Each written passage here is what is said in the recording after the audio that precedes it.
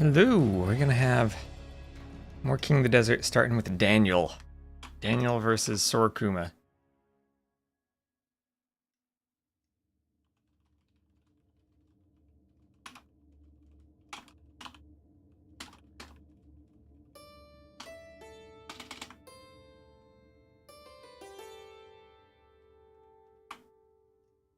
You know me, whenever Daniel's playing, I'm gonna cast Daniel.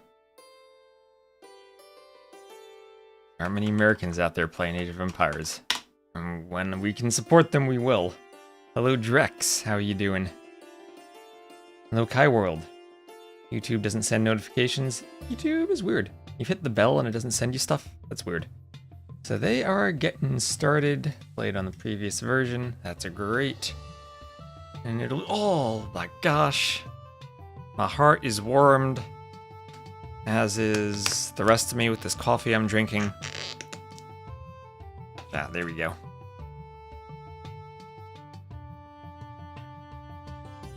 Grabbed a coffee from Dunkin' this morning when I grabbed my breakfast sandwich. It's gonna be Huns Mongols, some AOC Arabia Civs. I've just noticed the map is called KOTD, Arabia. Not KOTD Arabia, KOTD, Arabia. That is very weird.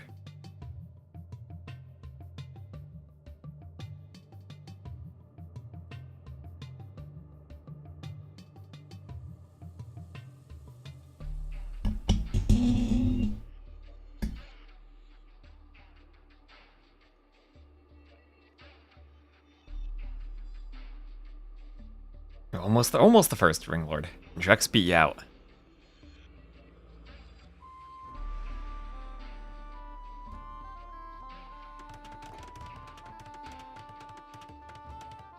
Okay, oop, and first game of the day. I need to remember to start my bot. Give me a moment. I need to turn my Capture Age mouse cursor on.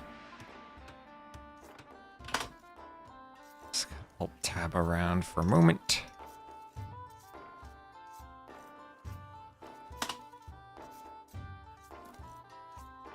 And there you go, y'all can see the mouse cursor moving. Alright, that looks good. Last check, I can see both of my chats. There we go, Sora Kuma has improved a lot over the last year. That he has, indeed. Tag has seemingly been a good experience for him. Along with his teammates of Mihai, MBL, and Sato, of course. Alright, I'll just wait for the ad to finish for a moment.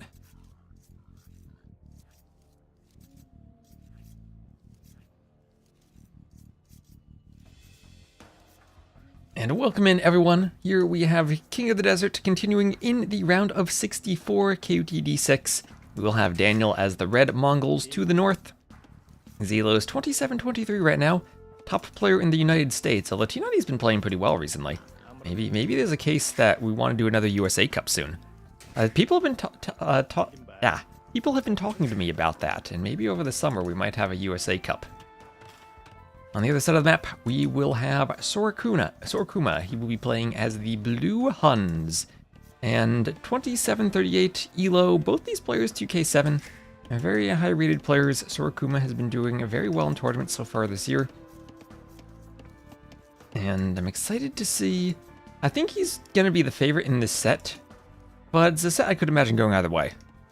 USA Cup where every map is hamburger. Gotta have hamburger. Grand Canyon. Some other jokes I won't make. Lots of USA maps.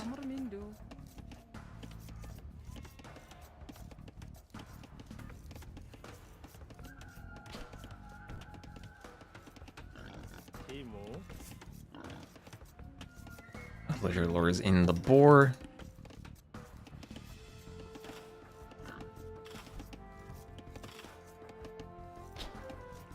Or taken under the TC. Maybe the bell from the stream canceled the bell from the channel and just got the notification. Maybe it just doesn't send the notifications right away. I don't know. On YouTube, I gotta create every stream individually. So looking at these maps, again, this is KOTD, Arabia. The golds and the berries, and especially the main stone, much farther from the TC than they are in normal Arabia.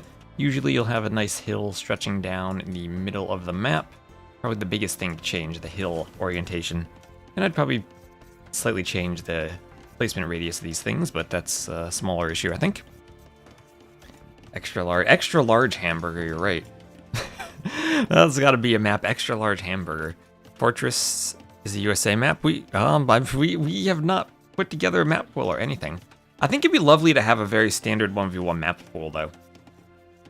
Not go for a whole bunch of new and crazy maps, but just the old classics. Maybe Arabia Game 1.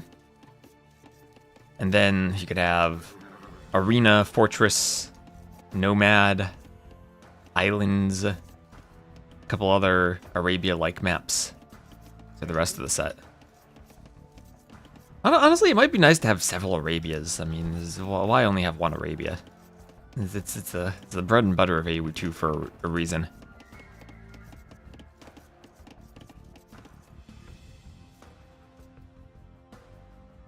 Who's the favorite? It would be Daniel. But T90 would probably be maybe number 2 right now. Maybe Smokey. Smokey is also a pretty good player. I don't see him playing too often though, and I don't think he has the same tournament experience that some other players do.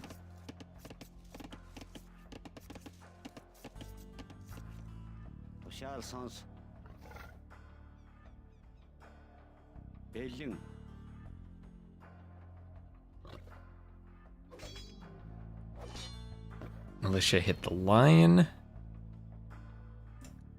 Let's go, it's party time.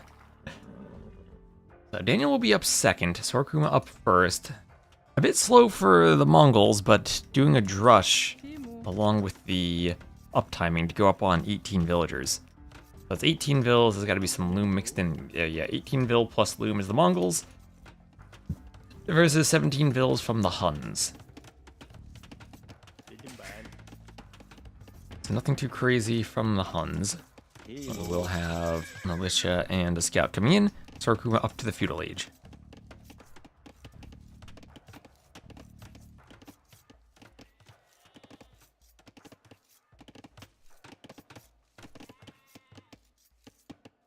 Hill's chopping the tree. The tree almost over chopped. Daniel can just hoover around there and hold on. No, Daniel, don't walk away. Don't walk away. Let the tree be chopped. Okay, the vills turn around. He's got an opening there. A man-at-arms on the way for Daniel. And his follow-up to this is nothing so far. 3 vills on gold, but hasn't plopped down the range yet. Oh wait, that's because the range is forward, and more men-at-arms are coming forward too. This is a scout's opening from Sorokuma, but the men-at-arms are in, and right on top of him, right from the get-go. Does no one want to play Lowland in ranked team games? I've always felt there isn't really a point to having non-Arabia open maps, because who wants to play them instead of just playing Arabia?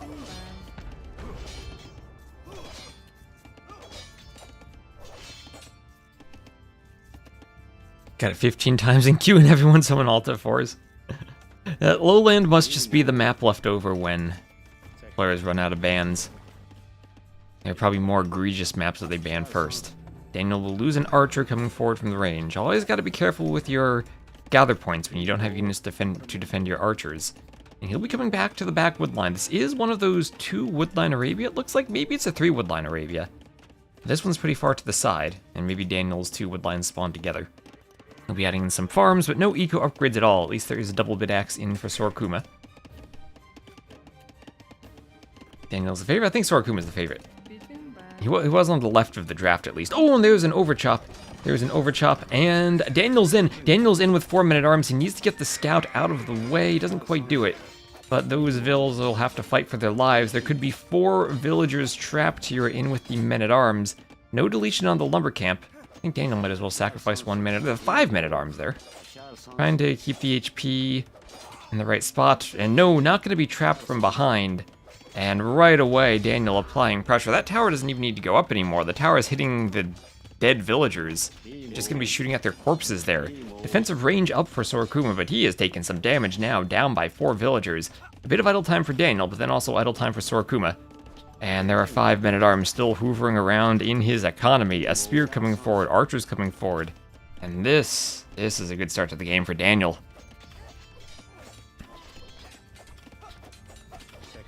Oh, and he's getting in on the gold. Another Vill going down. Not the start that Sora Kuma wanted. It's gonna be 6 Vills down. And Daniel will fight to kill a scout. Gets the scout. Losing HP on the men-at-arms. But 6 villager kills so far. No pressure on him at home. He's very tightly walled. He needs 1 or 2 spears maybe to extend out and do some more walling. But he is so far so good at home. Taking Sora Kuma now off of the berries, forcing a ton of farms to go up without horse collar. Only downside for Daniel is he does not have double bit axe and does have a bit more idle time. Hello, Dragon Star. Yeah, warm-up time for Sora Kuma, I guess. Hello, Nasuno83. Welcome, welcome. And finally, Daniel realizes it's time for double bit axe. So. Oh, thank you very much for the cheer. Sora Kuma needs the cheer. He needs the support right now. This has been a very ugly opening from him. That's a 7th Vill going down somewhere. 30 to 21 is not a good villager count. And I guess the good thing for Daniel in this situation too is he has the barracks at home, so if he needs to make spears, they'll be at home to defend against scouts that could run forward.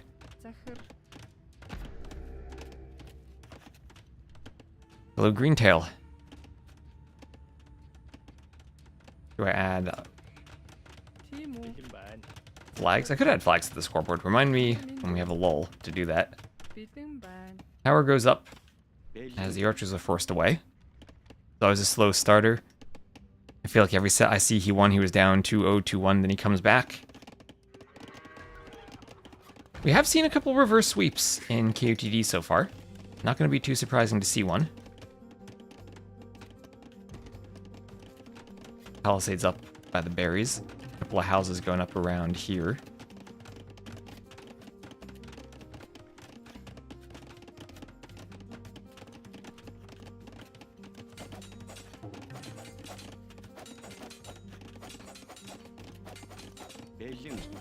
Archers come over and will hit the villagers by the wood line. So now Daniel needs to defend himself. Archers could be a bit tricky if his range is forward and he doesn't have skirms at home. He'll be going for a stable transition and needs to take as much woodline as he can, just to find every little nook and cranny where the archers won't be.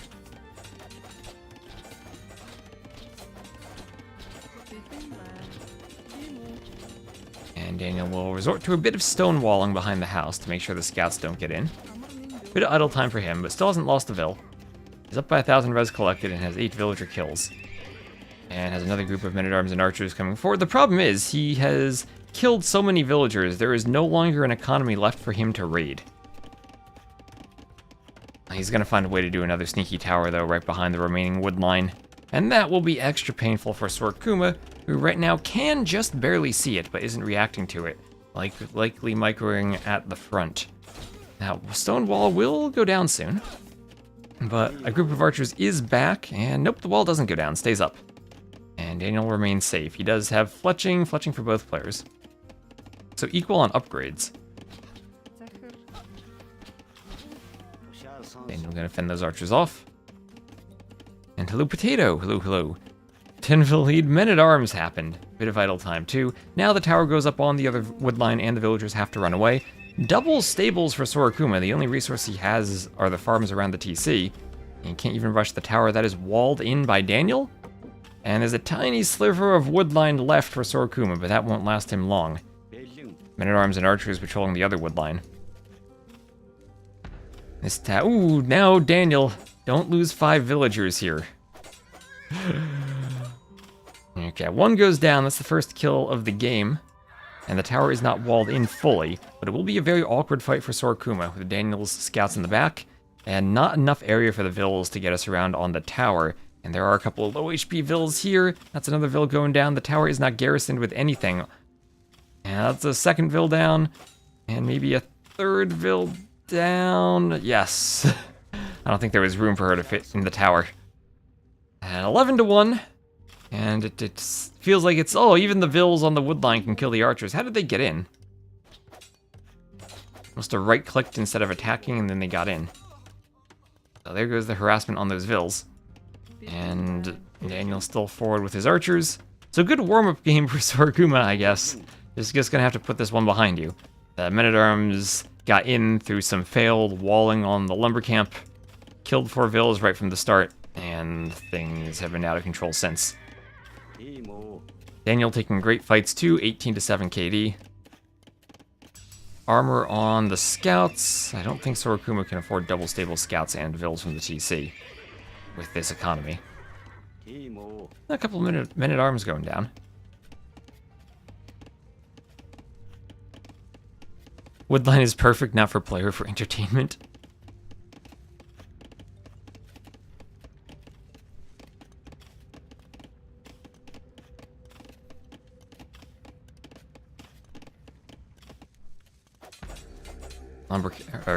Lumber camp not on this wood line. The outpost will go down.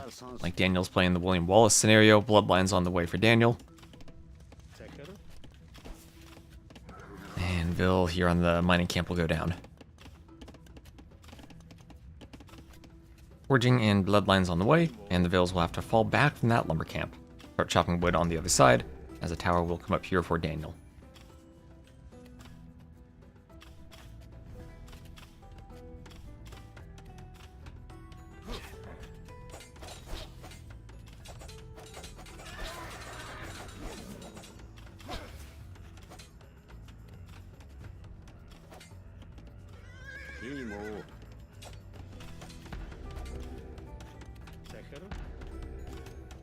Vills come forward. That will finally be a tower that can be attacked. 14 villagers, let's go knock down the tower. There's quite a few scouts. Sora Kuma. 12 vill difference here. These vills will get back to safety.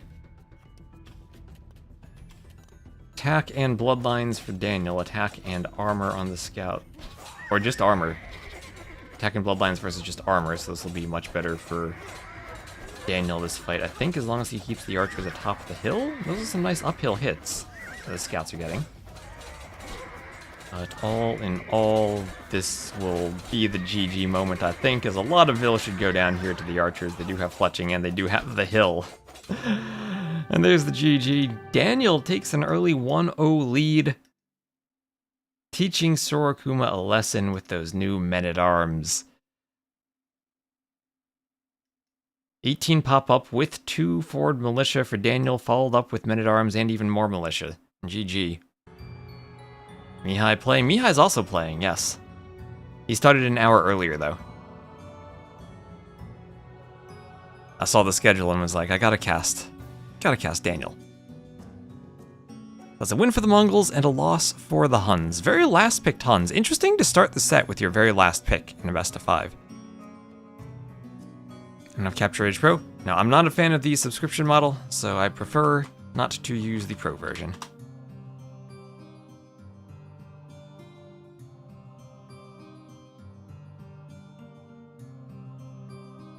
We support free software as much as we can here. Did I get some coffee? Yes, I did get some coffee. Indeed, indeed.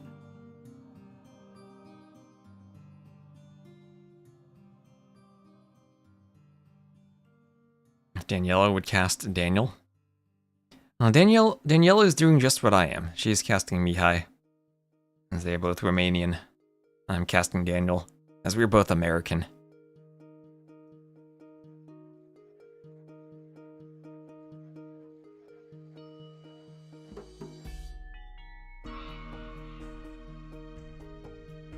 And Dragonstar is watching both. And remind me I'll set the flags at the start of this game.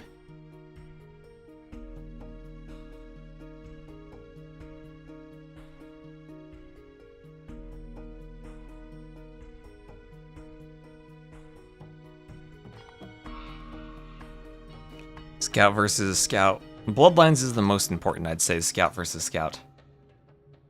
But it always depends on what else is mixed in. There are archers mixed in, armor can be important too.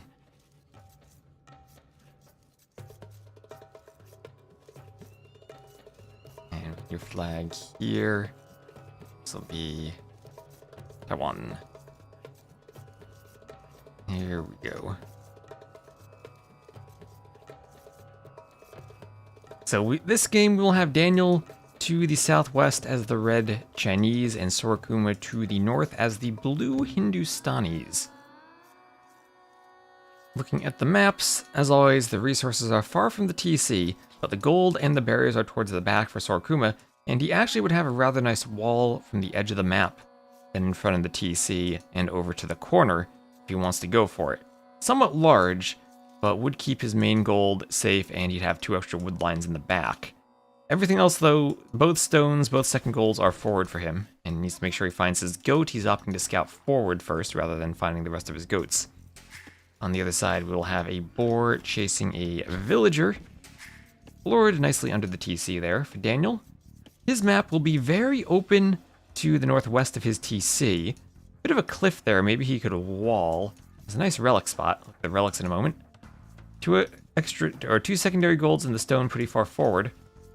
His main gold, not that bad if he wants to wall up here to the southeast. Even this stone could go from the TC to this wood line, or even just to this wood line, then wall up around here to the edge, and then just worry about going from the TC to the edge. If we look at the relic positionings, this will have 1, 2, 3, 4, 5, 6, 7 relics. This map can have, I don't think it can have 6, it can have either 5 or 7 relics. It will be 3 to the west of the players, as their scouts will find each other. And then 1, 2, 3, 4 to the east of the players.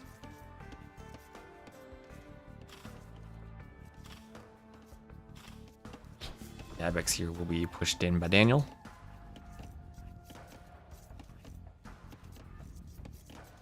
Going for the ibex push, the deer are in 2 groups of 2. This version, no chickens, no chickens.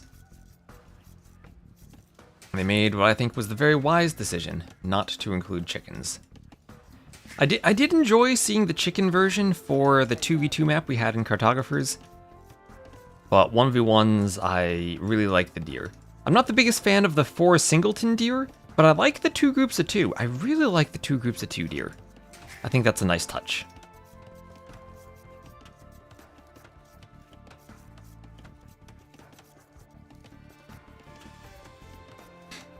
Yep, yeah, Daniel's a USA player.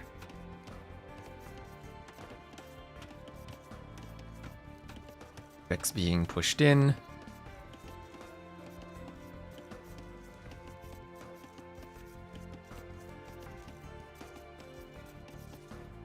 Chinese should slam here. Chinese have been probably the #1 pick throughout the tournament. Maybe the Catans if the Catans aren't banned. But they're going to be probably the #1 pick, and they're going to have a great economy. My 2 groups of 2 over 4. I like that it just requires you to scout a bit more. Also makes laming slightly less punishing if someone comes forward with a vill. But I haven't really seen too much of that on this Arabia. I've seen some boar steals, but not much deer killing.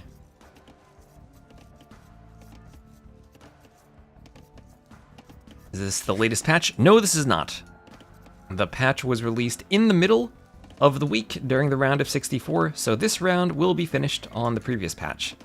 And starting in the round of 32, the next round, that will be played next week on the updated patch.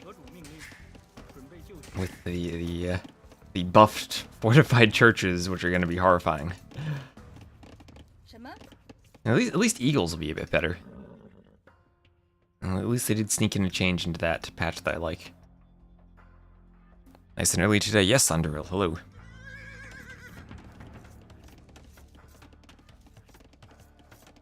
And there is 1 rug for each version of King of the Desert. This is King of the Desert 6, so there are 6 rugs. Other than that, they're just there for scenery. I believe there are 6 separate rug graphics. So if you're super lucky, you might have 6 different rugs. Here we have a pair of repeats. Here, 1, 2, 3, 4, 5. Oh, I don't see the 6th. We have 5 different rugs here. I think the 6th must be under a building somewhere.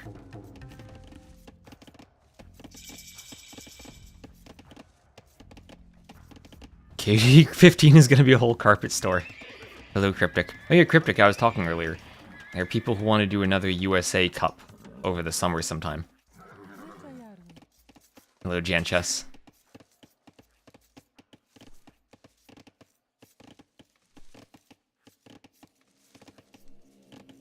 Rugs are for Villese to relax after a long day mining gold.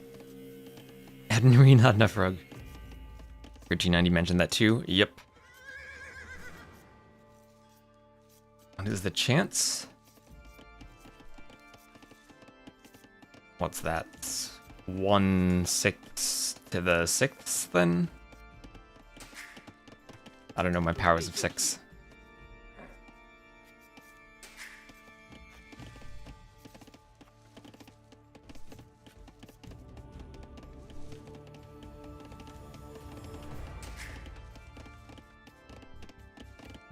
So scouts opening here from Kuma. Daniel will be coming forward with a spear. He did add in horse collar, no horse collar for Kuma. With how tight the uptimings are these days, I have noticed players skipping horse collar even for scouts builds.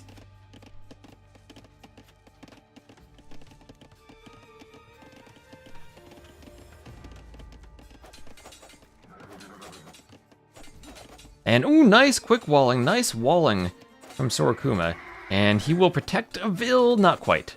2 scouts for 1 Vill though. I think I'll take the trade there. Also, Daniel losing the spear.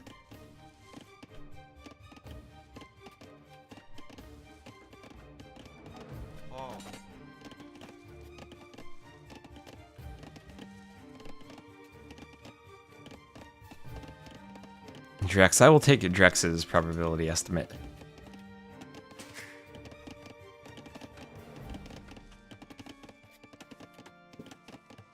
That sounds about right.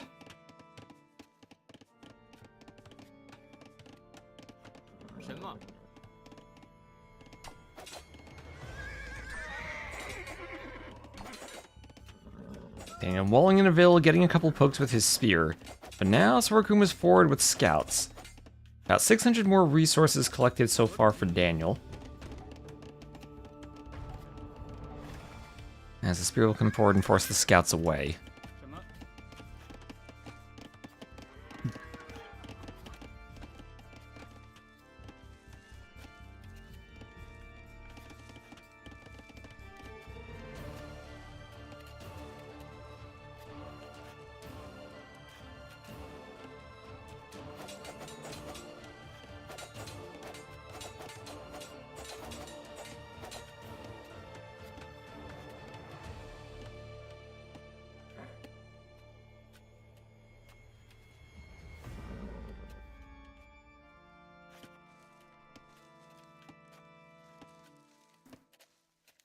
Doesn't matter which the first one is, you just need the other 5 rugs to be the same as the first.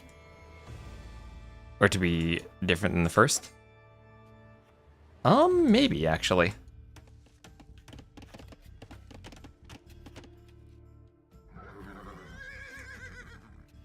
Yeah, I think Cryptic's right, because it's like when you flip a coin, and it's the 50 you get. Or you flip a coin twice, it's a 50% chance of getting a mixture of heads and tails. So it's not going to be 1/6 to the 6. And that would be for a specific thing, but we're counting... Yeah, there is some multiple counting that we need to do. It's been a long time since I had to do numbers with math. Like, your Cryptic's absolutely right about that.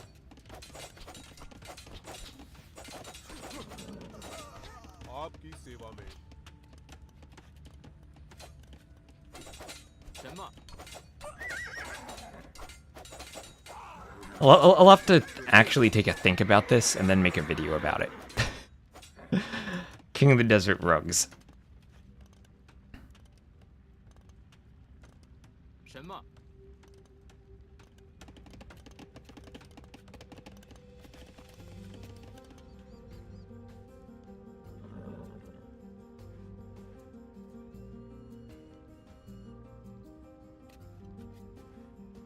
Yeah, 1/6 to the 5th.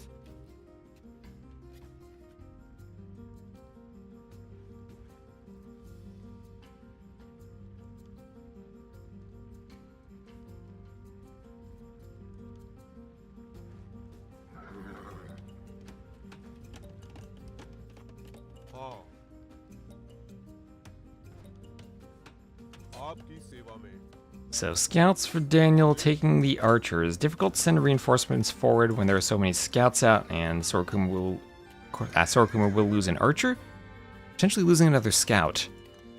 And he will be getting walled up to the edge of the map, just like we saw at the start. Full walls across the front of his base all the way to the edge. Has to protect the walling vills though, and Daniel might have an opportunity to jump the vills. He himself is walled and holding at the front with walls as his scouts get in, and the vills will not run away in time for Sora Kuma. And there is another vill pick. That's the second vill kill of the game. And Daniel's done a great job holding himself with walls and managing to click up to the castle age. That Chinese economy at 800 extra resources. Remember, Sora Kuma still does have the Chinese as a civ pick. So at least he'll have a good save if he wants to start a reverse sweep if he loses this game. But now things are looking kind of risky for him. No upgrades on the scouts, but Daniel gets another vill kill. That's 4 villager kills. And the walls still are open. Sora Kuma is trying to break in. That will force Daniel to do a tower, but the tower will keep the woodline safe. I'll get a nice garrison to keep the archers away.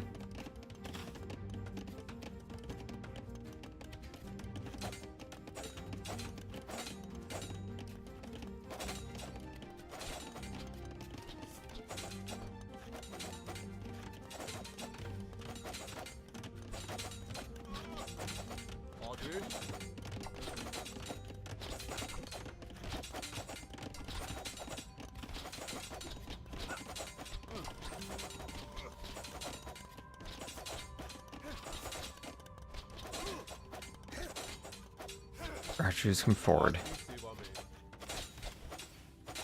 Yeah, I'm pretty sure it's not factorial, because the factorial would give you, like, one specific sequence of picking the rugs, but all sequences of picking rugs in this case would be equivalent. We don't care about the order they're picked.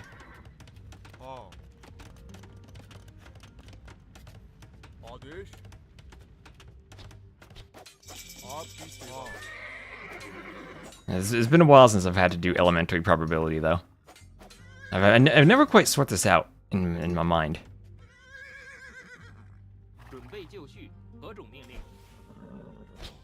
If you want to talk about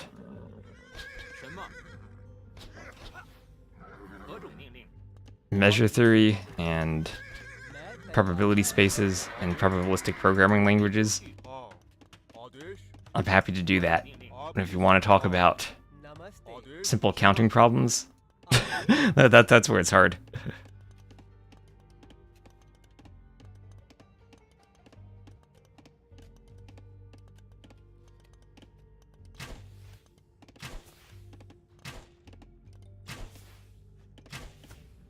No, Crypto, I guess what the probability is to get different rugs. There are 6 different rugs, and there are 6 rugs that spawn on the map, and I want each rug to be represented once. Yeah.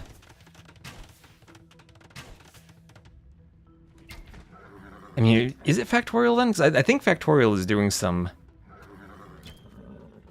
Actually, you know, it might be the factorial then. Because you have 6 options, then 5, then 4, then 3, then 2, then 1. It might just be 6 factorial, or 1 over 6 factorial.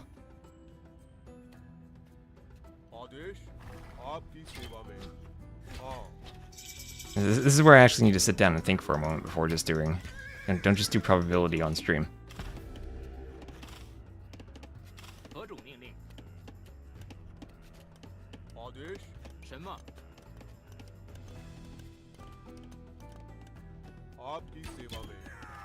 Cavaliers coming forward.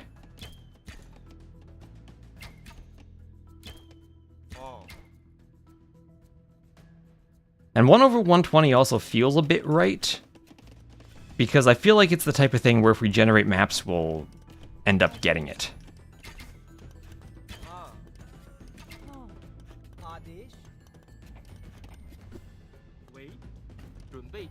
Yeah, so 1 over 5 factorial, because you're not... the first can be anything, but then you're caring about the subsequent ones.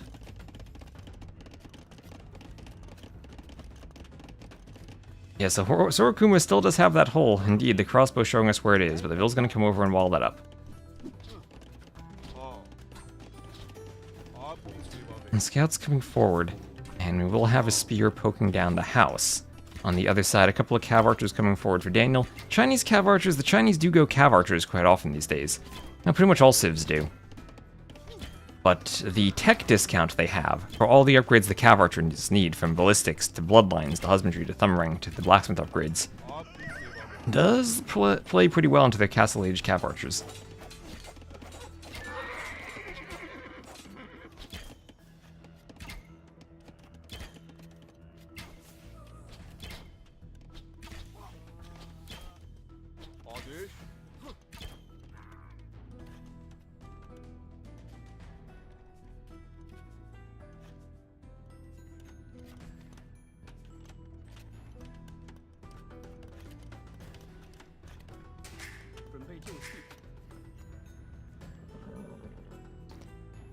Okay, what Ringlord and Cryptic are writing now feels more right to me. Yeah. Okay, that's feeling more right to me.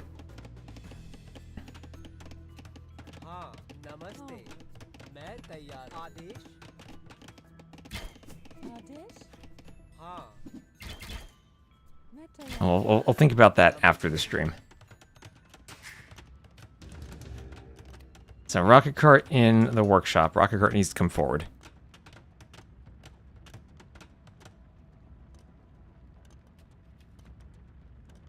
Is that to about 1.54%?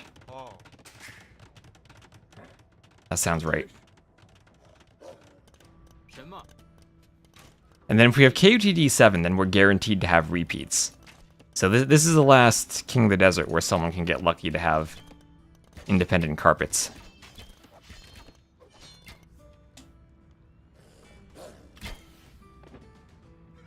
Have archers pick off the Arabian Wolf as the rocket cart comes forward.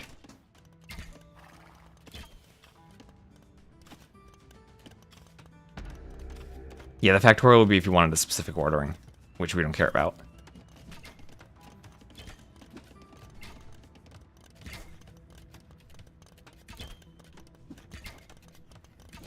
Oh, they add, that's true. They'll need to add another rug every time they do a King of the Desert.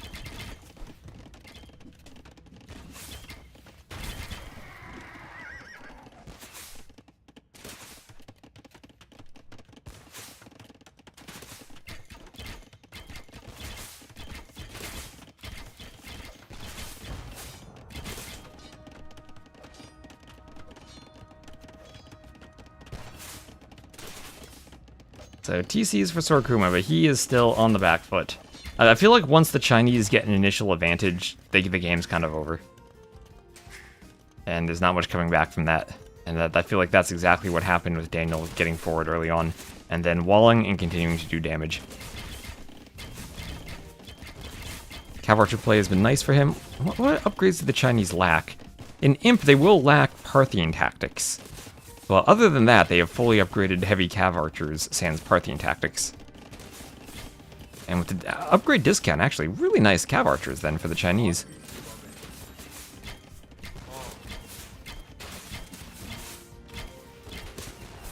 I'll never think about it again. I'll make a YouTube video about it. That'll be a fun King of the Desert supporting video.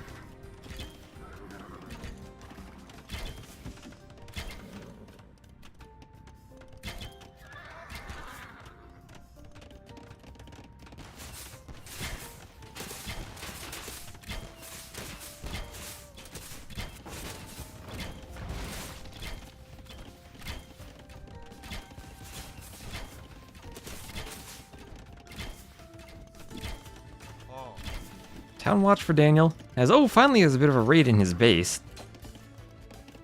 And first Vill kill of the game for Sora Kuma. Second Vill kill of the game. 2 Vills go down. But the spears are there to defend, and all's well and good in Daniel's base.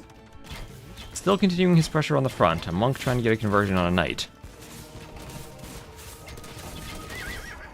Knight, I think the knight got deleted there. Cav archers take out the mangonel before any repairs come in. Hindustanis do have redemption and sanctity, should they want to attempt converting the rocket carts. The Chinese can do just about everything through the castle age. No more redemption on their monks. sadly. They had some nice synergy on Arena. But they can do just about anything through the Castle Age.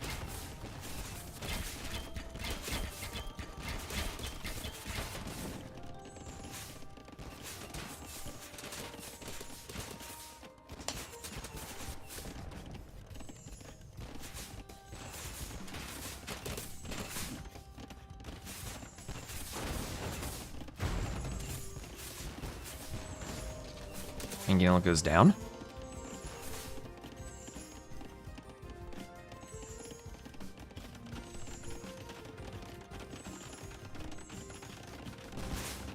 Six factorial over 6 to the 6th. That sounds reasonable.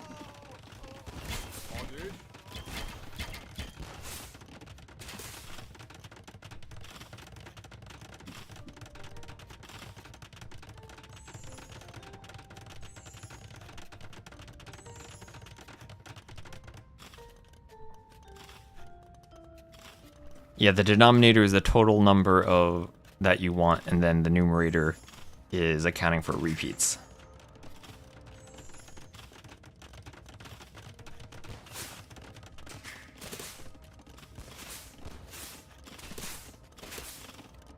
Yeah.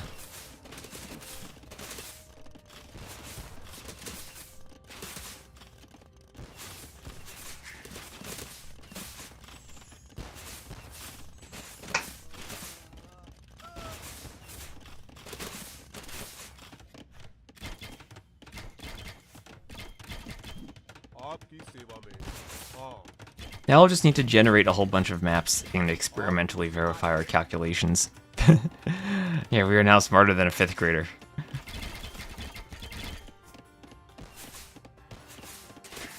Some rocket carts go for the TC.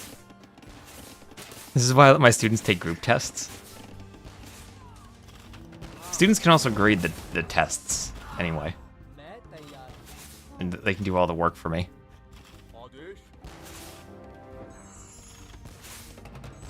And they can use the AIs to help them too. They'll have AIs in the real world.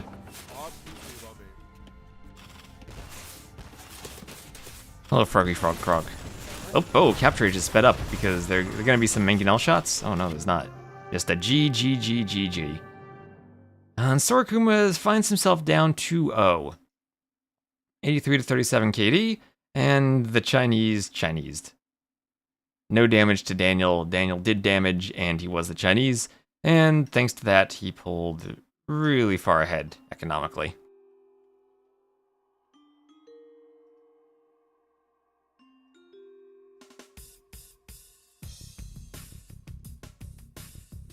And so how does that put Sora Kuma in a position in this set? Down 2-0 is not good. But Daniel at least has used the Chinese. And Sora Kuma still has the Chinese left. So if you're assuming the Chinese are a good enough civ that they'll win a game, regardless of what civ he's against, that means Sora Kuma then needs to figure out ways to win the other 2 games. What we did not get was the Chinese versus Chinese 1v1, where if that happens and you win it, I think you put yourself in a really strong position for the rest of the set. But winning the games you have as the Chinese, when you're already favored, is super important. And Daniel did that, and did it successfully.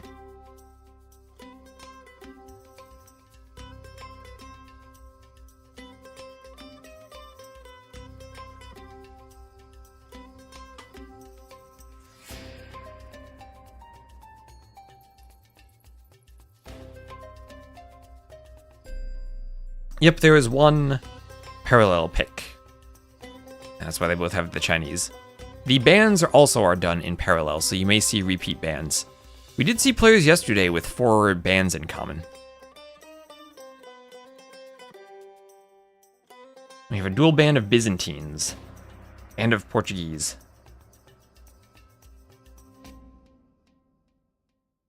Then Persians, Lithuanians, and Koreans banned for Sora Kuma, Byzantines, Khitans, and Maya for Daniel. And then random bans from the start at the bottom.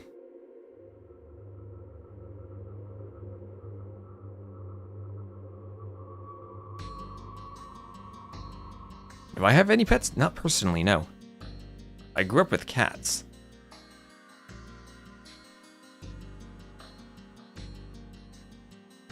but I do not.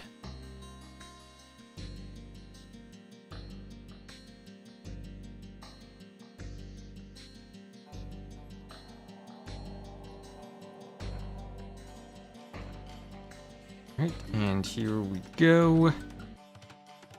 Game number 3, Sora Kuma not picking the Chinese right away. Maybe he'll save Chinese for a potential game 5. But he will open with Tatars, and Daniel will be the Vikings. So Sora Kuma, the blue Tatars to the west, Daniel, the red Vikings to the east. Vikings, remember, they no longer get Thumb Ring, but they do have a unique tech that gives their archer line +1 attack. All in all, in Super Late Imp, their ARBs are stronger, but it does not synergize nearly as well with their eco bonuses as Thumb Ring did.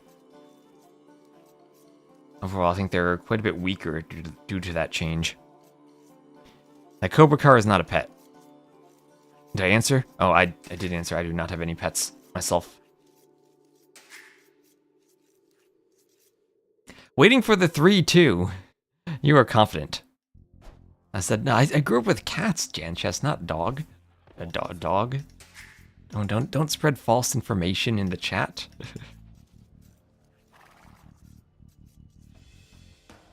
Is Janchess a dog person then?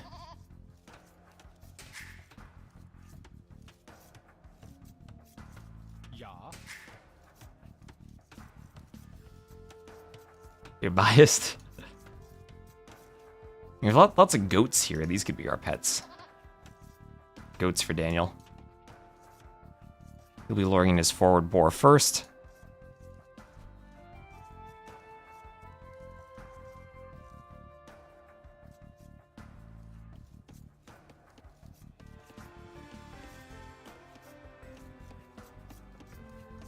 Pet boar. I do not have a pet boar. That feels like a dangerous pet to have. Pets that we eat. I did once years ago. We went to TwitchCon in 2018 with T90 and some other AoE2 people. And we went to a restaurant, and on the menu was a wild boar burger. And after seeing that, I was like, well, I can't not order this. But I tried it, and it was the absolute worst burger I've ever had in my life. 10 out of 10, would not recommend. You think boar is delicious? I am completely of the opposite opinion. You had 500k, you'd buy a camel. I feel like if you had 500k to spare, the purchasing of the camel would not be the hard part.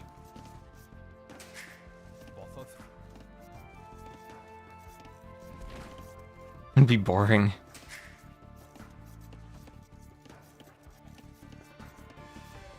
Daniel moving out to the berries. Only 2 on wood, so he might be trying to go up quickly then. I'm not going to see a Dark Age barracks from him. Long distance taking the berries. Needs to build his mill. Trying to manage the TC. Yeah, a bit of a mistake walking back to the TC. Happens sometimes, but a bit of idle time regardless. Ooh, we have militia coming forward. The pre-mill, pre-lumber camp even drush from Sora Kuma. I'm looking at Daniel's Dark Age, and we got some shenanigans going on from Sora Kuma. Daniel luckily able to scout it, though. The militia come in on the berries just at the right time. Daniel maybe needs to go to that side and wall the Villese in. Kind of tricky to wall them in on this side of the berries. And he's actually not paying attention, and he will have to run the Villese back to his TC. Enough food under the TC, it's not too bad for him, but a bit of idle time accruing. Villese standing around.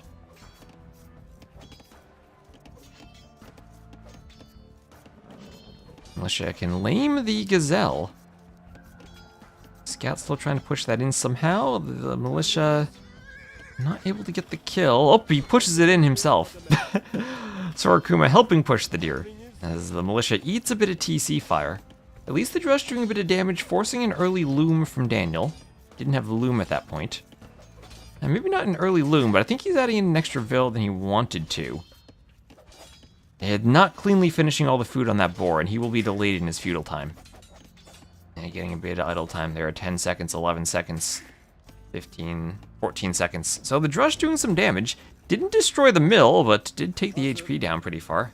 Bills do come out and kill the militia. And long distance mining some gold. Maybe we'll put up a lumber camp there as Sora Kuma, but he's up to the feudal age. Second Ville out, and he's probably going to do a mining camp there.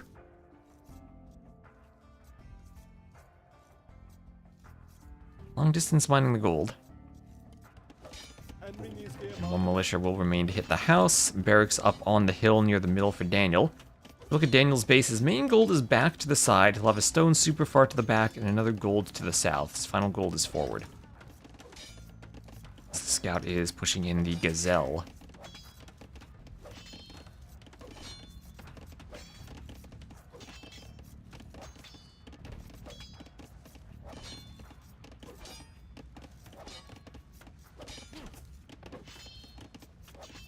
Bills then take the gazelle.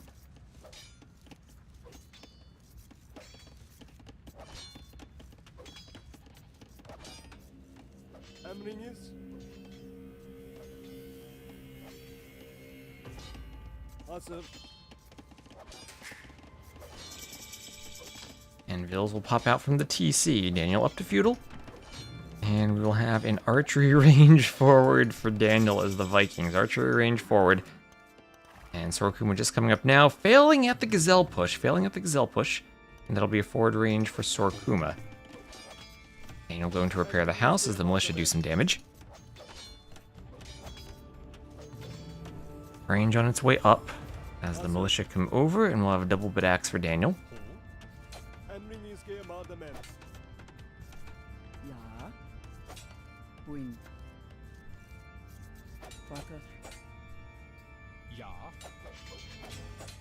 And the militia are gonna take some hits. Garrison on the TC. Daniel might lose a Vil. Down it goes. Sora Kuma has to run away. 3 militia still doing damage, ready to turn into men-at-arms at any point. A lot of wood being floated here, and we'll have a blacksmith on the way for Sora Kuma. I think he needs to get some farms down before he really commits to the blacksmith. He doesn't even have the mill. And now we keep an eye on his fletching timing. The blacksmith might be a bit premature if he can't have the food to afford the range upgrade.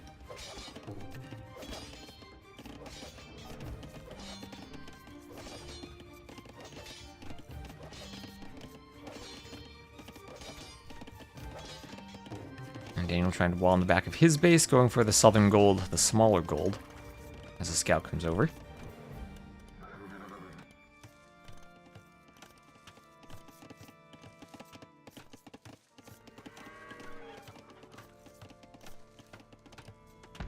And immediate tower on the gold for Sora Kuma, not taking any chances. And adding in archers, fletching on the way. Okay, so he can't afford fletching. Never mind, the mill was at the right timing then if he can afford fletching. Does not have the men-at-arms upgrade though. Chased by an archer.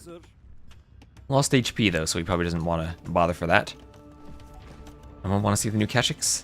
Yeah, it is the old patch, Daniel will be towering his berries. Leaving the gold exposed, but maybe he could wall this in the south somehow. Daniel actually will have really nice access to relics. This is one of those 7 relic maps. He'll basically have 3 relics free for himself. And 1 to contest in the middle. All the relics for Sora Kuma, maybe 1 is to the back, but the other 2 are pretty far forward for him. That's a relic advantage for Daniel.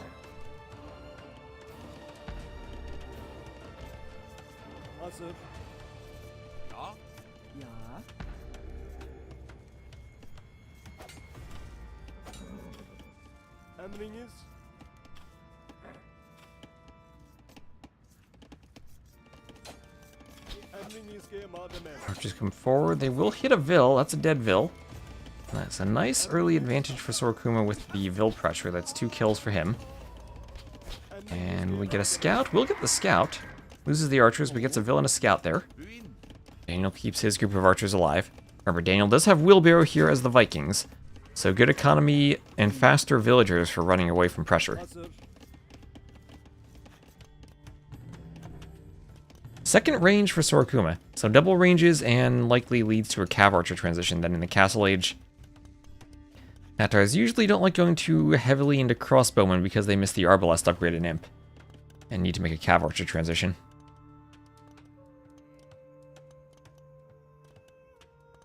Tatars aren't the worst save for an early drush. They do have extra food from all of the sheep they have. That longer lasting sheep bonus matters quite a bit for them.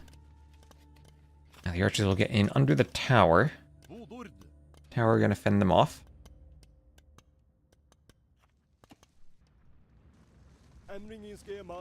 And padded archer armor on the way for Sora Kuma.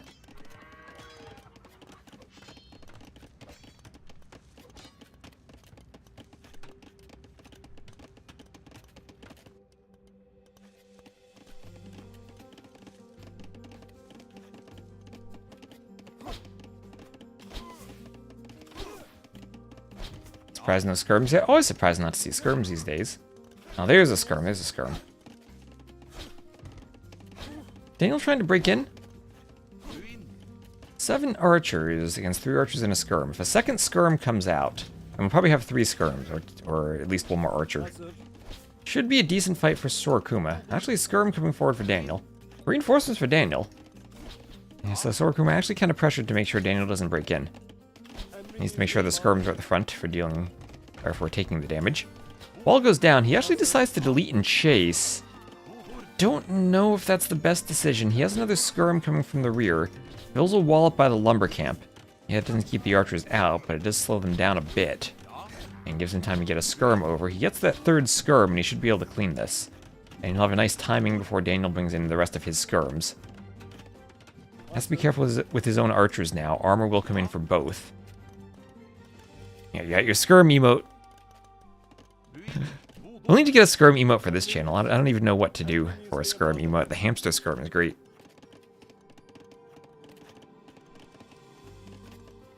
If anyone has a creative skirm idea, let me know.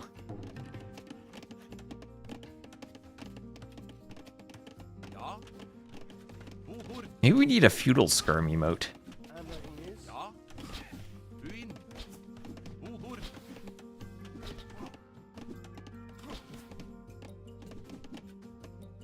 We can't steal other emotes by Elo.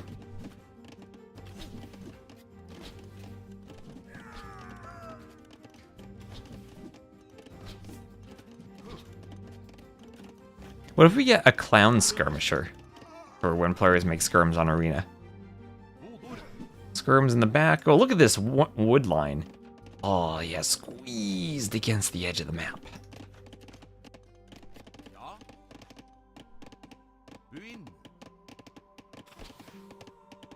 Castle Age on the way for Sora Kuma. And, oh, look at this T90 farm from Sora Kuma. Middle of nowhere. Congrats to him for not using auto farm.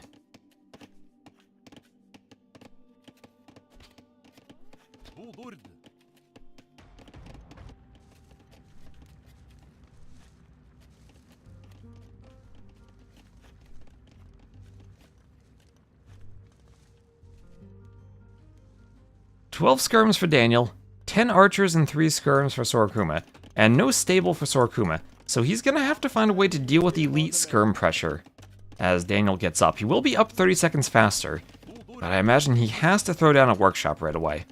Maybe he has an opportunity to add TCs, and he is walling to give himself more space by that wood line, although these archers can come right in the back and annoy the Vils.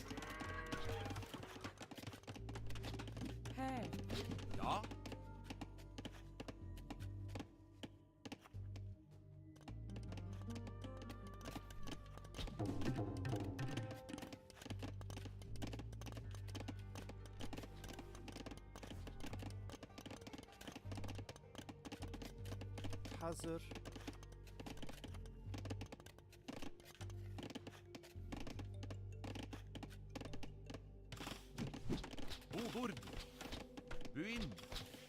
Emriniz.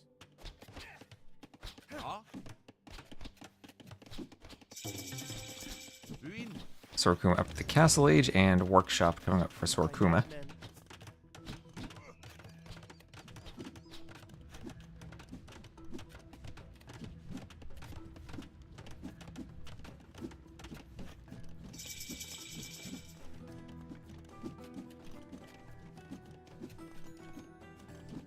Alright. That was simple. So, Skirm's still dealing with farms at the front. Sora Kuma has to go to the back. Thank you, mods. We don't even have mods here. I just alt-tab and mod myself. Guess we need more mods. The mods we have here are small trees. Ooh, mangonel shot, attack ground, Sora Kuma, attack ground with the skirms. Oh, missed a golden opportunity there. Elite skirm wasn't even in, that would have been a huge splash. Vikings, that's behind a unique tech. Ooh, we do have some box formation crossbows starting to break in, but Daniel walled them out. Sora Kuma did manage to get 3 vills, but not too much damage. At the very least, Sora Kuma hasn't lost a vill yet, but he's had a ton of idle time here and there. By 3 vills, but overall no wheelbarrow for him, so still down in timing due to the handcart for Daniel. Salam.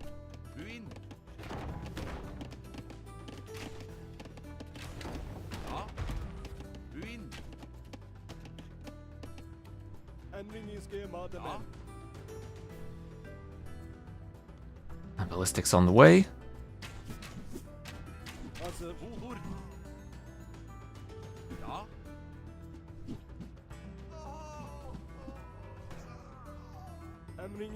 Lion comes over. Lion wants to grab a few bites out of the crossbows.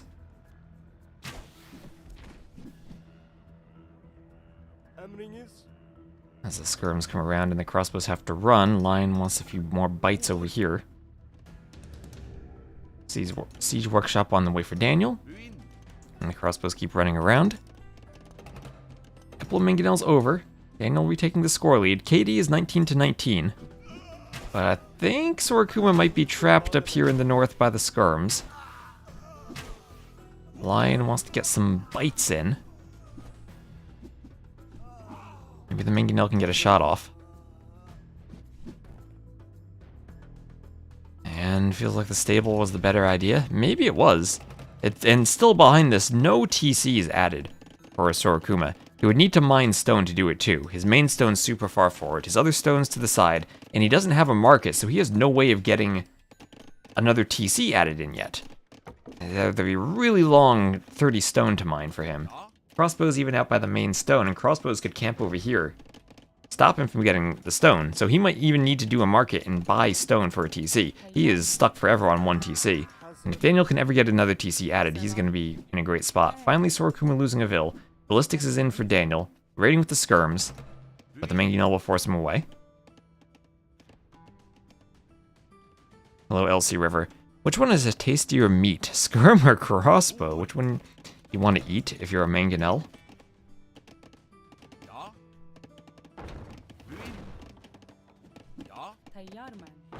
And okay, that's a good mangonel shot. Sora Kuma wants his way back into the game. That's what needs to happen there. But we'll have a cav armor upgrade for Daniel as the Vikings. It looks like he might be doing some knights. No monks out for Sora Kuma, so knights to counter the mangonels will be the play. Nice shot on the crossbows from Daniel, and then trades a mangonel. We prefer skirm as they cost food. That's probably true. Probably tastier than the crossbows, which are wooden gold. Skirm's coming from behind, Knight going for the mangonel. Mangonel will not hit anything with that shot. Knight will almost pick a vill. Skirms will finish it off. More knights forward for Daniel. A ram in that workshop. I feel like the ram is exactly going to be useless against all those mangonels. Skirm's avoiding the mangonel for now. Crossbow's trying to kill the knight. Mangonel needs to stay uphill from the knight there. But it will maybe go down. Ooh, escapes on 3 HP. Hello, Mr. Blaze-It. Mangonel goes down. Sora Kuma still trying to hold on, but now he's down by 5 vills. And now Daniel getting that second TC added in. And Sora Kuma still nowhere close to getting a second TC, doesn't have any stone, does not have a market for buying stone.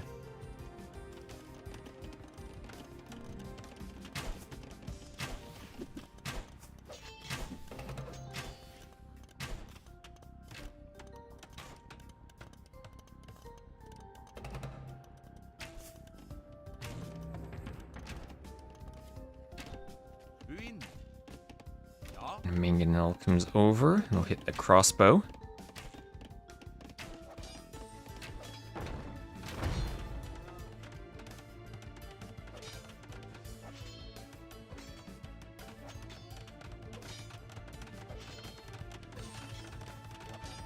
Bills go for TC.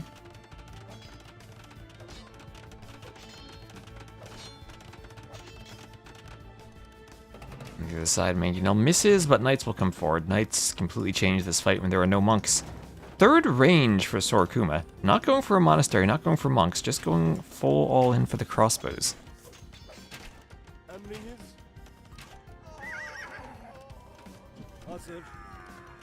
Crossbows hit, or skirms hit the crossbow. Skirms dare to dive the Mangonel shots. 3 Mangonels, they will run in and get out.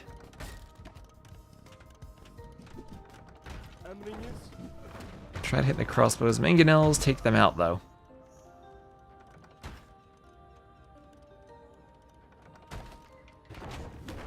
Our Mangonels come forward. Oh, look at all those Mangonels and Daniel clearing more. And I was not expecting Daniel to 3-0 Sora Kuma, but looks like he's right on the cusp of doing so, as that line will not deny the TC. I would have thought Sora Kuma was a favorite coming into this set, and honestly kind of a heavy favorite. But Daniel, look at this. Look at this from our American player, gonna make it to the round of 32.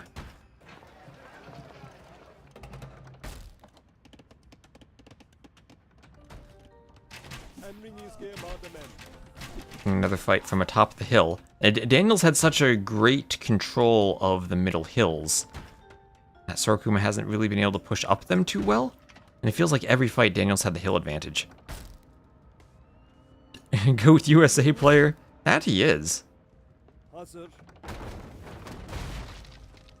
Mangonel goes down.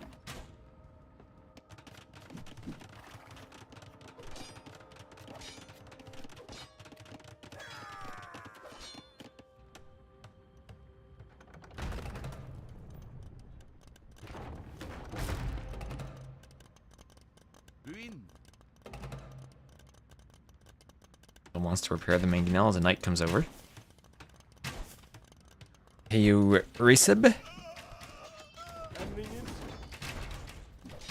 Mangonel hits the skirms. Knights come forward, kill the Mangonels. Another Mangonel low on HP as the Knights come forward to attack it. That ram going down to the Knight. But now a Cav Archer swap, but a Cav Archer swap into pure skirms right now. No, oh, no ballistics absolutely does hurt, especially for the Cav Archers. And especially in DE. That's another video I need to make. The lack of ballistics hurts more in DE than it did in AOC. And projectiles are bugged and don't hit units without ballistics as well. Daniel, so Beast Gluttony. Beast in the chat.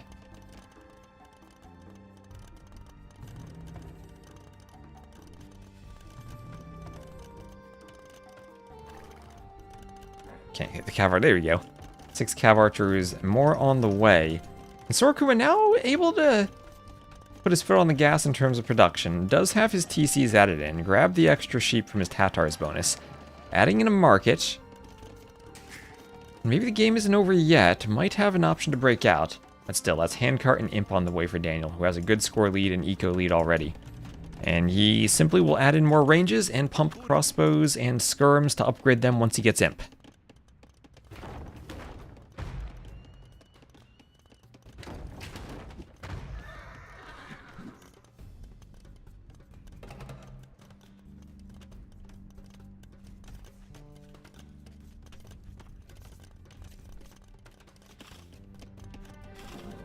Knight gonna hit some vills, but immediately garrisoning the TC, killing the Knight, and ungarrisoning is Daniel. Doing armor now, and his eco should be able to afford the upgrades he needs as soon as he's up. Bracer and Chemistry to hit both crossbows and arbs as soon as he's up. Then he'll want Arbalest and eventually a castle for the unique tech. Even put the castle forward. So Sora Kuma clicking up to Imp, but he'll be over 2 minutes behind. And Cav Archers might be able to raid, and Daniel will go for a forward castle, securing the hill in the middle. Has to be careful about the right side of his eco, though. Not walled over here, and the Cav Archers might get some Vill kills. Not much in the way of Vill kills so far, even though it is a pretty good KD. And no ballistics. Look at that. Cav Archers cannot hit a single villager. That is painful.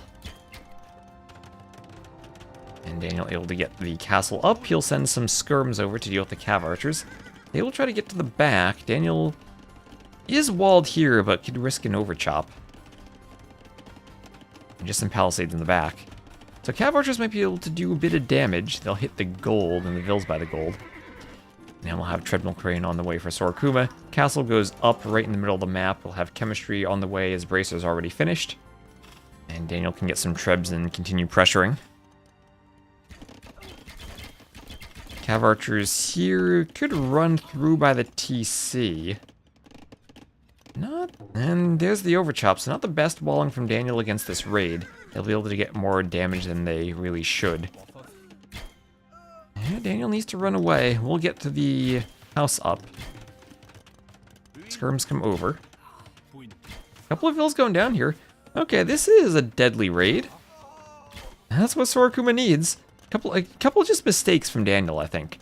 Not being walled. Even over here with this TC. Could have walled from the woodline to the TC. Been a lot safer against the CA. Now he's going to lose some vills on the gold, but at the same time, he is raiding himself. Getting in on Sora Kuma's vills. Sora Kuma up to imp, but not much he can do here. Arbalest on the way for Daniel. And Sora Kuma is not going to have an answer to this. Especially once the trebs start popping, and there they are. First taking out the tower, and that Mangonel won't be able to destroy the treb with the castle there. Mangonel goes down. Tower will need one more treb shot to go down. Down it goes. And Daniel continuing to pull ahead, 6,000 resources collected. Going back out to the stone, though, when the cav archers are still in the back. Needs his skirms finally to chase them down. And okay, those are some good Vill kills, but Daniel has Vills to spare. Still up by 20. And he's getting his own fair share of Vill picks, too, with those Arbalests in the back. On the farmers, forcing idle time everywhere else. Mangonel will go for the TC and try to shoot that down. Ring Archer armor on the way for Daniel as the trebs come forward and start going also for the castle and the TC. That'll open up more areas for raids. Arbs hitting the wood line. Pikemen on the way for Daniel too. And why not get the rest of the trash upgrades added in? Viking pikes with extra HP in case the Tatar player tries to pump some light cav. And I agree with you, this is a pretty surprising result. I feel like the game's been over for a while. And Sora Kuma's just trying to hold on. But Daniel would need a pretty big mistake. And it's not like he didn't make mistakes, right? That cav archer raid probably did more damage than it should have. But would be difficult to throw from this position for Daniel. He's had the lead for quite a while here and has just been holding on. Mangonel going for the trebs. And he doesn't have repairs on the trebs. Ooh, he could lose 2 trebs here. Okay, losing the trebs for nothing is not what he wants. Arbalest will make short work of a Castle Age Mangonel, though, but not before the treb goes down. 3 trebs down for Daniel. And were he repairing properly, probably shouldn't have lost any. Slight mishap on the army controller.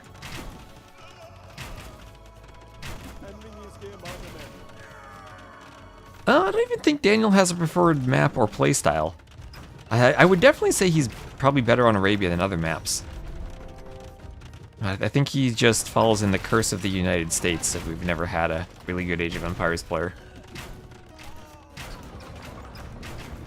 Yep, still on the old patch, but just for this round. The patch released in the middle of the round, and they weren't going to play half the round on one patch, half on the other patch. So it's all on the old patch until next week. Harb's still fighting skirms. Daniel forward with his own skirms, doing man-at-arms. We'll start going for the champions. And taking out the trebs. Sora Kuma still trying to hold on. Might even find a way to win a treb fight after Daniel had lost all those trebs earlier. Metal, T90, Scotty, Daniel, Spring. Metal is the most legendary. Haven't seen Metal in years. But Metal Draken was peak AoE 2 rivalry. Metal and his most famous words, "We won the tournament."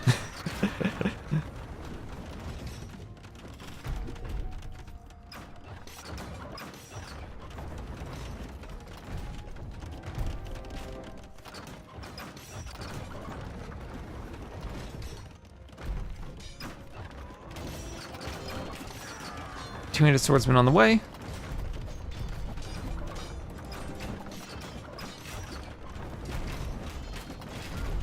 If you're one of his trebs, it might be. If you're gonna shoot enemy trebs, you need to concentrate fire, and preferably on one that doesn't have repair vills. And he lost a treb while trying to repair it. He has 4 trebs. They're all downhill, too, from what they're trying to shoot.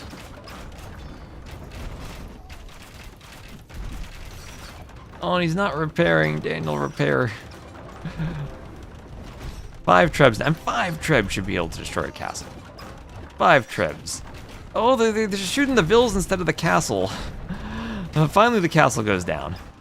6 trebs now. And with two-handed swordsman, there is the GG from Sora Kuma. And I was not expecting a 3-0 from Daniel, but he does it. 150 to 139 kills. 15,000 more res collected. Faster imp timing. More vills, 50 more vills. And GG, Daniel does it. Daniel will advance. The round of 32.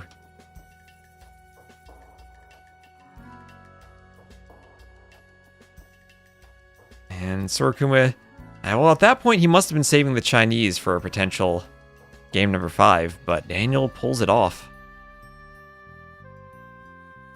Our USA player winning 3-0. Oh, this is exciting for me. We never really get to see USA players succeeding, but now Daniel?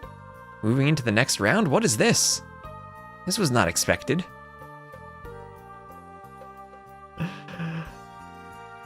So what do we want to see here? What's our next set? We have Margougou Prisma. Or Fire FreakinAndy. Well, let's go... actually, what is Memb casting right now? I don't want to overlap. We can avoid it. He's doing Mihai chart. We will go Margougou Prisma. I think we'll do that.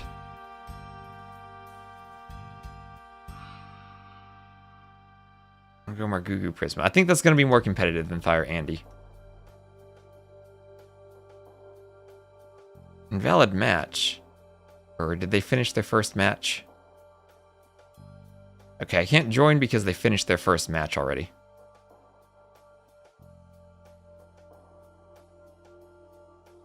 Let me do this.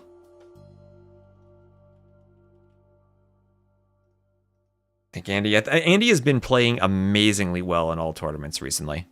I think he's a strong favorite against Fire. Prisma, I think, should be the favorite against Margougou, but don't know how much. All depends on the shape of Margougou. Wait, Margougou's on the left of the draft. Alright.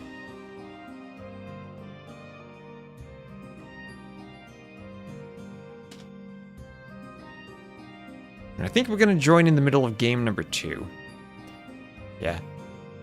And I anticipate Mem will cast Fire, so. And Andy. Alright, let me just figure out where we are. I'll get an ad out of the way and get this set started.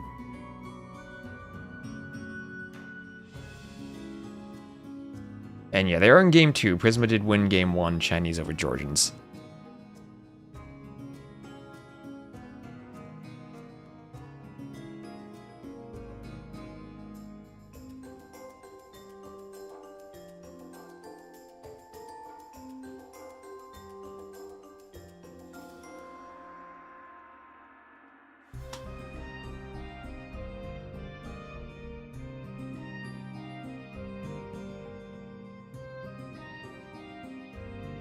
GG, you're behind. You can catch up now.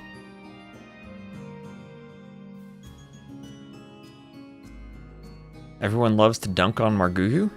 Margougou's fairly short. I'd imagine he's not really a basketball player.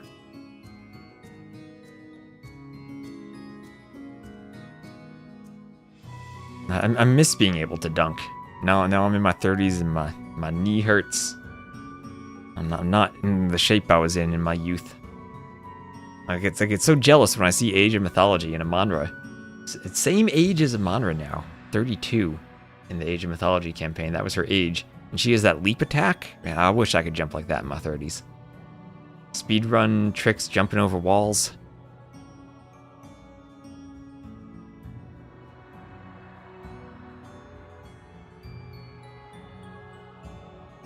jealous of those hops.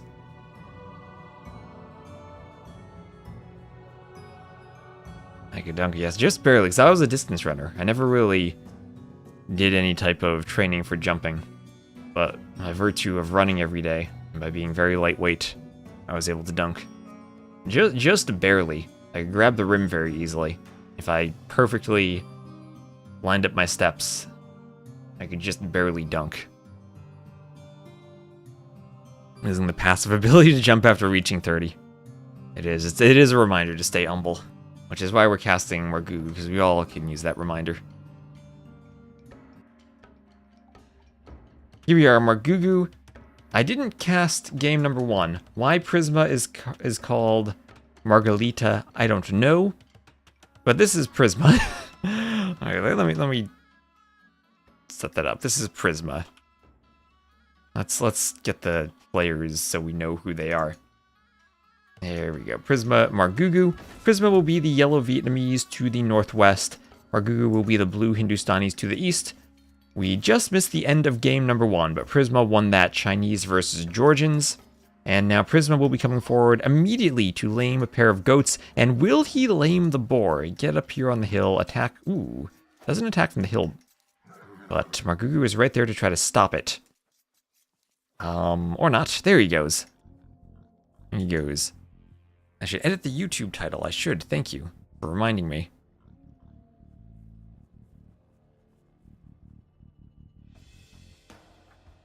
I will just put King of the Desert. I don't need to keep editing it. Margoo blocking the boar. The pair of lions here and the birds flying by. Ooh, actually the boar is not going to keep chasing. The boar is going to turn around and walk back. Boar will turn and walk back.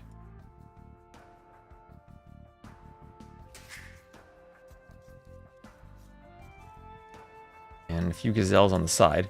But Margougou will potentially be struggling for resources now. Could counter lame and take that boar.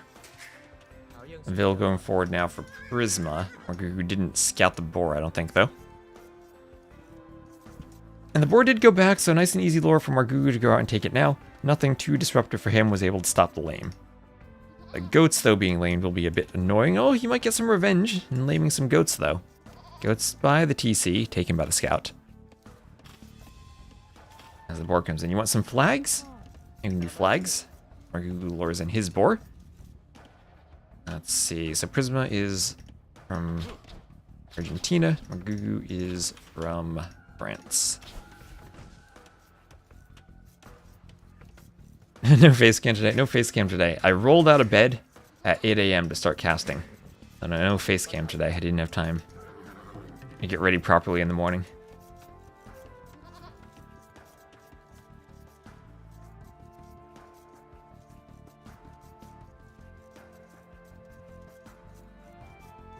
Gazelle getting pushed in here from Prisma.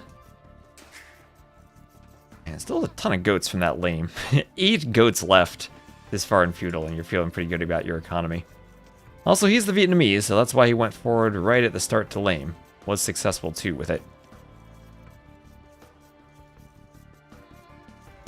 I do like the boars feel a bit farther away on this Arabia than they have been on DE's Arabia. Margougou should be able to pick up his goats if he goes. Yeah, he has scouted them. He'll pick them up. And should be able to push gazelles himself. Make up for the lack of goat. Forgot to do. I more like didn't have time. I needed to make sure I get a proper night's sleep. Don't want to go without sleep. Especially since we have a pretty long day of casting today. Ooh, Gazelle walks back. Loom on the way for Margougou. And with the scout, he'll keep trying to push in more gazelles. And Zaxpany, thank you for the follow.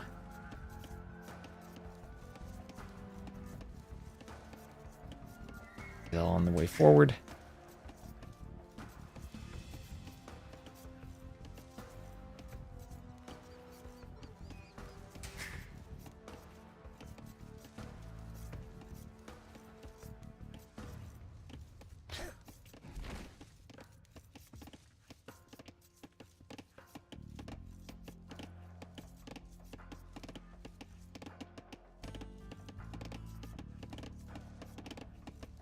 And another gazelle being pushed in. Don't think it's possible after the 30th coffee during casting. I only have usually 2 coffees during casting. Maybe a third. Maybe we'll go for 3 today because it's a long day.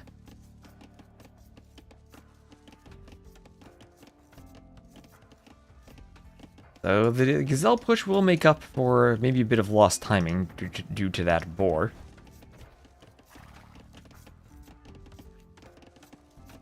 I'm watching casting for a few days. I'm loving it. Oh, thank you, Archcoven. Glad to have you here.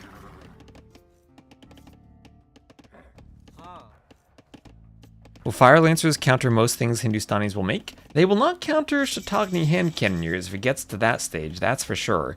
But other than that, yes. Vietnamese Fire Lancers, I think, are one of the best units in the game right now, because they also have 20% extra HP. They missed the final attack upgrade, but other than that, 20% extra HP is crazy for them. Especially in the Castle Age, gives the Vietnamese another option that is extremely strong. You might even see them in siege towers.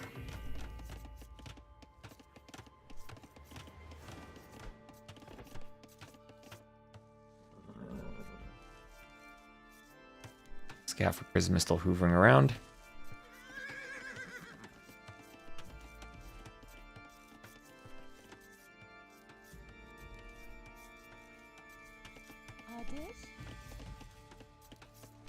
And, ooh, we have 5 rugs. Don't have all 6 rugs different. We have 5 rugs being different. Update on the game. Fire is playing. He's playing FreakinAndy right now. I think Member will probably cast that set after the Chart Mihai set is finished. I think I saw that on his schedule. I haven't seen that game, though. I just jumped into Prisma Margougou. In the first round, there will be lots of overlapping sets, and we'll try to cover what I see other people not casting. I don't know if there's anyone casting that set right now.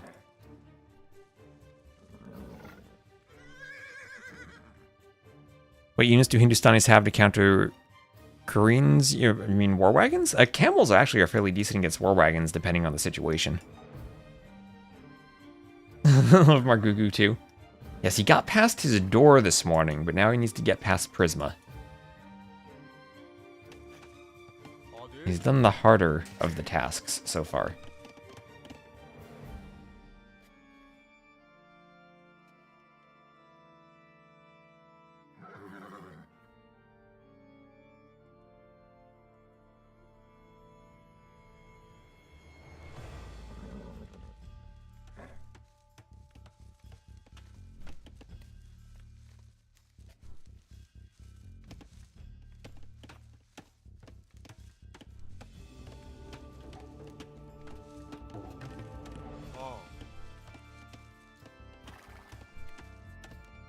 Who's the favorite in this set? I think Prisma is. Looking at the elos, he's about 250 points higher.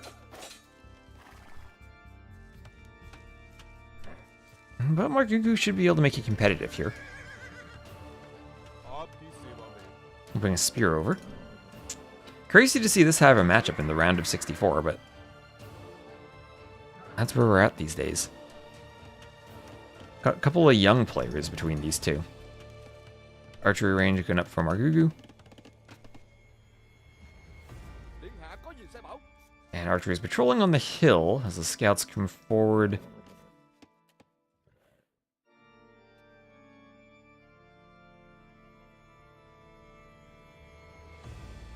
I know Margougou did move. I'm not sure exactly what his situation is. I saw him playing games from a laptop a while ago.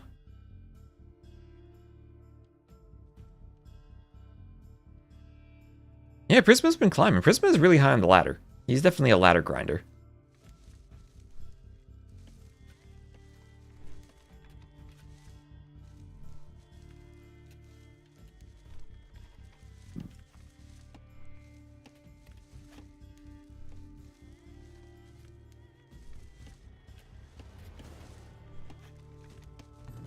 Not another archery range going up for Margougou.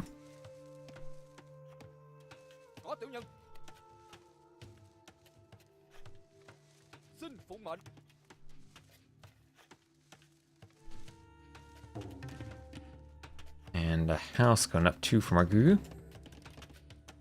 And he's going to have to defend his gold. A few archers on the way. We'll have the defender's advantage being at home here. And, ooh, brought the spear back without getting a poke. And now he's forced to do a tower on the gold. Second range for him, but the range and production might be a bit too late. He did take a decent fight atop the hill, but that spear is doing work. Oh, that is a deadly spear. The fight maybe bought himself just enough time to get up the tower, though. And with the tower, he will survive. Archers going down.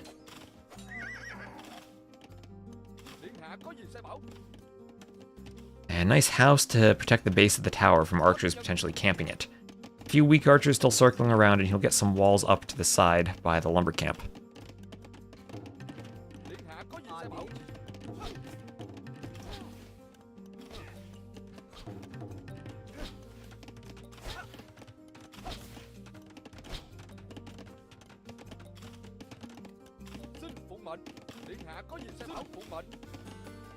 Tower hits the archers, and the archers do get in. Maybe not enough walling, and the archers do get in. The scouts forced over, but forced when they don't have the numbers, and archers from Prisma will kill them. That'll be 1, 2, 3 kills right away.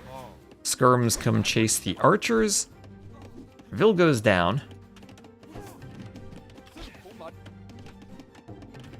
House goes up.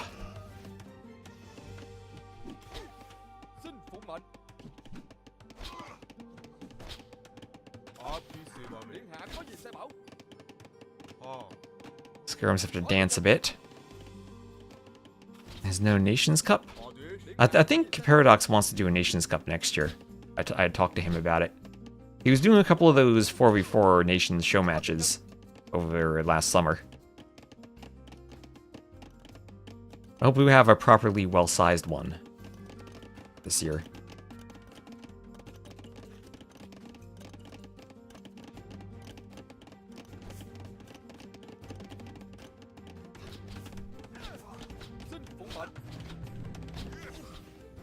Our archers from Margougou.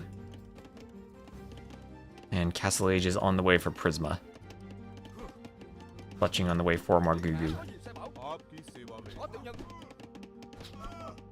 Margougou's rust is visible. Sato not having confidence. But he has taken a lot of damage. And he... Oh, wait, he didn't have fletching that entire time. Okay, that hurts. That hurts. At least he has the tower on the gold, but 10 archers with more on the way for Prisma. Prisma on... Yeah, he's on double ranges. Pumping is the Vietnamese, and of course, extra HP on the archers.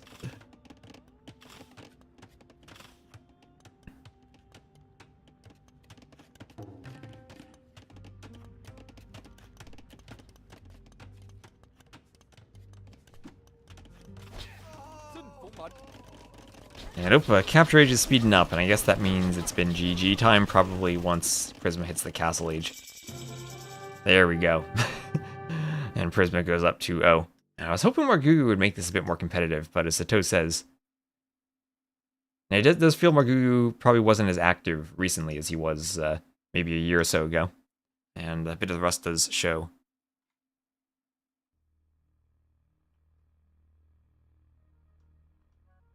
Sato, I'm sure, hopes to be the player who ends Hera's S-tier streak in King of the Desert.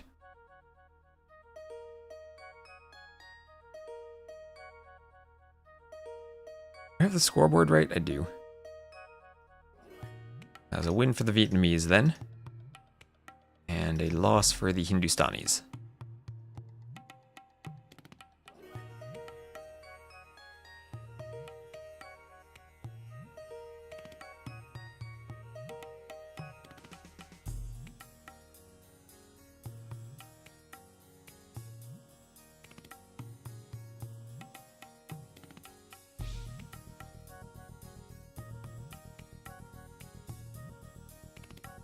Never top 4 in S tier, so that's the goal. Oh, okay, okay. Margougou seems like he doesn't know how to play this meta as good as other top players. 3-2, we still believe. Believe in the reverse sweep.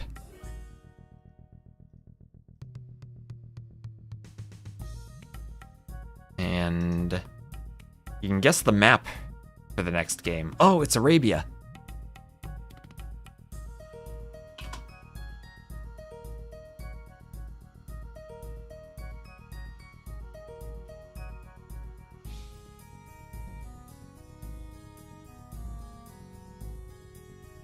Let me also just keep an eye on what else is going on today.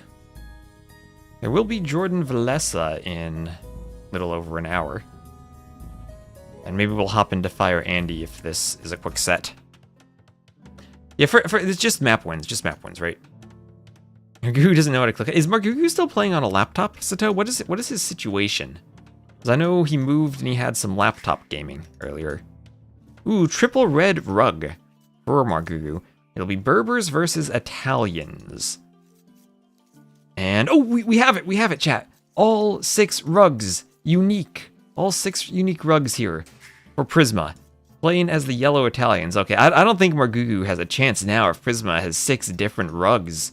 We have the curled up red rug, the horizontal red rug, the left to bottom and then 90-degree rotated 2 yellow rugs, the kind of bluish red rug, curled up blue one, all 6 different rugs.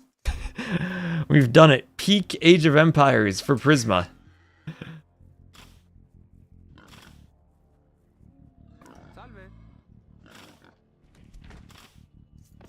Killing the hunt with the TC even.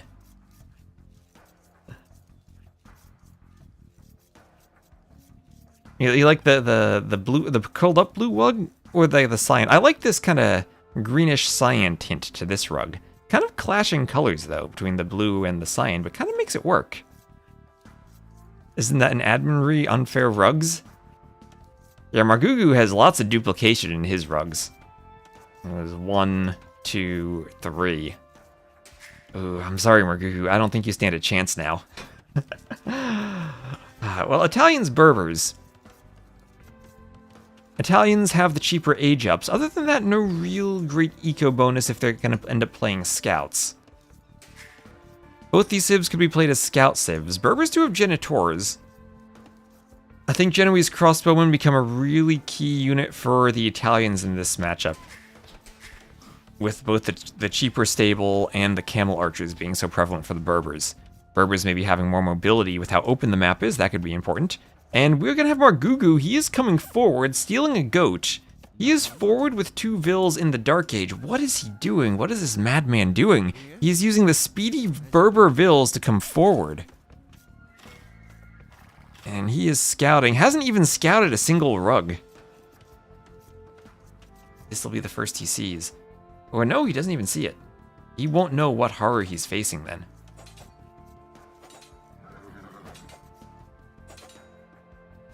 And who will win this fight? Who will win this fight? Is he just going for a sneak? Does Prisma actually know there are vills? He'll know now. I'll see 2 vills. And maybe be scared. I'll have to fall back to his rugs with his scout. And Prisma running his goats away to make sure they don't get lamed. Margoo finding some berries. He's like, what's this guy doing? He's not even taking wood anywhere. Didn't scout the lumber camp. Made an entire loop around the base and found nothing to vill fight. Sneak mill incoming. Well, he will be walling the berries, but more res collected for Prisma thanks to the idle time on the vills. And also had to have been an early loom as the vills came forward. No loom yet for Prisma, but so far the clandestine lumber camp paying off for Prisma. No vill fights, loom on the way. 17 vills, 18 pop up for Prisma. Looks like it's incoming with the cheaper Italian feudal. And the Mouflon coming in. Margougou has no idea what to do with his vills now. Oh, finally he'll see the lumber camp. Oh, but the scout gonna take some vill hits. Down to 2 HP. Here he comes, but with only 2 vills, I don't think he can fight 8. He will just go for the house. Tower rush in the Dark Age, only the Sicilians can do that. And the scout goes down. Ooh, and repairs.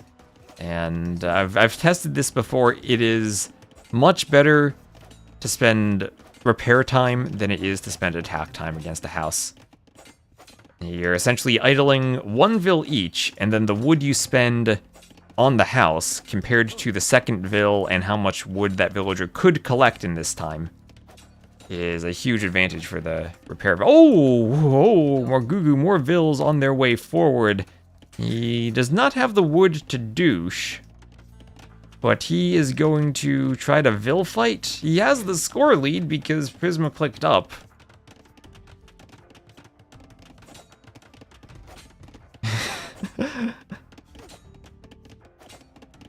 And he's gonna try to break in the walls. We'll try to break through. Is this that Amatsu would be douching now? I mean, he could fight for a long time and eventually douche, but the longer you fight before you douche, I think the weaker the douche becomes. You're letting your opponent get a few archers. And it's not like Berbers have an HP advantage. Once you start getting the range up, and if you can make some archers and put them in your TC, you're fine to fight the TC. Yeah, as long as there's no super advantage like Persians or Georgians, or even Armenians with the mule cart, you're fine to fight. Some people give up on an idea when it's not working, others double down. But yeah, Margougou's plan was to come forward with the villagers and fight the lumber camp with a Vil fight. But that did not work out when he couldn't scout the lumber camp. Could not figure out where Prisma was taking wood. And now it's just fighting on the lumber camp. He is in the Dark Age, so he will not have a tower. And once Prisma gets 3 or 4 archers, then the question is, does he fight at home or does he go forward? Either way, he'll do damage. I think we've been GG for a while now. Here comes an archer. Do you go with 1 archer? Do you wait for more? Do you do fletching? He's just going to go with an archer now. And he's going to try to trap the Vils. Double gates. Margougou will need to delete his house to escape. Oh, but he actually opened up the... Oh, the gate opened up the lumber camp. The gate opened the lumber camp. Maybe that's a Titanic for Prisma. Now he has to Vil fight the speedy Berber Vils, but I think he's happy to do so as he has 2 archers over now. And not even the speedy Berber Vils at 0.84 speed can catch the archers at 0.96, and there's the GG, and Prisma wins 3-0. Alright, and I think that means we immediately go to another set. And not as competitive as I would have hoped that was. Maybe I was wrong saying FreakinAndy would be less competitive. I think we'll go over to that one.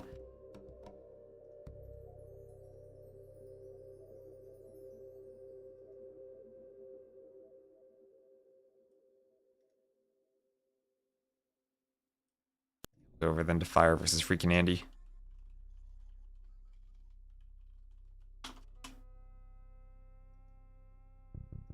Have there been any upsets? That Daniel set technically was an upset. So we'll just give Prisma the win on the scoreboard. There is Berbers losing to Italians. Let me find this draft before we do anything. Fire against Andy. Get the scoreboard set up. So that'll be FreakinAndy on the left, Fire on the right. And pasting the draft there, we're going to join in game number 2. The first game was Andy winning Chinese versus Japanese. So you're not too upset if you lose against the Chinese and you have Chinese yourself. If you don't have a Chinese mirror, in some ways that kind of turns the set to a best of 3. As long as you do your part and win your corresponding Chinese matchup.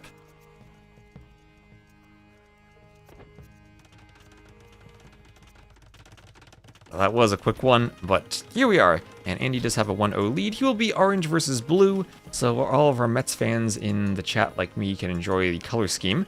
We'll have Magyars to the west and Romans to the east.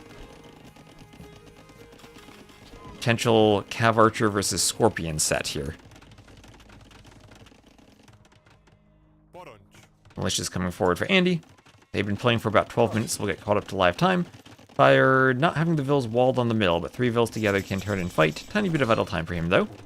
And more houses going up for Fire. He'll do Men-at-Arms will Andy. And stick with Men-at-Arms on the mill. Destroy the poor mill. The mill far from the TC. And the range will go up.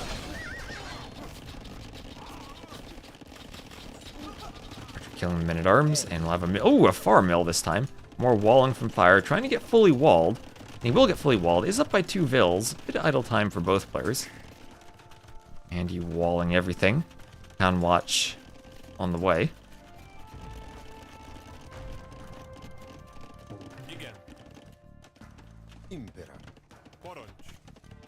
And we'll have fletching for Fire as the Men-at-Arms and Skirms come forward. Spear looks to poke through the palisade at the top.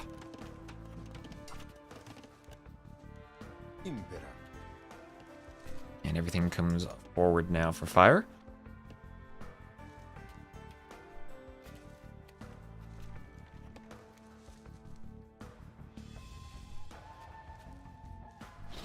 Castle Age on the way.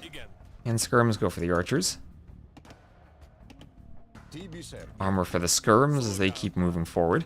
And stable goes up for Andy. That'll be a very close stable to the TC. Fire not anywhere close to clicking up yet. Res collected still pretty close, but managed more for an uptiming from Andy as he will chase down a couple of archers. Both players with men-at-arms. Fire has to deal with the fact that that's a ton of archers, though. He will win the men-at-arms fight. We'll see if the stable is for knights or if it will be just upgrades for the cav archers.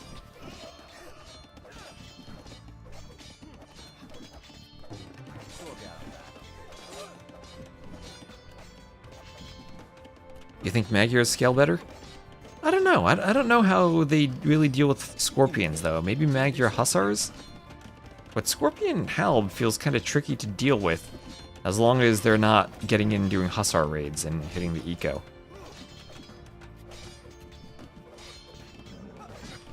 And Romans will have a much better economy than Magyar, as Magyar has no eco bonus, other than discounted scout line. And I guess not needing to do the attack upgrades. The skirms here is still doing quite a bit of damage as the men-at-arms push in. Andy did not sell his stone to go up. Fire in a position with the market. He could buy himself up soon, buying food. And a bit more food, one more round of gold, and he should be up selling some wood. Don't think he wants to sell the stone. Sell more wood if he wants a good timing. There's Andy up, now doing armor. So it looks like it will indeed be knights. They will get the free iron casting. And with knights, might be able to clean up the forward. But Andy, this eco is looking messy. He had to run a ton of vills over to that lumber camp, as the men-at-arms and the skirms break in, take Andy off of his initial wood line. And Andy will look to clean up the feudal army with the knights. Fire now has to decide how deep does he commit to pressuring while he himself is up.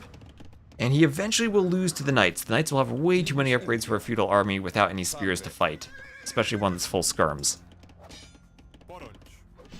And Andy will clean this. So Fire doesn't really have much useful military left at this point. Andy will throw up a TC. The vills will block each other for a moment.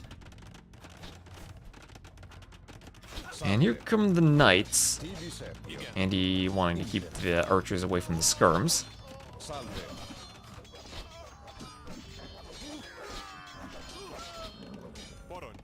And cleans everything. Cleans everything. Now a couple of scouts forward, but they're not going to find a hole in the walls. Fire are well walled.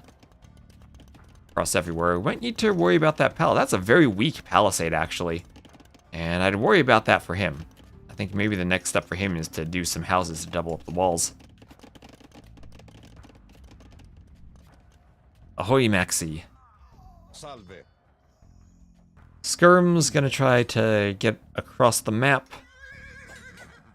I hope Nilly doesn't let the scouts hit them, and the spears will come forward for a couple of pokes. Nice recovery from Fire as the archers come forward.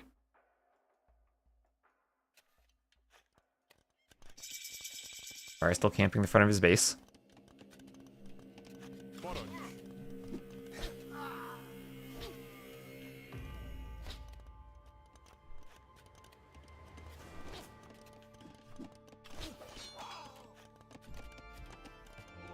And a monastery on the way for Fire.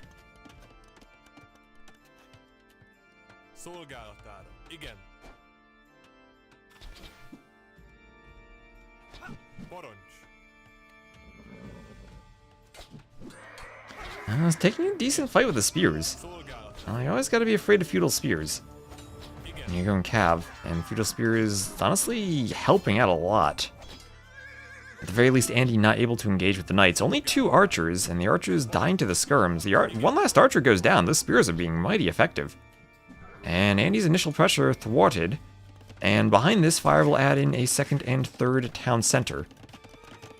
Andy's been on 2 to get a slight Ville lead, but now Fire will get his TCs up right away and add in a stable behind this. Romans are strong. Romans are strong. They're going to have a great economy.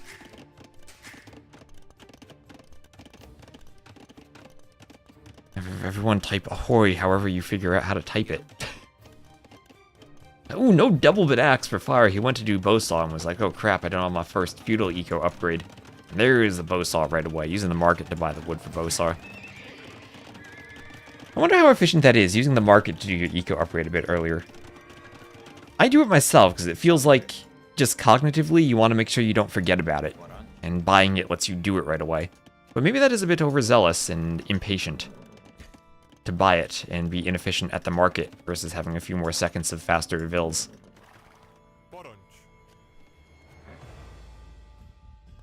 Tibi Servio.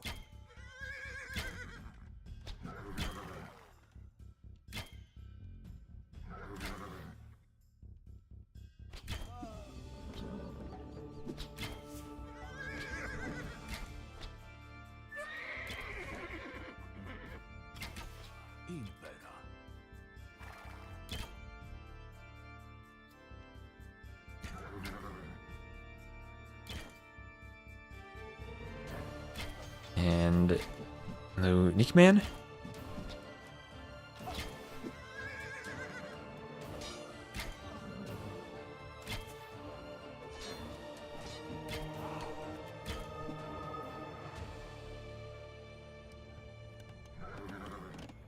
And ooh, Cav Archer's getting in. Andy has to wall that. He will get the wall up. No ballistics on the Cav Archers. They shouldn't be too effective here, but at least they'll zone the area and control what the Vills are able to collect for a moment. Force Andy to run again. He will do a university.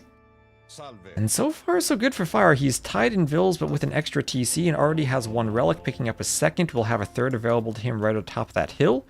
It is a 7 relic map, so for the other 4 relics, still kind of close to Andy. But I think Fire has done great so far to get himself in a good position here. The question now is, how does he deal with Magyar Cav Archers? Cav Archers are going to be tricky to deal with for pretty much any civ, but the Roman answer to this is Scorpions.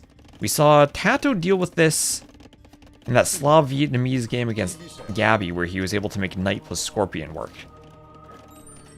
He was able to get a good enough eco lead that it could work, and here Fire, up by 2k res collected, might be in a similar situation. Adding in a 4th TC and continuing to boom, might be able to boom and have the economy where he's able to pump enough Scorpions both for map control and for numbers to deal with the Cav Archers while still protecting them from Knights. Hello, Bloodless! Roman economy is solid. I would say Romans have one of the best economies in the game, except for maybe Georgians with fortified churches. And remember, Magyar is no eco bonus, just the cheaper scouts, and if you're making Cav Archers instead of scouts, then you're not advantaging that bonus. As Scorpions is a blessing to watch, and they benefit from ballistics too, which Fire will be clicking now.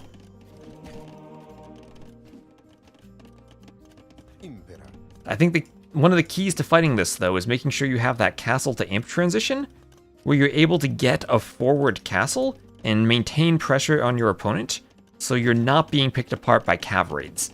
If you have to stay in the back, where the Magyars can add in light cav and spread you out and raid, then it's harder. However, actually, Fire has an insane map if he wants to wall. He basically has Black Forest down here. And then he could wall up by these cliffs, by these wood lines somehow, and actually keep that gold safe. Have a castle to defend raids. Actually, he's a very interesting position from him. He's going pretty heavily to the skirms. Andy just doing a 3rd TC now, so he's fallen behind a bit in Vills.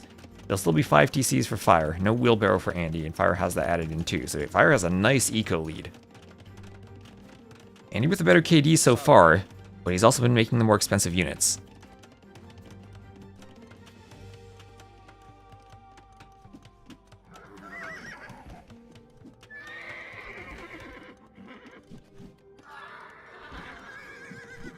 Skirms pick the CA, and Vills add more houses.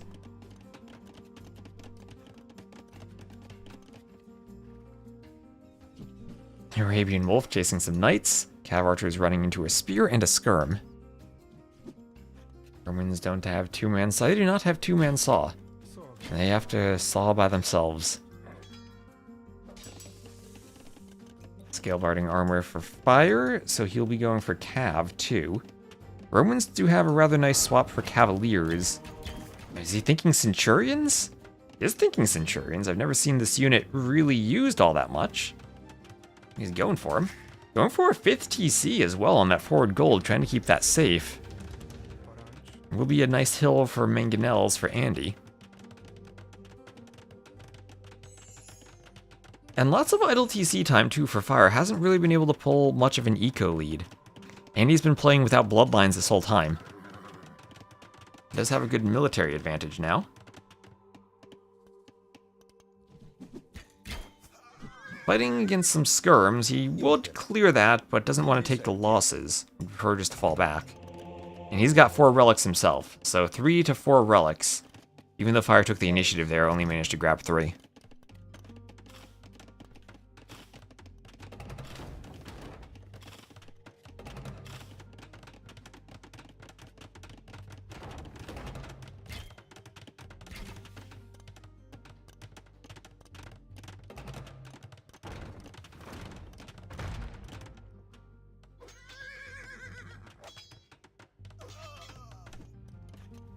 And ooh, nice quick ball from Andy, just manages to keep this army out. 4 TCs from Andy. Both players booming. Fire with a nice eco lead, but needs to turn that eco lead into an advantage. Here he clicks Imp, but Andy won't be too far behind in the uptiming. And yeah, mangonels on the hill. Part of me feels like this castle maybe needed to be atop this hill, protecting the gold and the stone, and this might have been a bit too defensive from Fire. Always tricky not having your castle on a hill because it makes it so much weaker in the treb fights. Now archers here doing some damage. Fire pulling ahead slightly in Villese.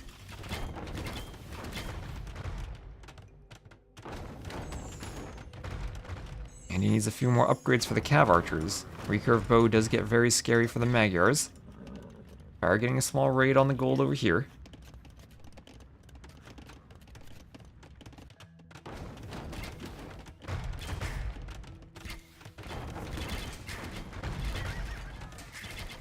Now hitting the TC. Centurions come forward. They'll need to deal with the monks. They'll need to deal with the monks right away. He's turning around. Turning around due to this cav archer army. Ooh. Going for the monks, I think, might have actually been the play there, though. You go for monks and then clear mangonels. So Fire will lose 1 TC. And Imp will be at just about the same time for both players.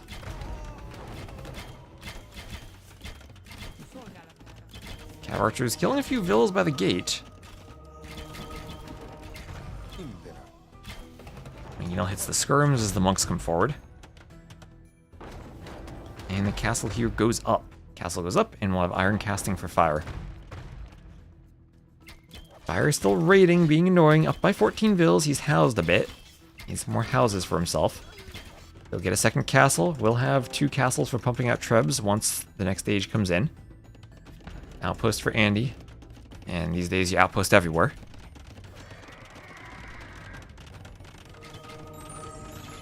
It will be tricky, though, with Andy having the castle atop the hill for Fire to push. We'll need siege engineers. Still doesn't have any scorpions himself. I'm surprised not to see the scorpions. Andy with some monks getting conversions. And Fire not pumping the trebs yet. There we go, there's 1, there's 2. 2 trebs. As Andy's doing 1, but Fire a bit slow to get the trebs out. Andy with stone for another castle.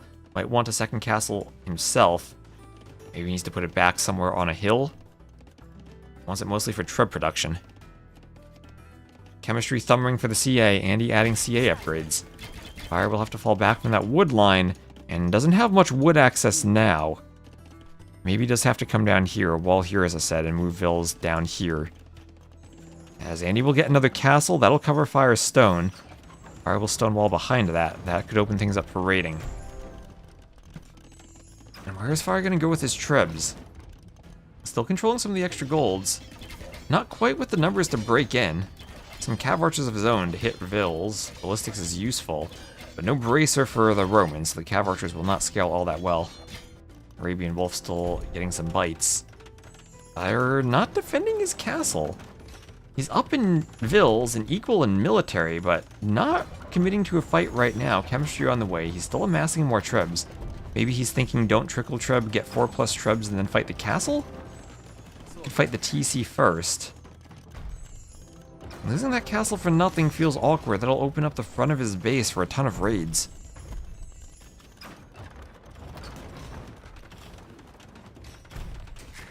Castle now hitting the TC. Fire's eco is disrupted. At least he does have a ton of room down here to go for wood. And even could wall to the edge of the map nicely. Andy doing more outposts. Andy, great outposts. Cavalier fire fighting before the Cavalier upgrade comes in. What is this timing on the fight? His castle is down. Cavalier's not in. He actually will take a win on the fight. Weird timing, but hey, it works for him. Clearing everything that Andy had. Andy had gotten a score lead from destroying the castle, but now Fire with 3 trebs needs to get some retaliation. Maybe needs to get a 4th treb out. Cav archers themselves won't be that effective at stopping trebs. They'll do 1 damage per arrow when the trebs are deployed. Yeah, and missing the last armor. That was a very weirdly timed fight for Fire, to say the least. Now he has Cavalier, though, and still with 4,000 more resources collected. Skirms against the Cav archers. Monk wants a conversion. He could try to get a Centurion back. Cavalier Cav archer now. The composition for the Romans. Andy mining the forward stone. He can do a 3rd castle should he want it. I feel like there need to be more than just 3 trebs, though. Andy, if he over-chops that tree and the Cavaliers get in, that'll be crazy. Cavaliers also could get in behind the palisades. And he needs to pay attention to that while he's pushing. And he will lose a few vills. Fire's still up in vills. Still much better economy for him. Andy quickly reacting to the raid on the palisades. Has to get that secured. Doesn't want to let Cavaliers get in. And there is recurve bow. Recurve bow for the Cav archers. He did have a bit of an overchop. And he desperately repairing the trebs. Doesn't want Skirms to take out his trebs. But Skirms, the treb killer. Skirms, the best unit in the game. Let's go Skirm. Hard properly to amass Skirms where they don't have Bracer against the Magyars. There's Corvinian army for Magyar Hussars. And for Fire, it'll have to be Cavaliers. He does not yet have committed Tenseis for the faster training and charge attack. Does not have ballistas. Does Fire know that tech exists? He could afford it now. Just about. That's probably why he's saving up for it. It's not at 200 pop yet. He's gonna go Cavaliers. That is an important tech for the Romans. Skirm Skull all no counter. This is, I think, actually a really good TC to take out, because that will open a push up the middle of the map, where Cavaliers can raid. Cavaliers able to defend the trebs from the Magyar Hussars so far. TC goes down.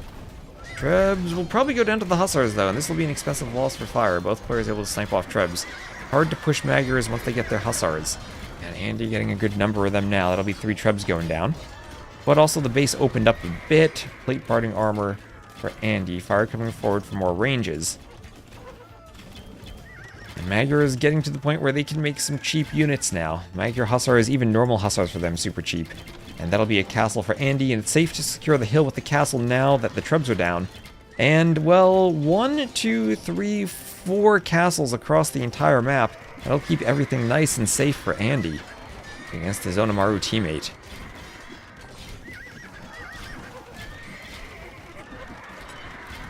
Skirms push in on the CA and some Cavaliers run around.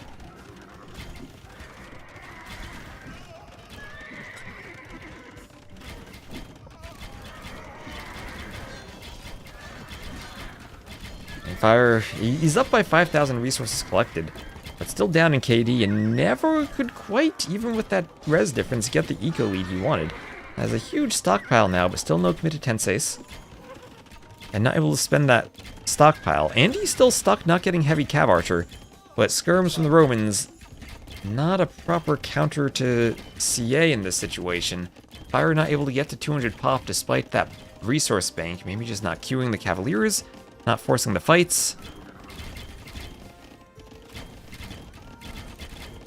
Skirms need to come forward, but that is a good massive recurve bow CA so far for Andy. And Andy's getting close to that heavy Cav Archer upgrade. Needs a bit more food. But he's at about 200 pop, so if he's not needing to queue, he can save a bit for heavy Cav Archer.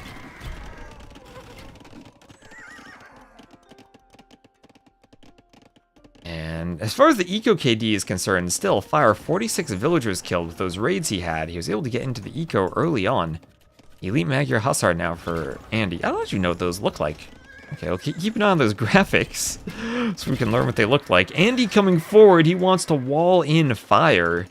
Says, I will have map control as I now raid your vills. Okay, with Hussar is about to become elite. And 3, 2, 1. Boom. Ooh, they get some different colors to their wings.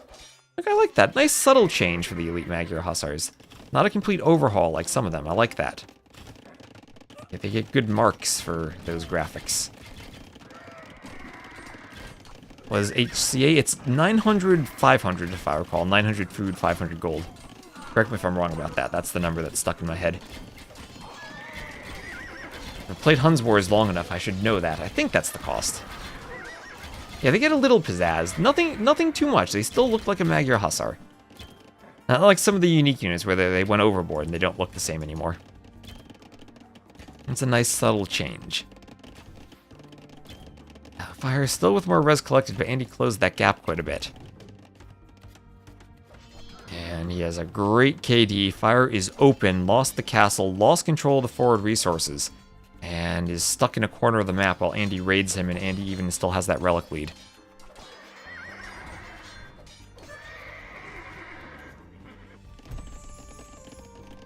And there it is, Heavy Cav Archer, Parthian Tactics, Ring Archer Armor. Magyar is evolving towards their final form. Those Magyar Cav Archers will be fully upgraded too. I mean, if Magyar Hussars will be fully upgraded. And with 4 castles for pumping them out, that is pretty nice for Andy. Range goes down. Skirms keep hovering around. Yeah, and Fire no gold income at this point. You need to go halb into Cav Archers. That is not good. And Siege Engineers, Andy patiently waiting for an opportunity to push, and push he shall with his trebs.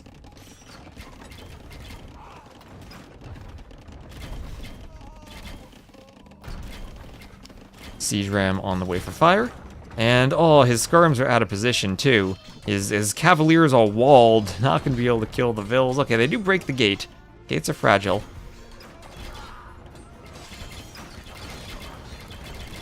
He's doing his best with skirms.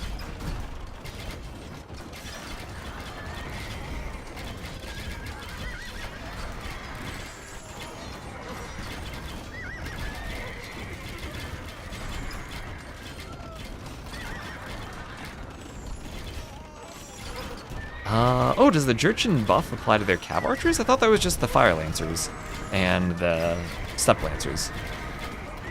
Does it apply to their CA too? As the castle goes down, this now is inevitable for Andy. He goes up 2-0 with a almost 5k score lead. And Fire, he had an eco boost, or a better eco, for a long time, but never could quite turn that into the military composition he needed to push Andy. Kind of surprised he didn't go for Scorpions. Feel like maybe Scorpion Cavalier would have been a bit stronger than Skirm Cavalier, but of course Skirms are good. Never want to doubt Skirms. Mounted plus Fire Lancers also does count for their CA. Then yeah, I guess that is just the Mongol bonus. What is the Mongol bonus for CA total too? I remember they fire faster, I forget the numbers. There's Magyars over Romans. Plus 25%? Then yeah, there is overlap now that you mentioned that. Yes.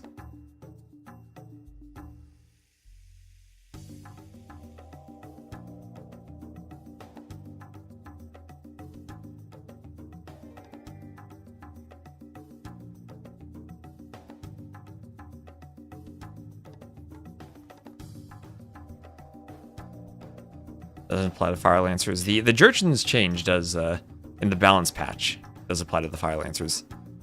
They shoot even faster now.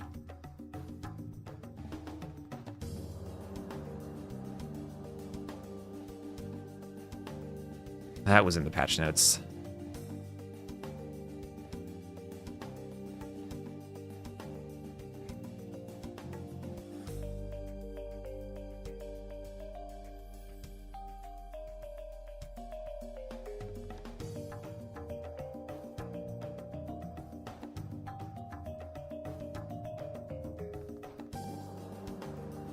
And we'll have game number 3. I see the civs as they're loading in.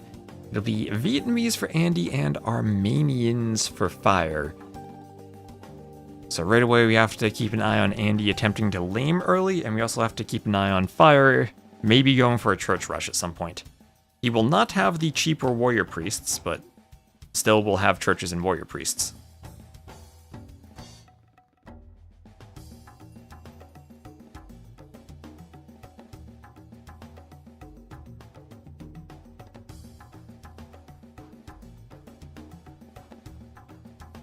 And what do you think? Is there a chance he goes FC for warrior priests?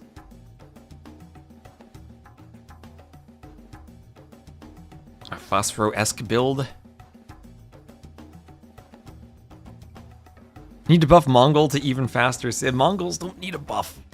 The mere fact they got Steppe Lancers without having anything to nerf them after getting Steppe Lancers was more than enough for the Mongols.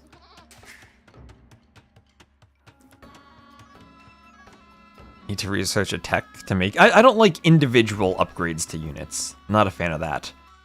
I think that's way more micro than you ever want for AoE 2.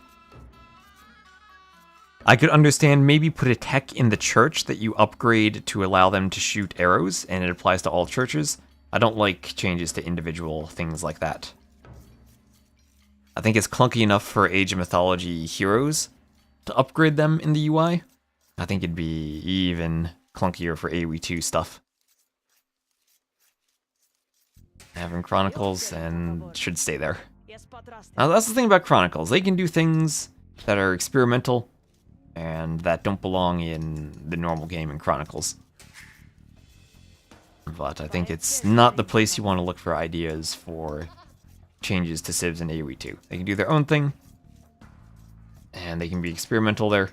Same thing with a lot of mods, right? You can do tons of stuff in mods that, you know, they're fun for a few games, but probably not the type of mechanic that works playing over and over again in multiplayer. And I think individual upgrades for individual objects falls in that category.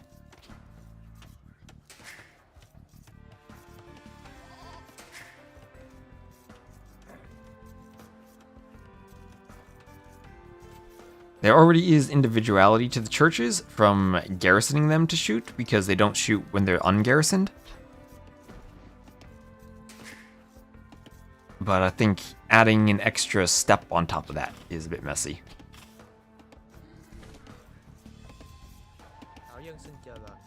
The 3 vills on the lumber camp. Andy's sending a 4th vill to the lumber camp. And as the Vietnamese, maybe a bit surprised he didn't go to lame right away, but he will see the TC from fire. The wonderful line of sight being 1 tile off to the right of the TC and not symmetrical. This always bugs me. Always bugs me.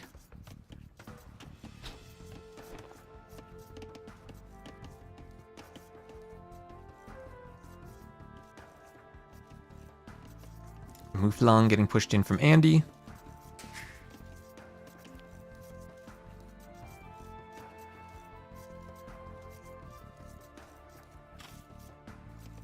And a boar getting pushed in too.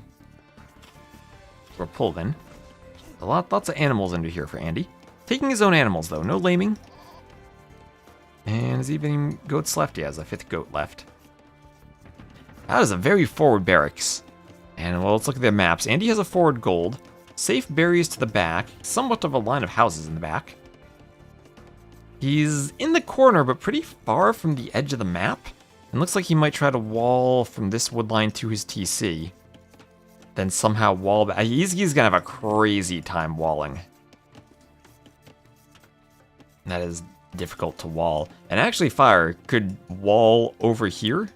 And then I guess wall against the edge. Oh, doesn't even need to wall there. That is wall. Wall here. And then he has a really safe back gold. And then he's already walled here to the TC. And then walls against the edge of the map somewhere over here. And oh, Fire actually has a super safe map. Let's see, 17 vills, and he is doing loom. And he is 1 food short of going up. There he goes. Tiny bit of idle time, but no big deal for him. He is up.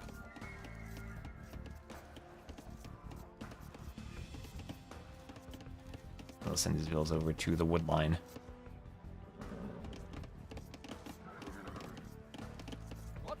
A couple of militia come forward, and the lion will bite them. militia killed the lion. Barracks on the way for fire. We have Loom on the way for Andy.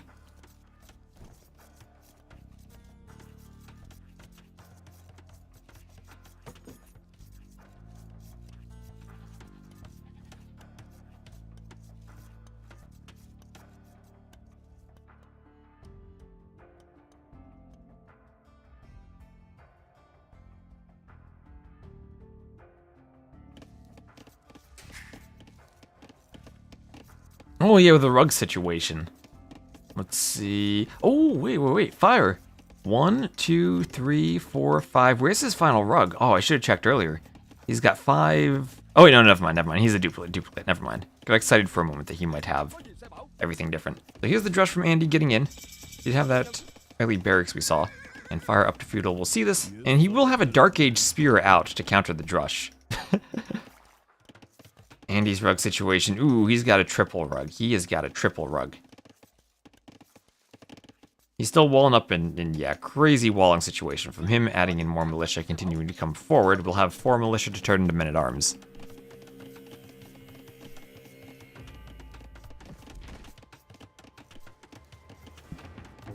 Yeah, where's the rug? Under the house, under the stable? Don't see it under the stable. And spear goes down.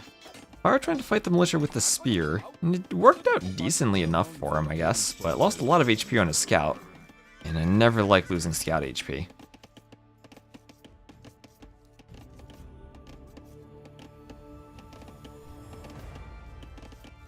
There's men-at-arms and double bit axe on the way for Andy.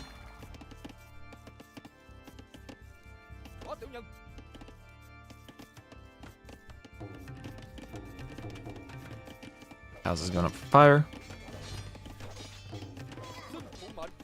Men-at-arms will try to break in through the house.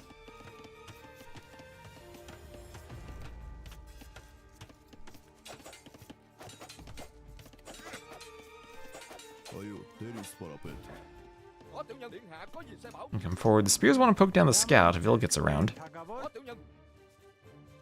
4 men-at-arms now getting on the berries. And this is starting to look pretty ugly with all those men-at-arms out. Starting to look pretty ugly indeed. And the spears can't fight that many men-at-arms. I think 1 goes down. But as much as Fire is investing into the spears, he's going to keep losing them. Can't even get a poke on the scout. He's trying to fight with Vils. That is ugly. And he finally loses his scout. Doubt set after the doubt's later today. Doubt's not until 20 GMT.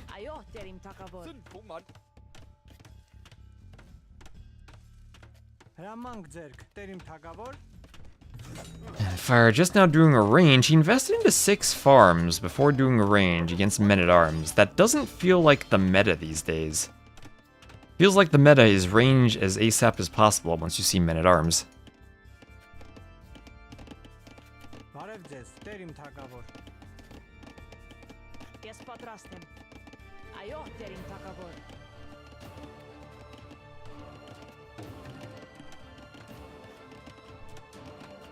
He'll only win for your birthday, but you were early.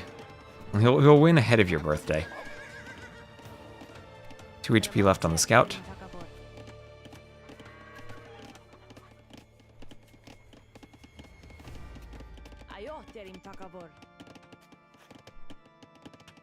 And Fire trying to wall up, but Andy will have the timing to get in there with archers. They don't have fletching, but it is still 3 archers against 1 Vil. And that Vil should go down, especially if Andy can take a little trip atop the hill. Oh, and the spear's over to poke the Vil too. 5 HP left. Will the Vil survive? Will the skirm save it? The skirm will not save it. Vil dies. Playing Black Forest earlier, and all 7 players got a pond except for you. Was that Rage Forest or was that DE's Black Forest? Because DE's Black Forest is supposed to be either ponds for everyone or ponds for no one, and if that happened, it sounds like it was bugged from what it intends to do. If it's Rage Forest, that should be also bugged, but then I need to go fix that. And I've not heard that bug report from any of the Rage Forest players, so I'm guessing it's a DE bug. These Black Forest, the pawns are smaller. Well, unfortunately, I can't do anything about that. I'm only in charge of Rage Forest. And nice gate attempt from Fire to trap the archers against the skirms, but we'll just lose a Vill because of it. Has to delete the gate. Wasn't quite able to get the trap he wanted.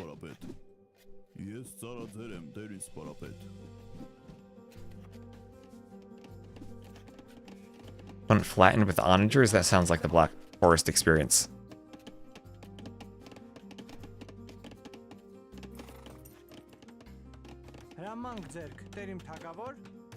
Again, that is walled, but maybe Andy catches another walling villager. The archers still don't have fletching. Is Fire going to be seen here? The archers one tile away, and they see the Vill. There still is a hole. The archers will have a hill advantage here. And they will chase down that villager. And even stop the Vill from walling. Skirm still hoovering around in the back. And wheelbarrow on the way for Andy.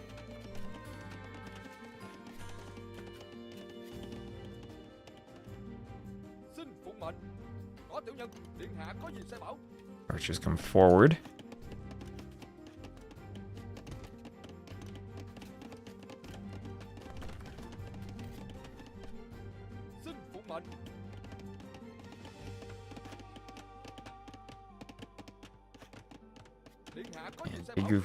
Big group of archers on their way forward for Andy. We'll have Castle Age on the way. On today's episode of Archer. Hey, we've had so many different unit compositions in KUTD so far. It has been absolutely refreshing.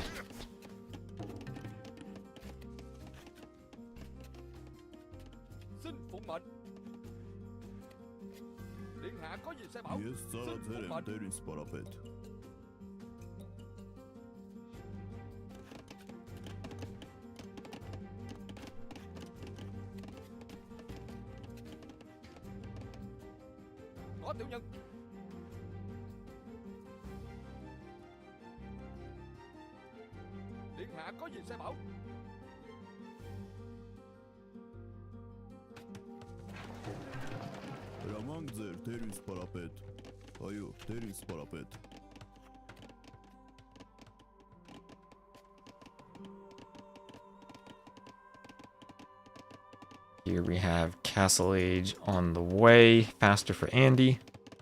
Both players mostly walled up. Vill count's still pretty similar. Andy about 500-600 resources ahead. And Fire will be house walling now. Fired so much. I mean, he didn't really lose too much. 3 Vills, yeah, it's awkward. But it's more the idle time that he had. And he's still feeling that on the way in. No horse collar for him either, and you can see the missing spaces due to the expired farms. Andy's farms will start expiring now, but it'll be easier for him going forward to maintain farms and have a smoother wood transition. He can add his TC right away.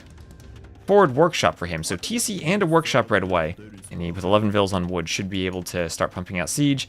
Crossbow Bodkin, he can afford everything he wants, other than maybe Bowsaw right now. Fire scouting with an archer, but he doesn't see the workshop. There's an insane line of sight on that archer. Infantry +2 line of sight. Guess that doesn't apply to the archer. Knight forward for Andy. Has these lovely extra HP Vietnamese crossbowmen too.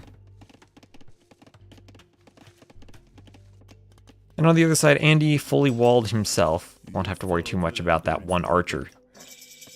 He will double check with the knight to ensure there are house walls everywhere. So won't have a spot to push. And Fire now back in a corner. With so many little bumpy hills, it'll be tricky to place TCs for him too. Maybe we could get one on a wood line. Does at least have a relic in his walls.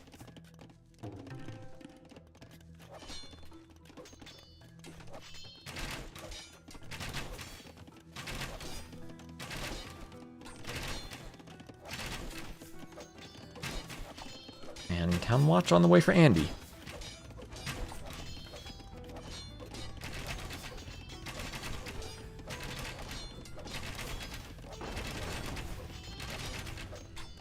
Mangonel comes forward, he'll start attacking the house.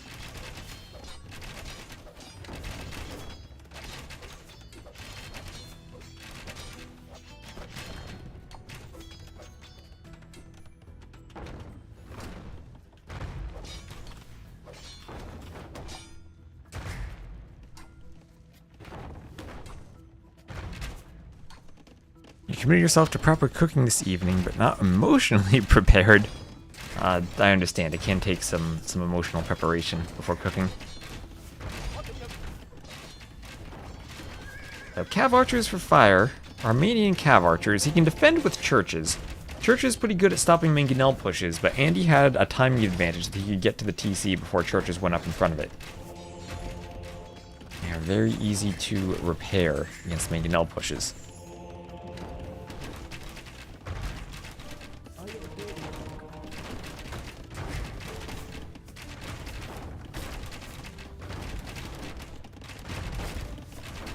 Does he have to do force nothing style TCs? He does not have to resort to that, no. Does get the relic immediately from that fortified church. And will be coming forward. Don't think he'll be able to hit much with the Cav Archers. No overchop yet for Andy. And he'll run right into some TC fire. Luckily for him, he only loses one. No ballistics on the TC for Andy. And he's still raiding with those knights in the back. Fire would love to get a conversion. Andy doing as much chaos, or causing as much chaos as he can, as the initial TC down to the Mangonels. And now Andy just pushing in. Not much left fire can do here. 58 to 44 Villes. And elephant time, let's go, elephant time for Andy. He will tank a Mangonel shot, but Vietnamese crossbows can tank those. They have the HP to tank. Hill's desperately repairing.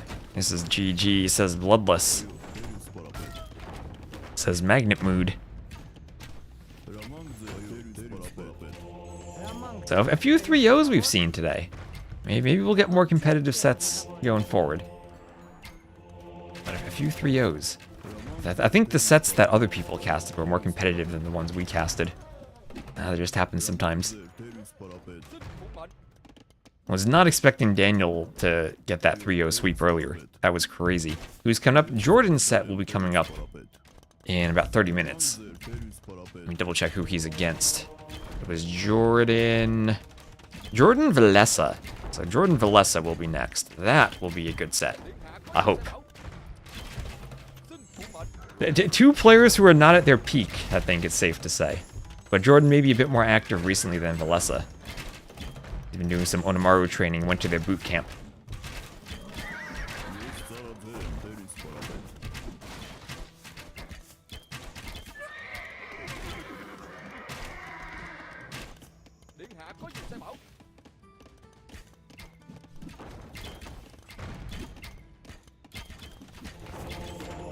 And oh, Fire trying to rebuild his TC. Andy keeps pushing with elephants. Has to delete to prevent a monk conversion.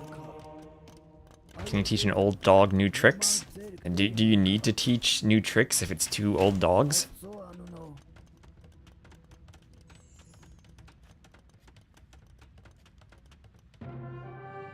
And there is what I assume is a GG. Andy is victorious. And clean game from him too. It felt weird the way Fire reacted to those men-at-arms. Just going heavily into scouts, not doing the range. He had maybe hoped that the spears would be enough to defend, but not quite. And there is the GG. So there we go. 3-0 Andy, no surprise there on that score. That was Vietnamese over Armenians. Vietnamese, I think, are going to be a pretty high pick for this tournament.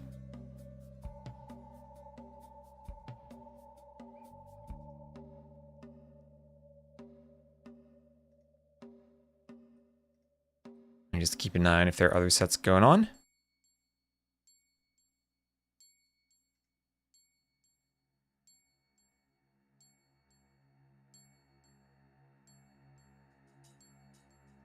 Right, so we will be doing Jordan versus Villese. I'll be coming up at the top of the hour. I myself will probably take a quick break then. And get some coffee.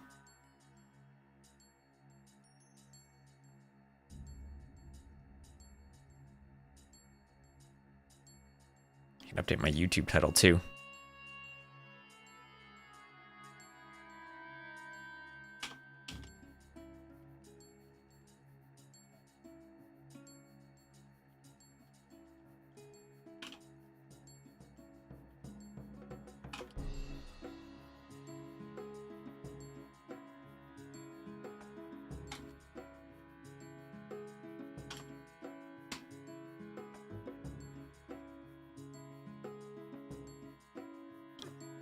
First was Chinese I never played. In a best of 5, if you're down, you might be hoping to save the Chinese for game number 5. Or maybe you're just saving it for later. Yeah, you have to win 3 games no matter what. So, anyway, I will be back and we'll do something to fill the time. But I'm going to make myself some coffee and be back in a moment.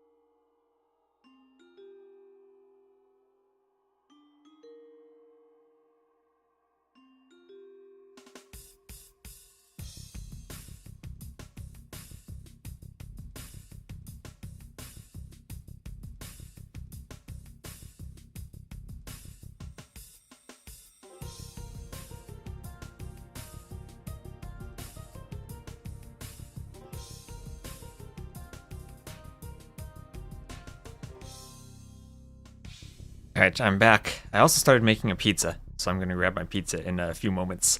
Let me see if these young players have gotten a draft yet. I don't see one. Let's see if I go to, at least the dashboard doesn't.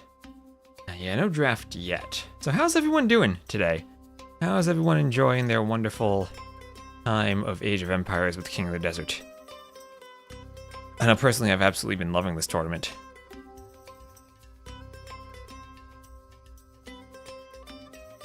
People looking at... I think Villese 40 happened already, so I'm not going to go double cast Rex again.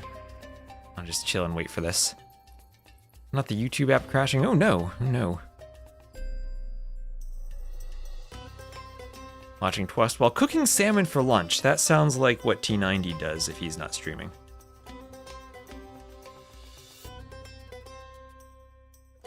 You're loving the tournament as well. That's good. This has been very fun, learning a lot. Nice. I'll need to do a deep dive soon on like nuances of some of the new build orders. I've seen players going pretty heavy for men-at-arms. 4 or 5 plus men-at-arms with an initial opening, then transition. Greetings from Bulgaria. Hello, Chicho. How are you doing? Are you in a crepe post right now? That would be epic. From your crepe post, yes. Perfect. So we will cast this set. Then at 18 GMT, we will do one of Dogao versus Stone Please or Monoz versus Running. Probably Monoz versus Running, I'd say, because Running is a clown. But I think, again, it'll be whatever Memba doesn't cast, I'll cast. And then at 20 GMT, Doubt versus Doomster. You've been able to go from 450 to 800 elo while watching the stream while playing. Nice, that is a good improvement. Now that's the fun part about being low elo, is that it is...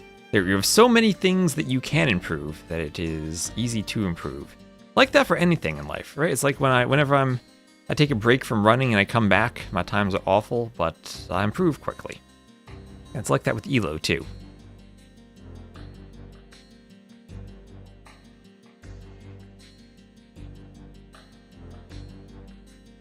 Would I ever host a small tournament between a group of friends? What do you mean host?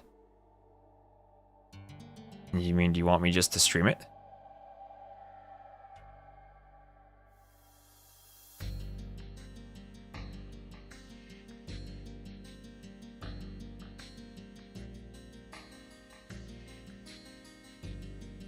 How about a cooking stream? I don't think putting a frozen pizza in the oven is a big cooking stream.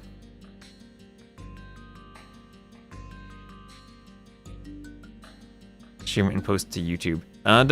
Depends on what it is. I typically, as far as content creation is concerned, usually shy away from doing very low elo content. It's just something I've never really been all that interested in doing, aside from maybe like coaching content. So I miss some banging music. I've listened to the music enough. So that's you feel free to DM me with some details and ask. But I don't know if it's gonna be something I'd really be doing. It's a bit of a change of pace, and I don't know if it's... Maybe it fits my plans, maybe it doesn't. Feel free to ask and I'll take a look at it. I don't want to get your hopes up falsely, though.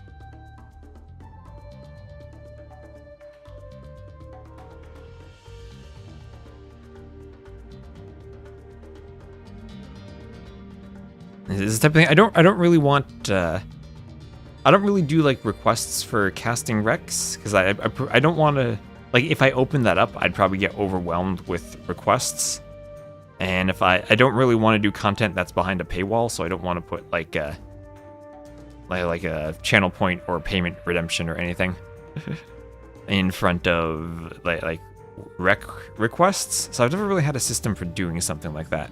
Who's next? Jordan Villese is next. Jordan Villese is next, and don't worry, I'm not going to stop casting anytime soon. We have maybe 3 more sets to go. I'm just waiting for these players to get their drafts started.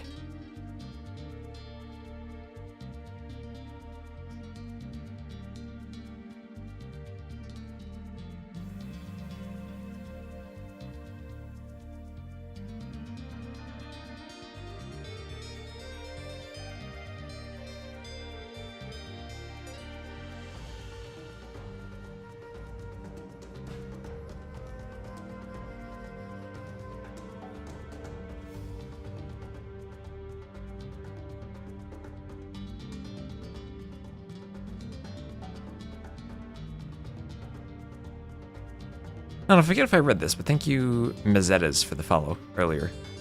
I know I read Zaxpany. I forget if I read your name, but thank you very much for the follow. If Amazon Tunnel had water, how would you like water? Like Black Forest ponds to boom in, or would you like some type of water in the middle? Pond booming could be interesting. Oh, HD Pleb, thank you for using your Prime sub.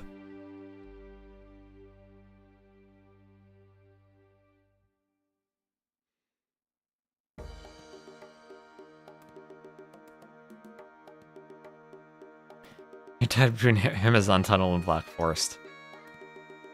Amazing Tunnel is one of the best maps that has been added. Those are like really high quality maps that I think have been made since DE came out, either officially or unofficially. Amazon Tunnel and Zawal. Amazing Tunnel is indeed amazing. It is amazing. Or Rage Arena. You love Aqua Arena? Aqua Arena was by far the best map in Thalassocracy.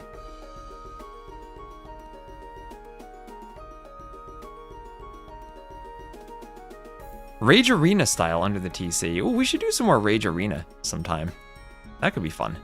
We haven't done Rage Arena in a while.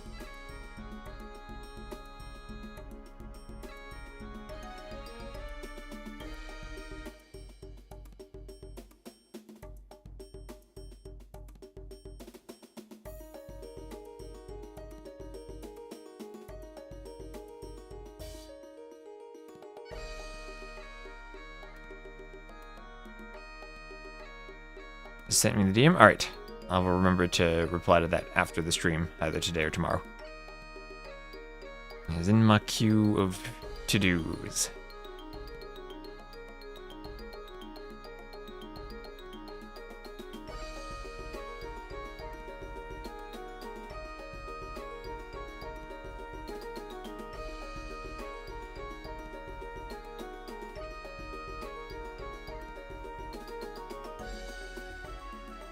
Okay, 2 minutes this set is supposed to start, so I'm looking for a draft.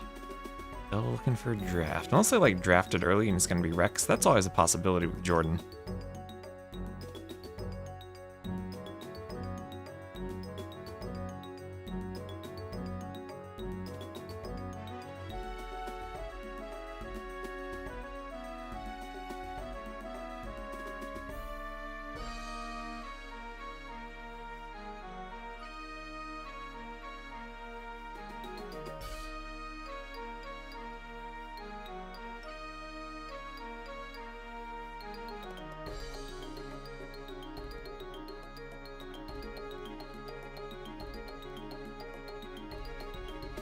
Empire Wars Duos, Hidden Treasures. That was a really early map I scripted. Ooh, Jordan, yes. Hello, British Caboose. Yeah, Litter's actually nearby. He's where I used to live now. He's up in the gorges.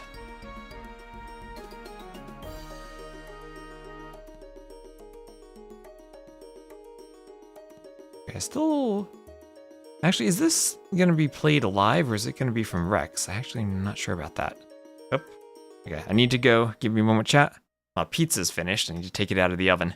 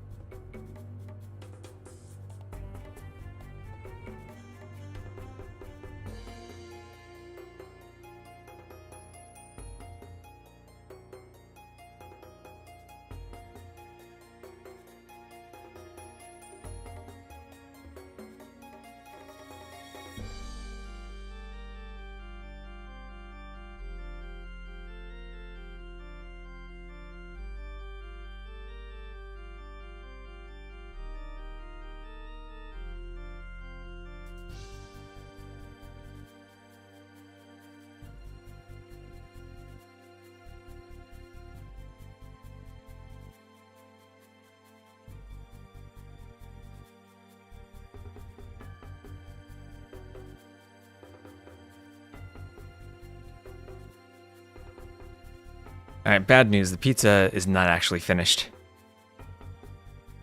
I was debated by the instructions on the box and needs to cook longer.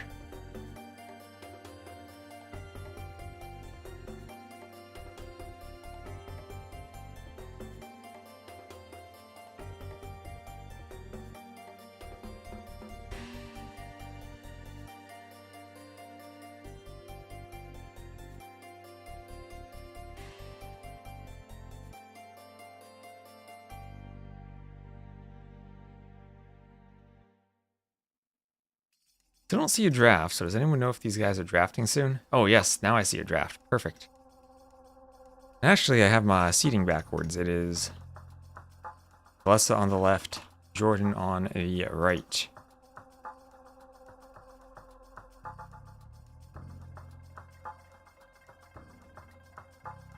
We'll be in the middle of the draft. So Persians, Khmer, Hindustanis for Villese, Wei, Portuguese, Vietnamese for Jordan. Picking the Wei highly. Going for the Xianbei Raiders, no doubt.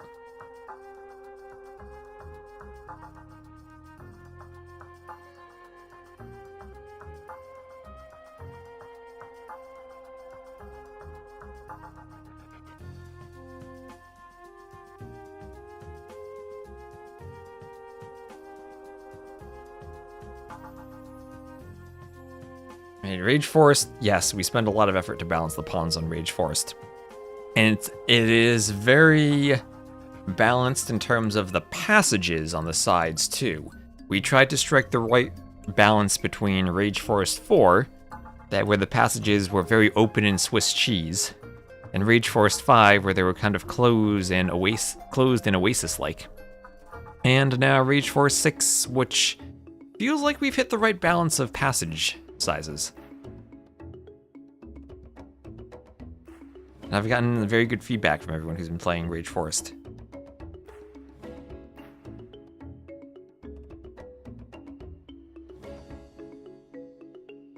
How does pick and ban work? So ran 10 random bans, 5 bans in parallel for the players, so they don't see the opponent's bans. They ban 5 civs and potentially there are overlaps. The very first pick then is done in parallel, so we might see a mirrored pick. And then the rest of the civs are picked in a serpentine draft. Until we get to the end. These Black Forest has no passage. It spawns as Michi? That sounds like a bug.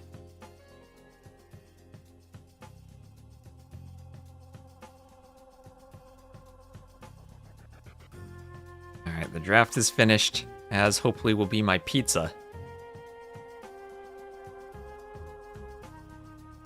What is Rage Arena? Rage Arena is a map we made, I guess about a year ago now. Basically arena, but more relics and resources in the middle, and the potential for ponds with even deep fish under the TC so you can fish. And lots of extra resources for different build orders. So let me see.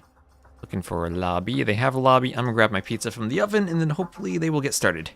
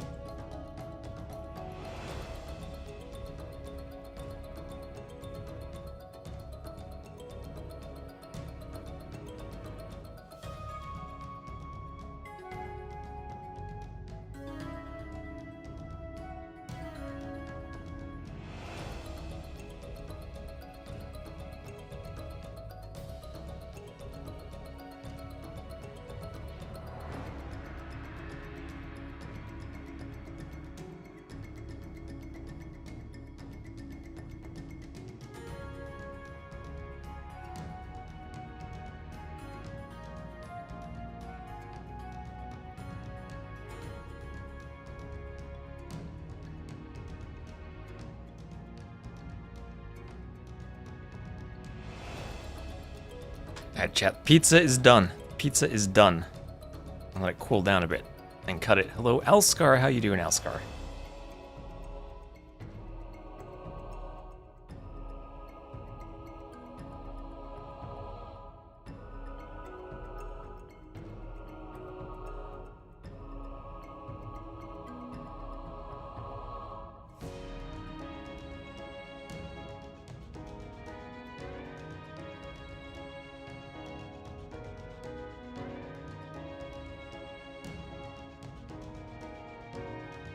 And here we are launching. Yeah, the clowns were experimented with lots of different band strategies. And the randomized ones are what people settle on. So, game number 1 is launching in chat. Chat. I need you to do the very important task, as we have 1 minute before the Spectre Light countdown finishes. Type your guesses in the chat. What civs are they going to pick for game 1? What do they start with?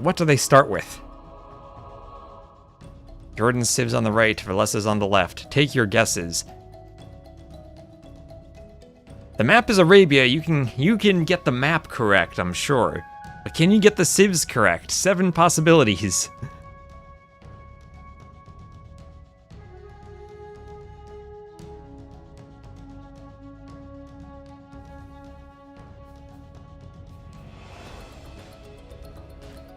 Ooh, no one's gotten the pair correct.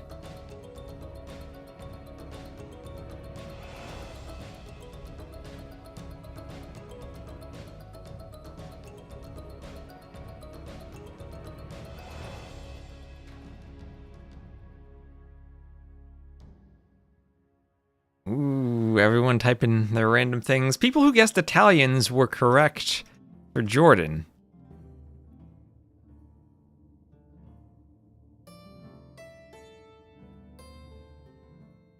I don't think I saw anyone type the civ for Villese, which will be Hindustanis. So, we will have Jordan as the blue Italians to the southwest, Villese as the red Hindustanis to the east. Lots of Italy guesses for Jordan. Are Italy a game 1 civ? Oh, and Viper, thank you very much for the raid. We here will be casting, as we're getting started, Jordan as the Italians to the west, Villese as the Hindustanis. And game number 1 just started. Thank you very much, everyone. Give some flowers or some grass doubts in the chat for Viper. I take it you all are going to be cheering for Jordan. But I bet there's going to be some Villese fans too. I bet lots of people are going to be Villese fans. This is KOTD Arabia. So if you haven't been watching much KOTD yet, the main difference, if you turn I think this is a good way to see it. If you turn the range indicator on around the TC, the gold and the berries are a good 3 or 4 tiles farther from the TC than they are on DE's Arabia. And also the stone, the main stone is super far away at the same distance as the secondary resources. So it makes the map much more aggressive. And I don't know what the meta is on this map. I've seen all-in men-at-arms, I've seen double, triple stable scouts, I've seen Phosphoro FCs. And boars also don't spawn directly underneath the TC. The boars are pretty far away, and I've seen quite a few lames. I've seen some players go forward to lame right away. And then you still think the main gold is too close? Maybe everything is too close. Also, there are 6 rugs by the TC. We saw one player get all 6 rugs have different graphics earlier, which I think you just get an insane boost if that happens. You should probably get plus 10,000 food at the start of the game if you get lucky enough to have every single rug be different. There are 6 different rug graphics, and every King of the Desert has 1 rug per version number. So that's 6 rugs now. And unless they add more rugs in the future, KOTD 7 is going to be a guaranteed repeat. And you want some flags? Oh, you want flags? Alright, well, you can add flags to the overlay. You're right. Jordan, he is German. And Villese, he is from Finland. Good old Tyrant versus Swomy. The rug situation is crazy. The rug situation is the most important. Let's see, each player has only a single repeat. Each player has a single repeat. And Jordan repeating this kind of greenish-red rug. And Villese repeating this light yellow rug. Also, the Mouflon's a rather recent addition to the animal menagerie we have in AoE2, just another reskinned deer. And Villese luring in his boar. No one laming, but Villese did go pretty far forward to bring in those Mouflons. Yeah, Jordan versus Villese, what is this? This feels more like a 2018 matchup. And Villese will head out to those berries, not going to go for any type of early drush action. Hindustanis with the cheaper villagers, Italians with the cheaper age up. Pretty nice woodline for Jordan in the back. You can see his resources all forward too. And the gold situation for Jordan is quite tricky. He is nothing near these golds for walling out here on the right. They are wide in the open. And he's taking a couple of hits from the Vils as he's scouting Villese's base.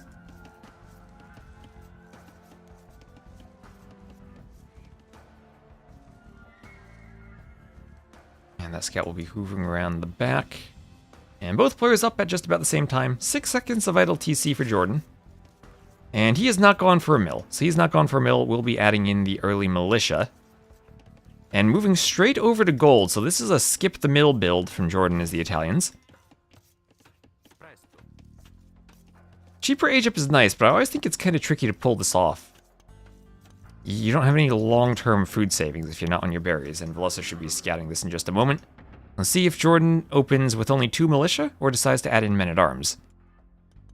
Atomic calling GG already.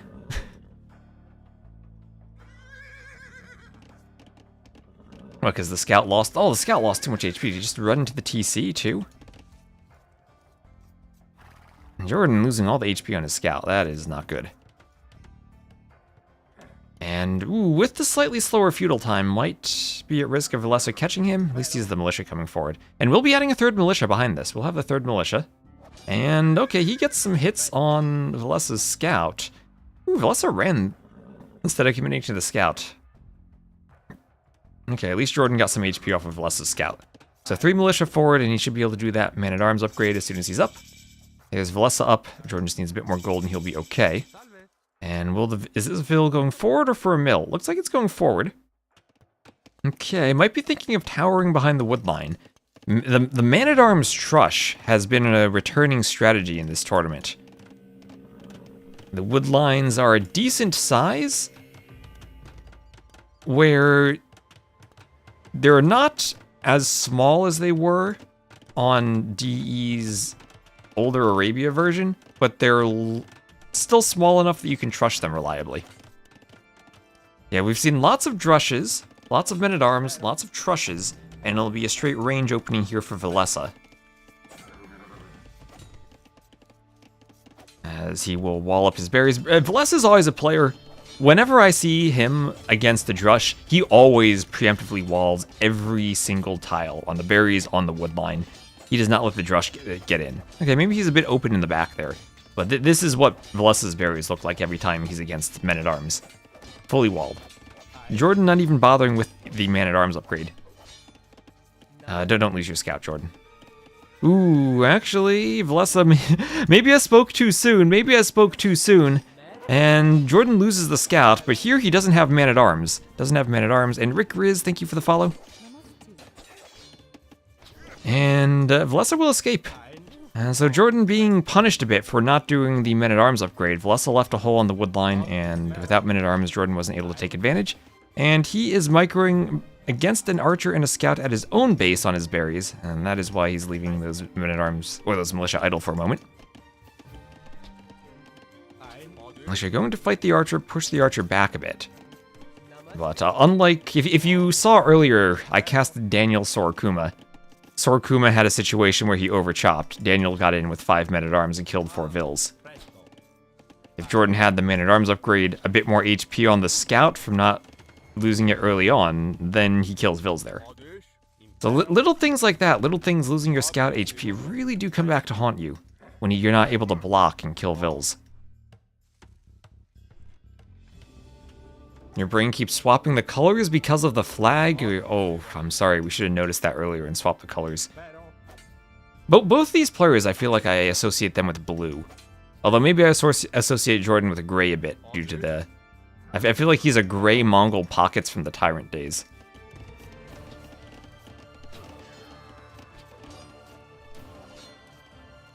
And the militia chasing the archer down. The militia are slower than archers. The men-at-arms actually get a speed boost now. So as long as the archer Mycos, it shouldn't die.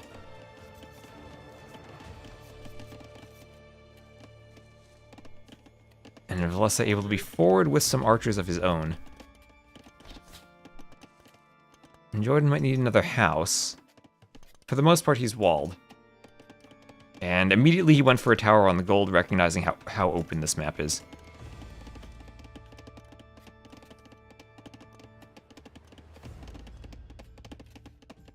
And Fletching just coming in on the archers. I don't think this wood line is small enough for the archers to do much damage. It does have some girth to it. And the lion chasing the skirm. Jordan's still forward with his archers. Now he is forward trying to harass the wood line. The Berryville is deleting the palisade, trying to save the skirm from the lion. Minimum range of the skirm causing some trouble there. He will hold still until the vills come over. That lion actually did a lot of damage.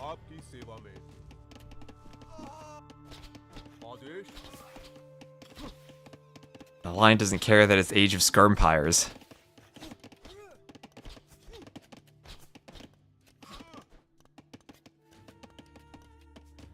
And oh, archers from Jordan breaking through a palisade. That's not walled. And they will get to the gold. He picks a vill, and he will dive under a couple of skirmishers to try to get one more villager, and does pick it off. Nerf lion. I think we should maybe buff lions. Oh, there's a hole. That's where. There's a hole in the wall. That's how he got through. Right through the houses on the hill. That's not the type of mistake you can make at this level. The type of thing, if Villese is more in shape, I'm sure he's checking that. And then over here, Villese will be walled up, but now he has a couple more holes he'll need to patch up with those villagers. Make sure he gets them secured. Lion chasing the archers. And that will get a couple of bites. Lions everywhere. Archers still behind this wood line, not really able to get a shot at the villagers. Don't think they can dive the TC. Skirm's coming forward. Yeah, Jordan hasn't really added any of his own skirms, going pretty heavy for the archers, and will add scouts. He will try to get to scouts and archers, and his hope will be to avoid taking a fight against the big mass of skirms. So he'll add in another lumber camp on the wood line. Archers do kill lions more easily than skirms, that's true, especially with the minimum range that the skirms have.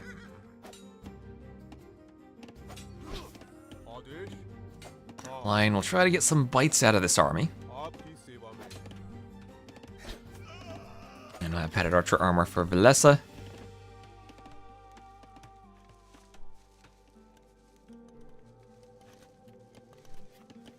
An army may be destroying your TC idle time skyrockets while you're checking for holes, but you do it. Villese gonna keep walling up, needs to make sure he walls at the edge of the wood line. Did he scout that? Okay, he needs to make sure he checks that too. Doesn't leave a hole there. I padded archer armor on the way for Villese.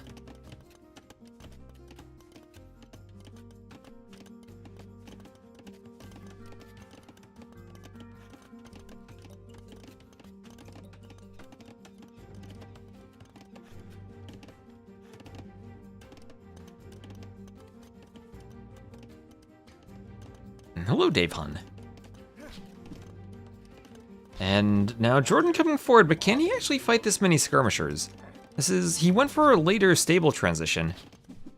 And I don't think he can do this. He does have the attack upgrade. Are there enough scouts in this army to deal with the skirms? He's diving forward with the archers. Does he win this fight? This is interesting. Okay, he does win the fight. Okay, just enough HP on the scouts. I was questioning that, but managed to make it work. And Villese is going to call the GG. He deletes everything to fight and calls the GG. Jordan goes up 1-0. Looks like they'll be up at comparable times. Exactly the same time of not being up. 22-13 KD for Jordan. And a few mistakes for Jordan. Mostly losing the HP on that scout early on. Then Villese took some damage not being walled fully behind his lumber camp.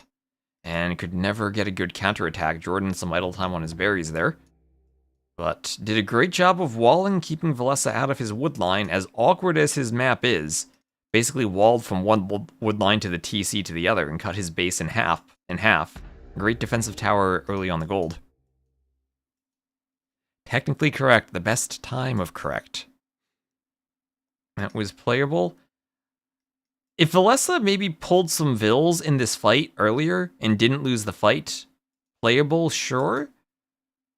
But he was now down 10 military to 1, and is going to lose Vills here, so probably not. What did he delete there? Is that his barracks? Must have been the barracks. So, yeah, that did feel pretty over. It doesn't feel like the worst time to call a GG. Villese is sometimes known for early GGs, though. I've seen that from him quite a bit.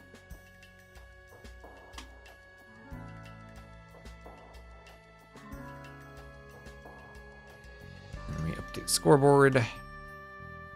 1-0 for Jordan.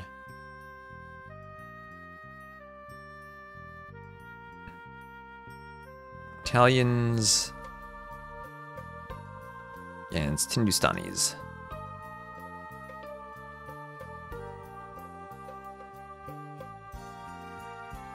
Keep the Villese flag up for you.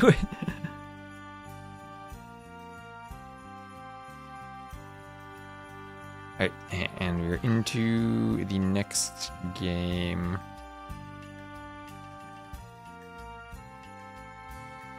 Launching now. We'll have a spec delay and just about in. Alright. Man, they're launching so fast I don't even have time to eat my pizza. Alright, wow, they launched right into this game after the other one. So, okay, the Jordan's coming forward to lame as the Vietnamese before the ad even finishes. Okay, welcome to game number 2. They started right after that first one, 2 minutes in, and Jordan, as the Vietnamese, knows exactly where Vilese's TC is, and his scout is forward to lame. Vietnamese versus Persian, so Villese will have a crazy economy if he gets rolling. Not going for the early drush. We saw you Pudding go for the early barracks insta-drush. What topics are on the pizza? It is a plain cheese pizza that I just baked in the oven from the freezer. Jordan will find a boar and could potentially lame. Boar is farther from the TCs, allowing for more laming. And he's going for it. Let's go. Villese has scouted it. He'll see it. He'll see it in the fog of war. He was sending the Vil out there, and oh no, no boar for Villese. And he's even pushing a Mouflon while it's happening. So he might try to make... Will he try to counter the lame? He might try to counter the lame. Is Vil still out there? Where's the Vil going? Jordan going all the way to the side. At least there will be a boar there for him to lure in. Will he be able to find it? He's basically running a straight line across the map, hoping that he'll encounter Jordan's scout. Jordan going as far to the corner as he can, luring in his own boar at the same time. And look at the rug situation. 2 duplicates, 2 pairs of duplicates for Jordan. And let's see, 2 pairs of duplicates, so equal rugs for the players.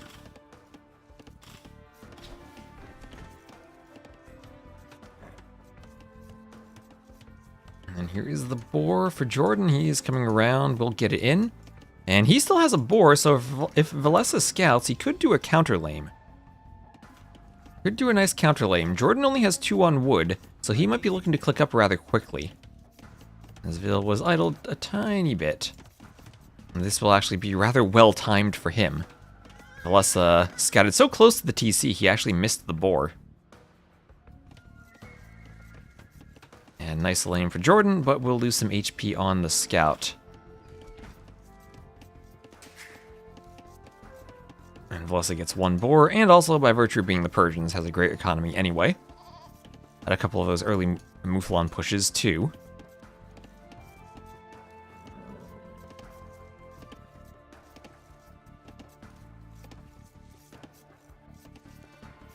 Boar died from the TC. Oh, Gold Roger, they, unfortunately they changed that a while back, so the boar no longer loses its food if the TC kills it. They took away all the skill and the excitement from finishing the boar lore.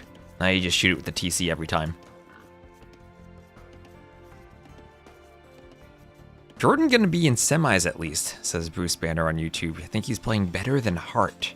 Okay, there we go, Villese finding the boar, and it's time for a counter lame. The only problem is the timing isn't gonna be there. He's gonna miss out on some economy in the Dark Age, but maybe that won't be an issue if he's able to click up anyway.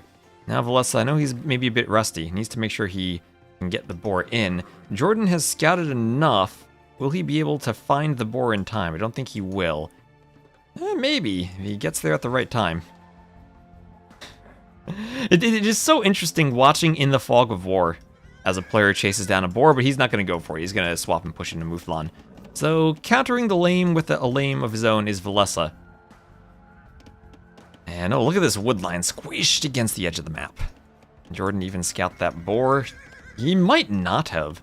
One of the changes in KOTD Arabia is that the boars are farther from the TC. Ooh, another... was that a hit? I saw a blink on the minimap. Oh, capture rage just blinks if you're under attack, not if you're getting hit. Is that different than the normal minimap behavior? Now I have questions. Scouts into archers into skirms, predicting it here, says Dark Noob. Villese kills the boar, so gets the boar back. Barracks on the way. Let's see, no gold being taken. Where even? I've looked at the lames. Oh, very forward gold for Villese. Maybe Villese's goal is to wall up somehow on the left side of the map, being careful of that Arabian wolf. And then play with the gold in this corner. Or even could wall down here, however he wants to get to the edge of the map. And use this gold to keep that safe too. Using the gold as part of the wall is a big risk. Jordan's gold situation also pretty bad. This gold at least will be somewhat safe for him. But somewhat meaning still part of the wall. I've always said Villese, and from what I've heard, that's the correct way of pronouncing it. You pronounce him Villese. I know some people say that too. Okay, Arabian Wolf helping Villese. Who will win this? Okay, he kills the scout. Wolf distracts the Vill enough that the Vill can't commit to the fight. And he will kill Jordan's scout. Jordan making his own scouts though, so at least he'll still get more vision. But the scouts are now pumping for the Persians. Villese. Rooting for your Swomi brother. I miss the days of the Max playing Cyan Pocket Paladin. That was peak Age of Empires. His friends call him Villy. Sounds kind of silly.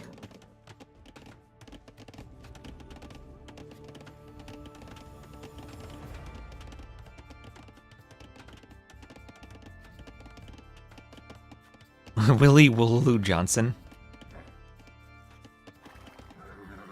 Willie sounds like what a German speaker would say if they try to pronounce an English word with a V.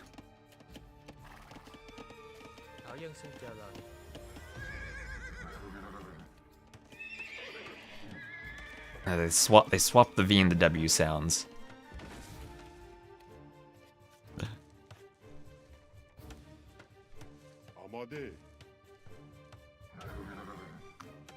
So a couple of scouts gonna get in. Jordan not gonna lose the Walling Villager though. He has the spear here in time.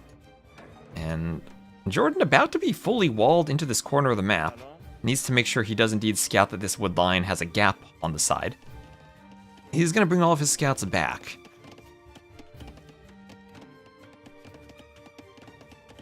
No team game tournaments. Yeah, and unfortunately, the date Nilly gave me for cartographers last summer coincided with midsummer, so the Finns didn't sign up. Oh, what was I saying about not losing a Wallingville because there is a spear nearby?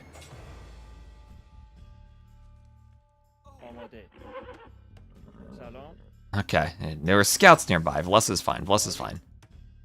I might have mentally swapped the colors of the players in my mind for a second. Villese needs to make sure there's no hole over here, as Jordan would exploit to that. Oh, did he just delete a scout? That's okay. The other day, I deleted my TC accidentally when I was trying to delete a farm, so it's okay. We'll give him a pass. We'll honor the sacrifice. Yeah, misclick for the wall. It happens. Spear pokes a scout. Now, I mean, safe delete doesn't apply to scouts, right? And this one tile on the edge of the map will actually be quite frustrating. You might need to swap to a house. And won't be in time. Ooh, won't. We'll keep the spear out. He might lose the house. I think he lost the house. And Jordan continuing to pressure with scouts. The Arabian Wolf gonna attack something. Vil can't get himself walled and will be picked off. And that delete. Haunting Villese then. He would have loved to have had an additional scout in that fight. But still, he has 500 more res collected, and with the Persians TC, still is up despite losing a Vil and the Vil count. And he does have 19 HP on that house, so it is walled. The Arabian Wolf, again going after Jordan's spears, the wolves on Villese's side. And he will send another Vil over, but with 2 scouts, that Vil might be a goner too. Vil can at least fight the low HP scout and get a kill. As scouts come over, can she maybe Alcatraz quick wall herself? No, she goes down, but it will keep the wall up. Up and not for long though, it's 4 HP, that'll go down. Archer comes over, and Villese, I think with the Archer, will finally get the wall. And with all that aggression, Jordan has managed to come forward, secure the gold at the front of his base, get a tower on it, get a range on it, and click up to the castle age, but he is still down by 500 resources collected. Villese will be clicking up right behind him. And yeah, Jordan does have a couple of good wood lines in the back, but then Villese, really good wood lines down here. And let me just, once again, make sure I got the colors correct. Villese is red here in the south, Jordan is in blue. Someone talking about the flags earlier in the chat now has confused me too. Already seeing the scouts into archers, just missing the skirms. Well, very defensive play this series compared to that Gabby Tato set we saw yesterday. More walling, more standard. Castle Age, Fletching, Gold Mining all on the way. Yeah, this if you're wondering how the map works, you can see on the mini-map pretty clearly. Basically, the land is split into 3 segments. There's one circle for each player, and then there is another land outside of that, where there are hills placed on the neutral terrain, wood lines placed on the neutral terrain, and then per player, a set of hills and forests. So you partition the map into 3 areas, 1 per player and 1 neutral. And when the circle gets close to the edge of the map, you get wood lines that look like this, squished between the player area and the edge, and that's exactly what you get here.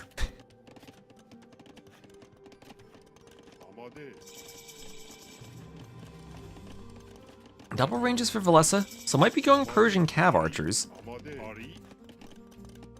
For now, it looks like crossbow Bodkin. No bracer for the Persians, so you don't want to play that too much.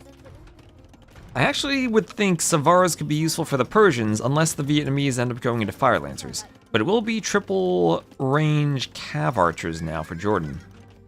And Villese will be trying to leverage a better economy against the scary composition of the Vietnamese with cav archers and the potential for Fire Lancers with more HP. That's my take on dockable Arabia puddles with fish. I think it can be completely unfair if one player has a fish boom and the other doesn't. So if you're gonna do ponds, I think no fish and far from the players is the way to do it, like this map has done them.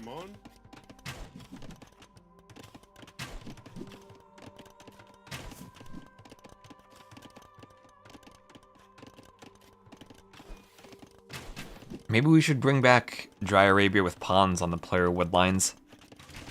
Just to be evil. Or a non-Dry Arabia. With ponds on the wood lines. And Vil for Villese just escapes. No ballistics, cav archers. Ballistics just coming in, but cav archers are quite useless without ballistics at killing Vils. And Jordan, with ballistics now, is going to try to out-micro the skirms with his cav archers. Look at that micro. Elite skirm for Jordan as well, so skirms, skirms, skirms. Age of elite skirmpires. If they find the pond, it's kind of wasted, but can't really do much if the pond is naturally in an area where your opponent walls. So, like, if Jordan were fish booming here, it doesn't matter if Villese scouts it. Villese can't pressure it. And 2 TCs immediately for Villese. He's going for the eco approach. And now the question is, how does he prioritize more TCs versus ballistics? And Jordan stopped microing for a moment, took a hit from the skirms. Crossbow skirms forward on the other side. Yeah, Villese deleting the barracks the first game, deleting the scout this game. And okay, rather than ballistics, he's going to go for a workshop. Start going for siege. Arabian Wolf killed by Villese. Villese has a nice numbers advantage, but still has the awkwardness of Jordan going mostly for skirm. So a couple of cav archers into skirms. Skirm, skirm, skirm. And going full skirm can, of course, lead to imperial skirms for the Vietnamese.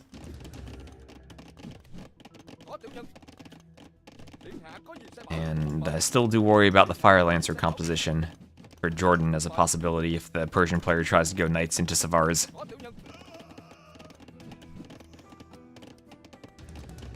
Mangonel on the way, not a Scorpion, a Mangonel. And Villese opening up a nice eco lead, 1k more resources collected. Oh, there's a Villese, there's a hole. Don't let the cav archers, not like this Villese. Okay, he walls in time, he's good, he's good. Oh, and I totally missed this earlier, but thank you, Spring SC2, for the follow 15 minutes ago. I'm just reading my notification now. Thank you very much. We are very closely closing in on 15k followers. We're at 14,224 right now. So I appreciate all of the follows and support we've been getting.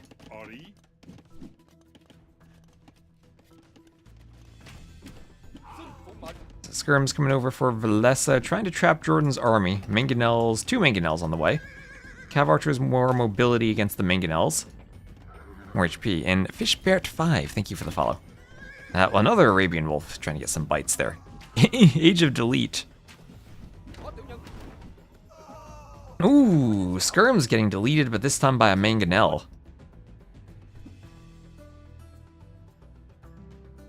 And Jordan adding in his 3rd TC. Villese did manage to add in a 3rd TC behind this pressure too. And he has a healthy villager lead now. A healthy res collected lead. And this is why people pick Persians. That Persian economy is crazy.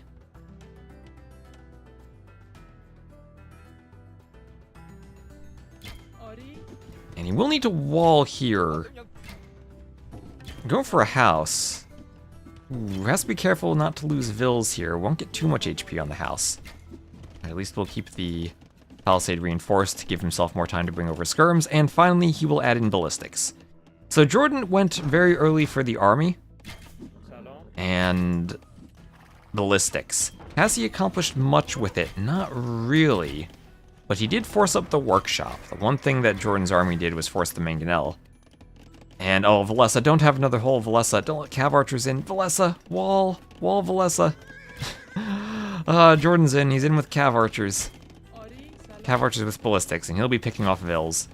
And Villese has some Vils to spare. But they will be going down. Skirms come over. You played against Villese yesterday, you lost, but no points. Big enough eco difference there, or elo difference there, that you didn't lose the points. There's the whole part 2, and he had so many villas for walling that. But Jordan in, and he's in the annoying hoovering position. Extra annoying because it's cav archers against skirms, and the cav archers are faster, and Villese will have to clean that up, coming over with skirms.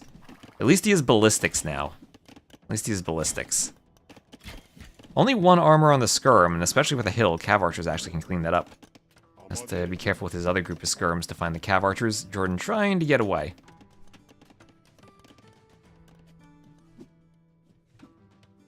And at the front, he's also pushing forward with skirms. 25 skirms and counting for Villese, going full skirmisher mode. And Jordan's attempt to add cav archers might just be backfiring as he's playing directly into the hands of the skirmishers.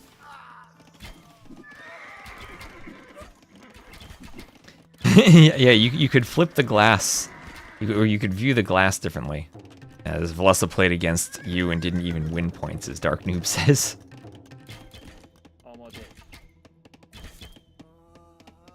Vil goes down, and Jordan's still being annoying with those cav archers. Villese with a slight score lead, but I think that economy is going to start paying off for him. He's swapping to scale barding armor and adding in knights now. Maybe Jordan can anticipate that, or maybe he could even scout it with the cav archers that are in. Some skirms go down. These get such low HP. They will finally go down. He'll see the knight. And Villese revealing the knight might be a mistake if Jordan can start going for fire lancers or prepping halbs. Stables at the front, though, so he will see the stables. Forward castle for Jordan. Right now hidden from Villese. Villese adding in handcart. Doesn't have heavy plow, but will at least have decent eco upgrades. Didn't forget any of his feudal ones.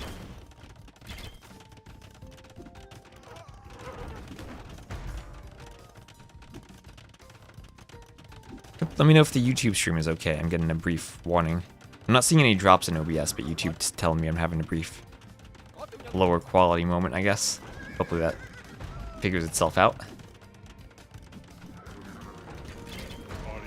Mangonel hitting the skirms, and skirms killing the Mangonel. Ooh, no, the Mangonel gets away. There's a Repairville hidden in there. Better go. Yeah, it's fine on Twitch. Sorry, it's high quality with Trust. Thank you, Atomic, but my internet says otherwise. Bloodlines, armor, no attack upgrades, but armor canceled. Wait, what? We've also deleted blacksmith? Armor was just about to come in. No, he still has the blacksmith. He just canceled armor for imp. Canceled +2 armor for imp. And he's going to try to swap into cavaliers to Savars. But there are the fire lancers. And how do you deal with fire lancers as the Persians? I don't know. Skirmishers do not have an attack bonus against them, like they do against the spearman line. Video stuttering, audio fine. Okay, hopefully YouTube resolves that. Trash bows? Sure, trash bows, but do trash bows feel good against the Vietnamese? They'll have imp skirms. Just need enough skirms. Maybe you go hand cannoneers, but same problem against the imp skirms. You counter them with enough Savars, so they do have +5 against Cav. That's not as much as Halbs have bonus attack, and maybe there is a line of reasoning that says enough Savars actually counter them. Enough war elephants. Turs with the ideas in the chat. Is the whole tournament on the old patch? No, just the rest of the round of 64. Yeah, Cryptic and Turs both telling me war elephants must be a good idea. Imp on the way for Jordan. He has a score lead, but he'll be Imp much later and still down by 20 Vils, down by 3k res collected. And he is pretty far forward on the map, taking the extra gold. Don't know how long that'll last. He did pick up 2 relics and has a 3rd relic right by his base. That gold's still somewhat exposed on the side. Enough Persian longswords. Bob with the galaxy-brained play. Persian longswords. Isn't there a civ now that doesn't even get longsword, it only gets man-at-arms? There's something like that in the game now.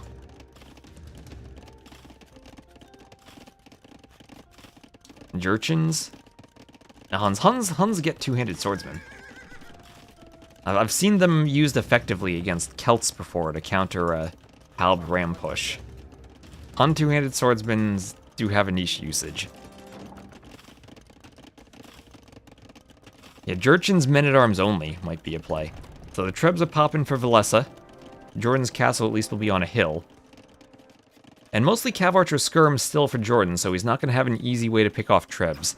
Plate Barding armor and Cavalier on the way for Villese. Also chemistry in case he wants to go for Bombard Cannon. I'll have to be careful of his Vils now, as the Cav Archers might raid.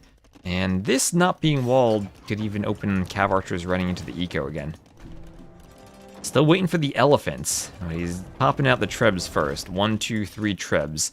And no defense for the Trebs, knowing that Jordan doesn't have any melee army other than a few Fire Lancers that the castle would deal with. Yeah, YouTube hopefully is fine now. Sorry for the stutter. I don't have any feedback about that on my side. OBS looks fine, so hopefully it's good. The monk goes down. Wait, Scorpion for Jordan? Maybe. But I think Scorpion are still a struggle against the Savars. So Cavalier is in, Husbandry on the way. Plus, if we're going to the forging line upgrades, just making sure he has the armor. Jordan going to repair that castle, but to what end is he repairing it? Plus, they will pump out more Trebs, and still there's no way for Jordan to deal with the Trebs. Cavalier skirm as Jordan tries to run the relic away. He has 4 relics, and it will be going for Elite Fire Lancer. Maybe losing the castle, though. As a couple of Bombard Cannon come out now, and Villese even walling in the Trebs. As this castle will go down, that crumbles, Villese pulling ahead in score. The difficulty will be the fire lancers. With chemistry, though, maybe hand cannoneer will be the answer. Can I check the bonus for the fire lancers? For the Vietnamese, it is extra hit points. They have 102 hit points, and elite fire lancers now plus 15 against Cav. Oh, wow, that is huge. That is an extra plus 10 against Cav. Okay, elite fire lancers are insane. Do not fight those with cavaliers. The castle age ones, sure, but do not fight those. Okay. Okay, it's gonna have to be hand cannoneers. That's the only way those are dealt with then. They also attack faster than halbs? What?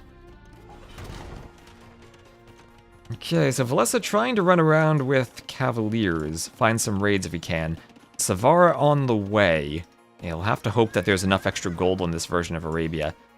Honestly, Villese coming out and walling over here would be great. He'd then keep a stone and a couple of gold safe for him. And if Jordan wants to play the long game, he does have 4 relics and could get that 5th relic. Hand cannoneer's out now, though. Bracer for Jordan. He hasn't gotten to Imp Skirm yet. Villese up by 5k resources and 1k score. I think things are still looking good for him. He'll be castle dropping Jordan's TC. And in control of most of the extra golds on the map right now. Are those stats only I think they're only for the normal attack and not for the charge attack. Maybe I'm wrong about that? I'm not sure exactly what Capture Age displays. And okay, if you want to see Cavaliers melt, here you go. And melting just as the Savar upgrade comes in. Maybe the Bombard Cannon can get another hit somewhere. There is Imp Skirm for Jordan.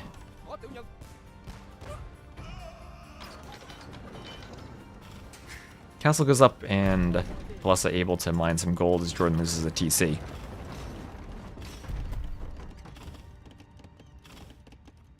Worked fine for you, no stuttering? Okay, maybe it was just some people who had an issue then. Or maybe based on the quality, maybe just the 4K. Stuttered and 1080p was fine. Yeah, now we have Imp Skirm Fire Lancer against Hand Cannoneer Savar. And I think Imp Skirm Fire Lancer is much cheaper. Much cheaper. Oh, but Jordan's gonna call the GG. Okay, thinking it's over. I don't know if that was over. Yeah, Villese has more res. Jordan still has a gold here. It would have been tough for him, no doubt. Would have been tough. I don't know if that was over yet. ACCM would still be fighting on, for sure. ACCM would be fighting on. But 4 relics, potential for a 5th relic. The experts in the chat saying the Fire Lancers would wreck everything here. If you look at the KD, it's pretty equal right now. Are the Savaras too intimidating?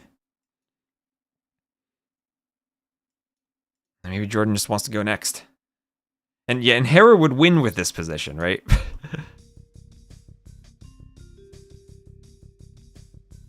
I don't know, I wonder what Jordan's thinking there. I mean, the Vil count was pretty similar. Neither of them were max popped. Maybe he overestimated Villese there. Guess he thought he had nothing against Bombard Cannon? Maybe, but he could always do his own cannon. He's Vietnamese, they have good cannon. I don't know. Jordan decided it was GG time. 1k score difference too much?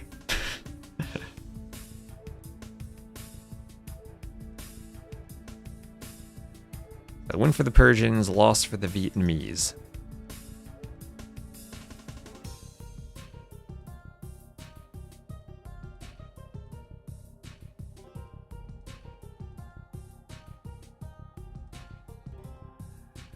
You're right into the next game. They're not even giving me time to eat my pizza between the games. And thank you, Socks, very much for using your Prime sub. Thank you for the sub. Appreciate the support. We're trying to get back to 200 subs if we can. We're close to it. The pizza's cold now. It's okay. Cold pizza tastes good too.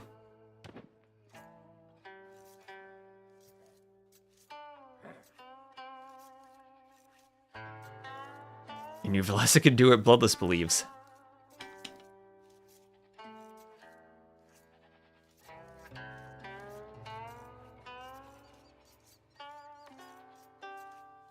Automod, not liking the compliments.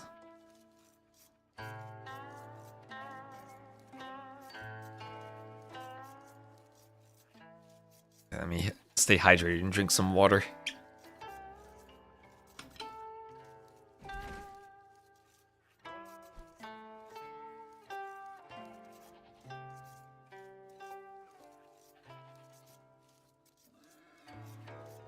Alright, so game number 3 all tied up at 1 apiece. We will have Jordan as the Blue Way, his very first overall pick. He'll be to the south, and he will be against Villese as the Red Koreans to the northeast. Save berries for Villese. The Way will have 1 free villager for every economic upgrade researched, every economy upgrade researched. And they will undoubtedly be going for Xianbei Raiders.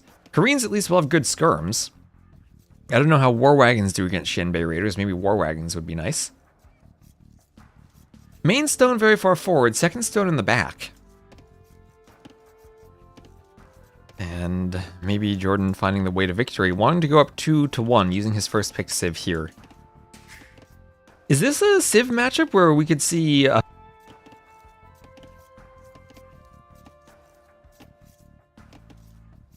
Piggy.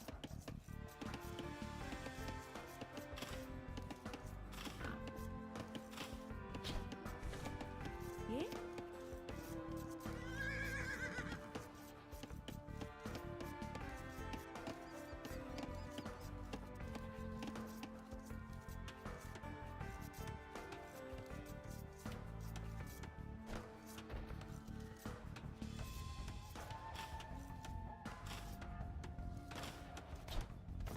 I will prefer Nelson Knight's description as a mic drop after being muted. I don't know where I was when I got muted, but thank you for pointing that out immediately. That is the problem, that occasionally Reaper decides it's just going to turn off and stop transmitting audio to OBS. I don't know why it does that, and it is very rare. One day we'll fix that. I've yet to find a solution though. Alright, do you think we will see some type of Phosphoro-esque naked fast castle into War Wagons from Villese? Is he the type of player who would do such creative plays here? Twitch casted silence, it was super effective. War Wagons would be brutal, says Samaro. I feel like this is a Civ match. If you play normal, the Way are pretty heavily favored, so why not go for something creative like the War Wagons here?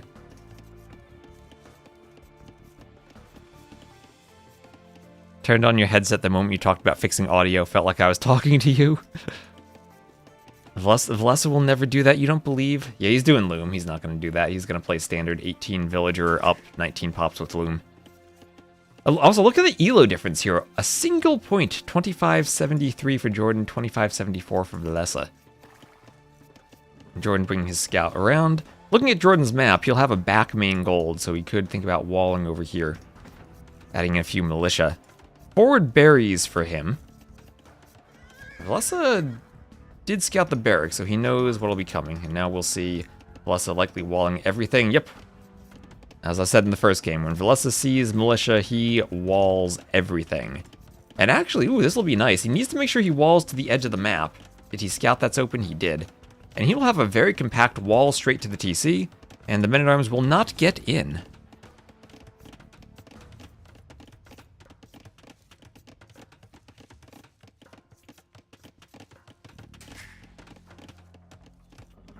Well, they won't get in as long as he walls that segment, and he does. Needs to make sure the sheep don't get hit.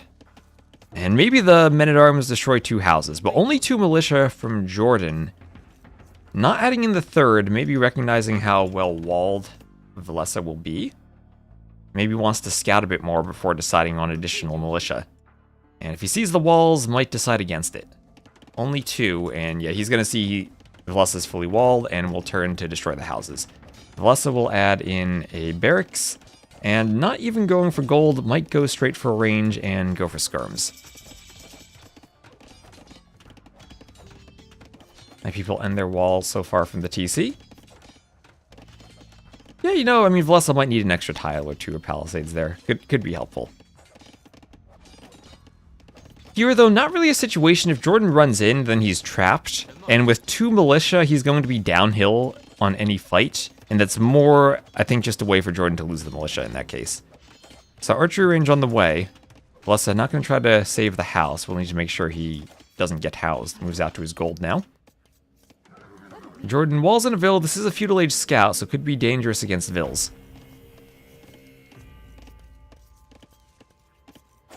Additional militia.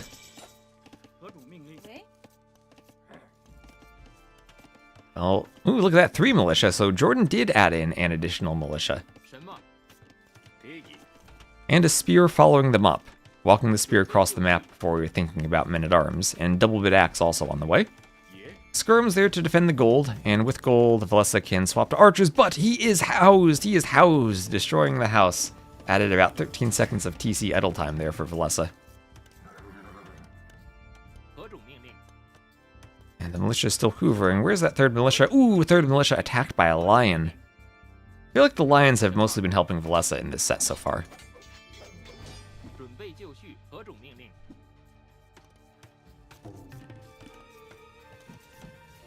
Need a fast FC. I mean, Viper did pull off a FC on this version with Portuguese, or no, with Rathas, with Bengalis against the Portuguese. It was just against someone who played standard and overwhelmed them. And think about this. Had Villese simply walled the stone, he'd be up to the castle age right about now. Hello, Chipmunk. And fight with the militia. Villese losing a good bit of HP on the skirm and the archers. Remember, the militia do not get their speed boost until the man-at-arms upgrade comes in. So they will be slower than the skirms and the archer. Spear coming over to try to poke the scout. Jordan being extra careful to avoid the spear. And Villese will be adding in a second range. Jordan will scout that. Range in front of the gold. Villese wants to control this hill. And tower atop this hill, protecting the only access to his town, might eventually be a good play. As the militia go down, 2-2 KD. All things equal, res collected pretty similar, but Jordan, with 2 eco upgrades, has opened up a 2 villager lead. A bit more idle time for him, slightly. And he's not doing the man-at-arms upgrade, continuing to pump spears. And we'll be fighting the full feudal age skirm play of the Koreans. Blacksmith on the way now. For Villese, he'll be thinking about fletching. Loads of javelins being thrown around. That is how you describe Age of Empires. And double ranges for Jordan too. He is going skirms. Oh gosh, both players double range skirms. What year is it? It's 2025. Double range skirms makes Dave Hun happy. Well, Dave Hun must be doubly happy. For double range skirms. Blacksmith for Jordan. He'll need to do fletching. And I think the armor doesn't matter for skirms in the feudal age. Skirm versus skirm. Our favorite unit. Does your favorite streamer have a skirmisher emote that you can spam in the chat? Find your emotes and spam them now. This is what AoE is all about. Why even make other units just puts you behind in skirmishers. Fletching on the way for Villese. There we go, Dark Noob's got it, Atomic's got one. Look at all those skirms. Oh my gosh, look at the variety of skirm emotes we have. Now that's when you know a unit is OP. It's not even a fun, unique unit from your childhood. It's just the skirmisher and everyone has an emote for it. Atomic's swapping a Choppa in there. Viper 999 fan, 666 fan. Getting a Teutonic Knight. How did Teutonic Knights do against Skirms? Skirms probably win that. Feudal only tournament and the Byzantine Skirm Wars then. Yeah, triple range will be necessary. We saw triple stable scouts from Miguel the other day. Maybe we'll see triple range Skirms. Feels like Villese's kind of winning this fight. Let's see, 7-6 KD, I will call that winning. 12 skirms to 9, but Jordan actually having the numbers advantage here. Bit of an eco advantage for him. And as I said, armor doesn't matter in the skirm war at this point.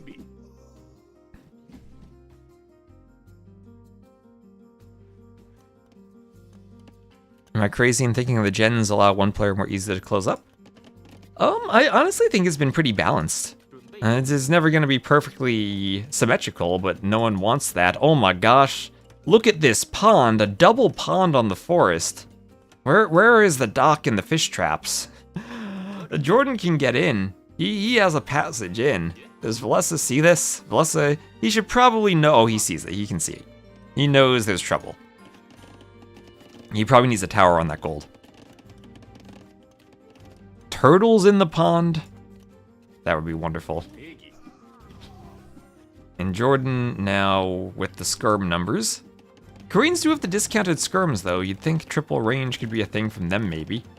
Res collected still pretty close, but Jordan consistently has had that Vil advantage. Market for Villese. Jordan not going for the gold. Villese, does he sell stone to go up? Is there a hole? Oh no.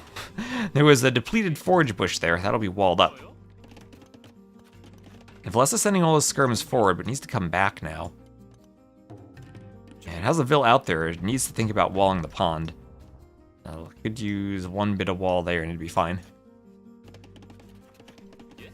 Vil is running off. And Eco KD 5-0. How did Villese kill 5 villagers with skirms? I'm looking at the skirms. I didn't even see the eco. Must have gotten in on a wood line when Jordan was forward. Oh my gosh, there's so many skirms. I can't even see all the skirms. And Jordan's still not even down in Vils. Only down by 1 Vil, despite losing 5. Let's see, Villese has wheelbarrow and he's up. So Villese, if he can win against the Way, he's going to be in a great position on in this set. Jordan won't be too far behind in going up. Now, Villese didn't sell the stone, but he's not committing to a tower on the gold. Still committing only to a skirmisher fight. And maybe not too worried. He has some Vils there if he needs to pull Vils to fight skirms. Pro casting indeed. What do you mean about wheelbarrow timings? Wheelbarrow before Castle Age usually is not too strange to see. If you're gonna have this many farms, 21 farms, then yeah, you will see wheelbarrow usually before Castle. Jordan needing to click up. He's not going up, idling the TC. He's microing skirms right now, and we'll keep an eye on his TC. Maybe winning a skirm fight, but idling the TC, accruing idle time, and missing the Castle Age timing. Could have gone up maybe 30 seconds faster there, just with some higher APM. In total, Villese ahead in KD. Res collected just about the same, and if you're the Koreans, you are happy about that res collected difference because your skirms have been cheaper this entire time.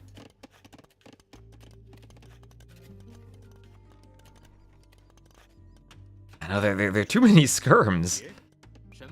Double stables from Jordan. Villese sees that, and that equals the Huiguang cavalry that will have extra HP for the Way. Very heavily armored cav, but with less HP. And maybe skirmishers are good at fighting that because of the less HP. They don't do much damage to cav anyway. It'd be 1 damage when the armors come in.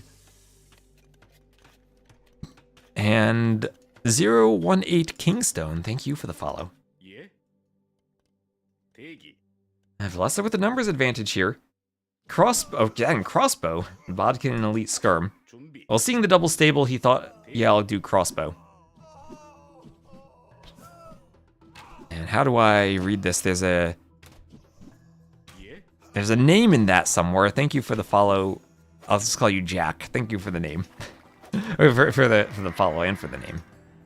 Where are the Fire Lancers? That's a good question for Villese. Where are the Fire Lancers? Koreans do have Fire Lancers that benefit from their wood discount.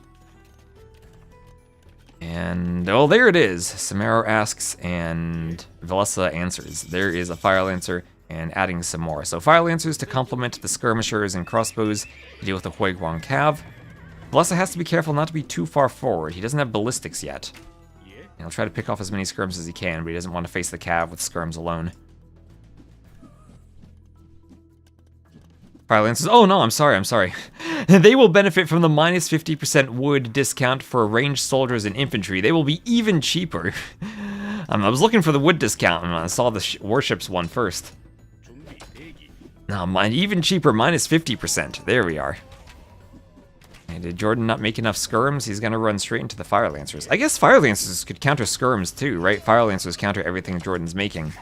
Jordan adding in 2 more TCs behind this. Needs to do his eco upgrades for the free vills still, but he's had to pump armies so much he hasn't had the opportunity to do the eco upgrades. Monk forward for Villese, doing everything. Skirm, crossbow, fire lancer, monk.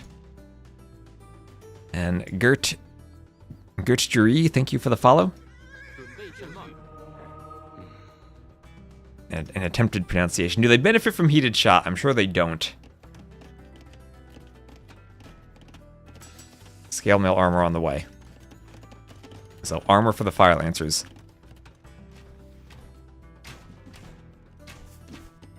TC here for Villese. Jordan takes a small score lead. But Villese ahead in res collected. Needs to make sure he doesn't fall too far behind in Vil numbers. And this is where the Huigbong Cav maybe could be scary against this forward army that's maybe a bit out of position. Some fire lancers and more monks coming forward though. Don't know if they can take a fight. They will try to dive the monk, but one conversion already in. Monk does not get a conversion. Is Jordan devoted? He is not. And they're going to try to dive the fire lancers.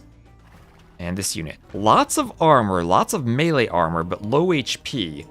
So if you're fighting counter units that have a bonus attack, or if you're fighting monks, let's see, can the monk get a conversion? Will he be lucky? No, he won't. The Huigbong Cav kills the monk.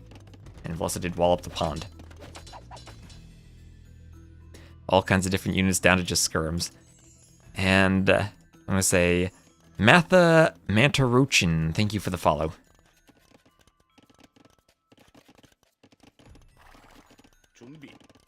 And again, would discount for the crossbows and skirms.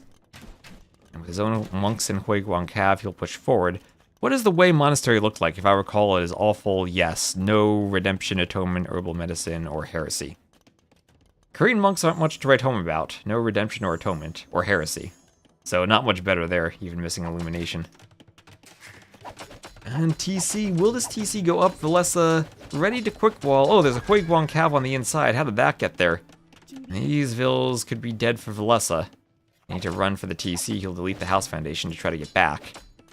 Oh, has to be careful to manage the vills. Don't run back to the farms while the Huigbong Cav are still raiding. Monk, not the best micro from Villese on this raid. Losing a couple more vills than he probably had to. Jordan, can he get walled in? Ooh, he just gets out. Just gets out. Villese doesn't get the house in time. Needed a tile back. Too many vills for him to micro there.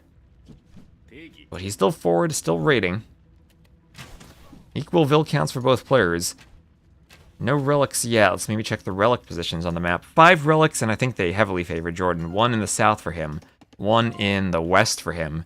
And then 3 that feel fairly competitive. Maybe this one favors Villese a bit. But 2 directly in the middle there. And this one accessible for Jordan, especially if he goes for the workshop. And Villese is going to have to hope that that lion supports him. And it can kill that villager. There is ballistics on the way, and there is the lion going for the Vil. The Vil turns the fight. At least that will delay the workshop. Villese doesn't see it, though. Hasn't been able to scout it. And the Vil with Loom will kill the lion. At the same time, Villese is raiding. He's raiding, but he doesn't have enough fire lancers to deal with the Huigbong Cav. And the army here from Villese will be cleaned up by Jordan. Jordan will pull ahead in KD. And now we'll pull ahead in military with the stronger unit, the Cav unit. Fire Lancers coming out for Villese now.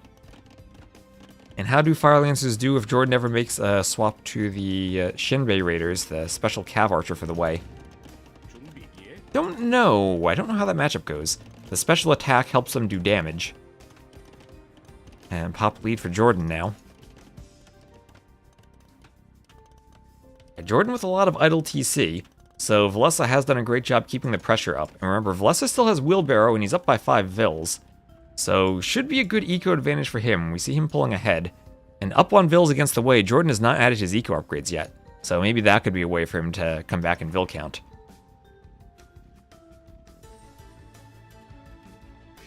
Yeah, weak to counter units is, I think, the right way to describe it. And weaker to skirms than normal Cav due to the lack of HP.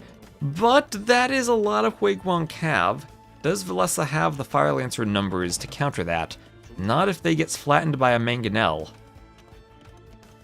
Or maybe they themselves just flatten the Mangonel. Forging on the way for Villese, he has the armor. Does not want to fight without the cover of the TC.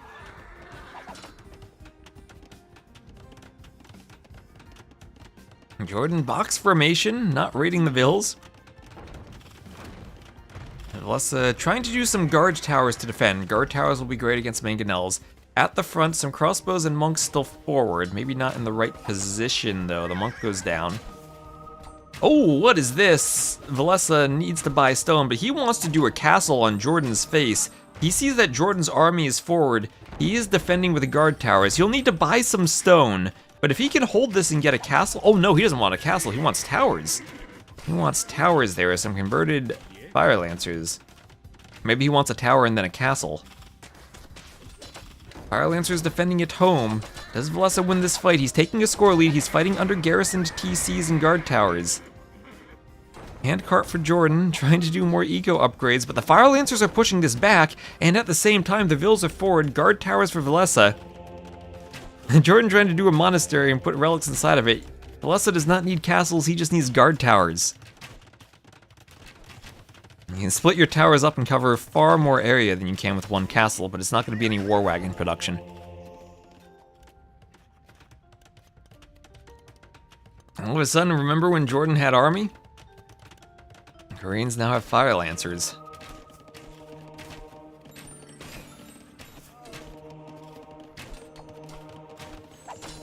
And imp for Villese. More Villes. And Jordan trying to bring in the relics. He can't get to his monasteries to put the relics inside. Doesn't have room to garrison. Villese needs some murder holes. Villese needs murder holes on the tower. There he goes, murder holes on the way. Honestly, that's one of the changes I didn't like, making murder holes research faster. Now you kind of do a reactionary murder holes. I prefer my murder holes to be premeditated. And now Villese will have it for the other towers at least. So much harder for Villes to rush them down. Skirms for Jordan, he's making the best unit in the game again, the skirmisher to defend. But the fire lancers here will take out that siege workshop. And now it's time for a castle. Castle for Jordan. Villese will think about a castle. Is that going to be a one villager castle? Has a second ville nearby.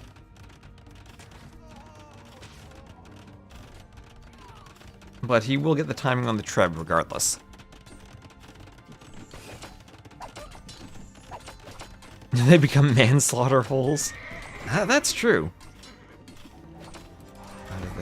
I think it was a bit healthier to require premeditated murder holes instead of the manslaughter holes.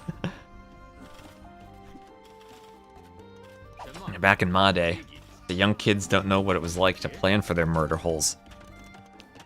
Villese maybe overextending? I don't think it's an overextension as long as he gets the castle up. He will have the positioning for Trebs. Arson on the way. And this is huge for Villese if he can beat Jordan with Jordan's first pick Civ. And with the imp, Jordan calls the GG. And Villese with skirmishers and fire lancers wins. KD similar, and the economy similar, but managed to go imp. Did Villese. Jordan making the more expensive unit than the fire lancer. GG. I don't think that's early at all.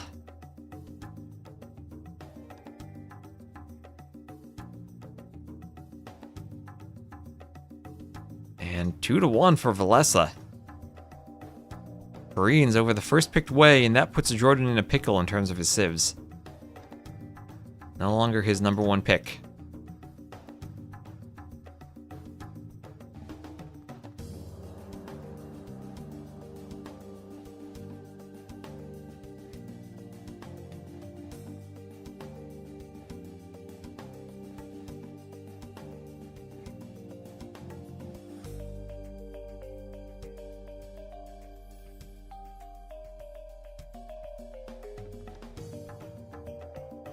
I prefer premeditated murder holes, exactly, YouTube.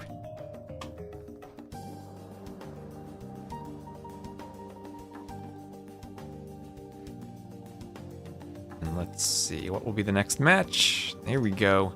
I left the game fast enough, I won't even have a spec delay. I'm still not gonna be able to touch my pizza yet. I have a good set, it's an okay sacrifice.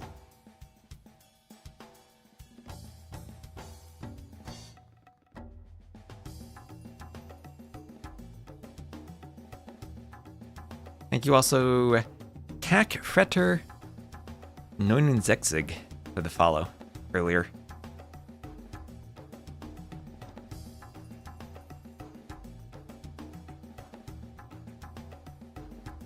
Save with the tiger cav the way? Yes, they have the tiger cav.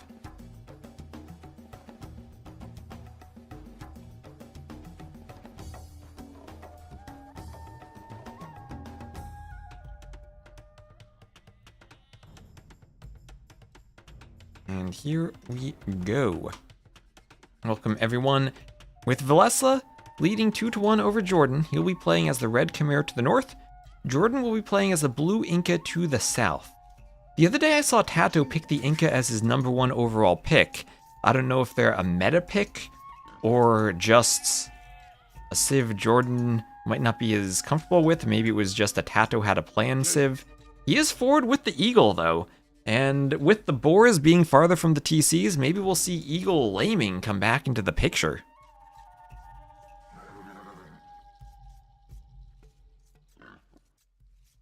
Villese defending his boar with his scout. This looks like the singleton ibex spawn, where the ibexes spawn in groups of 1 scattered around the base.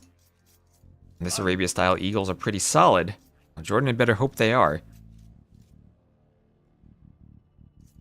Kind of awkward that the resources are so far from the TC. I feel like players are maybe scouting too close to their opponent's TCs and not getting the laming that they want.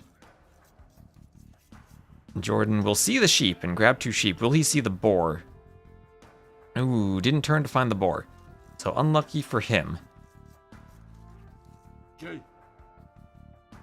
Passing like ships in the night, not getting a poke in. And the sheep. Will Villese see it just outside his line of sight? Will he see it? Ew, he's so close to getting the sheep back. What about the other one? He's a tile away. He'll get one of the sheep back. He'll get one of them back. But successful lame at least on 1 sheep for Jordan. And 2 on wood for Villese as the Khmer. Probably won't go too heavily for the lumber camp. You can skip the stable and maybe go straight for a stable range combo. Gold far from the TC and rather forward, as you always get on this map. Jordan just luring the boar and not bothering to pick up his own sheep. Not picking up any of his gazelles, luring the boars with his villagers. Has to come back and hope that he finds his sheep himself. Oh, didn't lose a vill there. That was kind of close.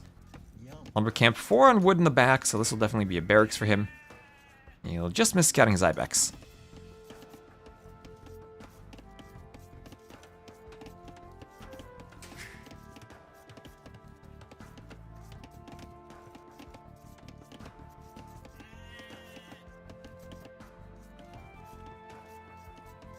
Boar coming in for Villese.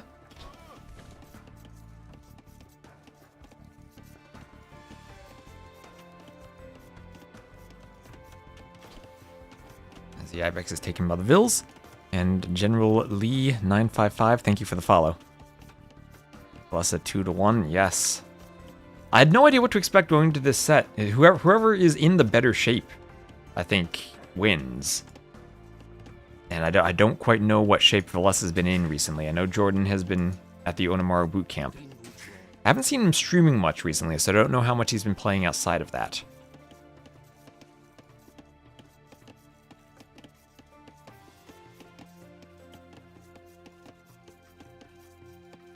Started programming because he thought this would end quick for Jordan, and now this has turned. I miss. Did anyone else watch Jordan's programming streams? Those are really cute. He was doing little Python coding exercises.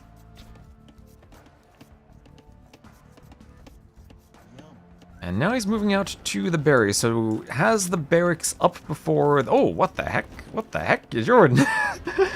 This is Jordan or is this Doubt? 3rd time's the charm in placing the mill.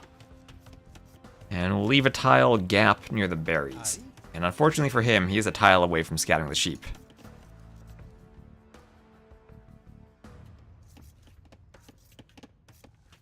It was cute. It was cute. I was also pushing in an ibex.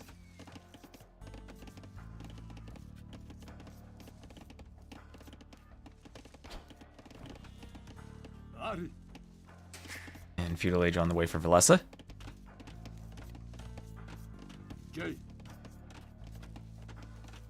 Wait, the boot camp? Yeah, I mean, boot camp definitely helped Vinch get to 3k plus elo on the ladder, right? And something good did come from it. And Villese immediately walls in the back as the Drush comes in. 2 militia and an eagle for Jordan. Don't see another militia being added in. And Jordan doing loom now. And we'll be clicking up on 25 pop. Still unfortunate for him that he missed his sheep by a tile. But going forward to lame and getting punished for it, I like this map. I think there are good distances for the sheep and the boar. DE's Arabia, I think, has erred way too much on the cautious side.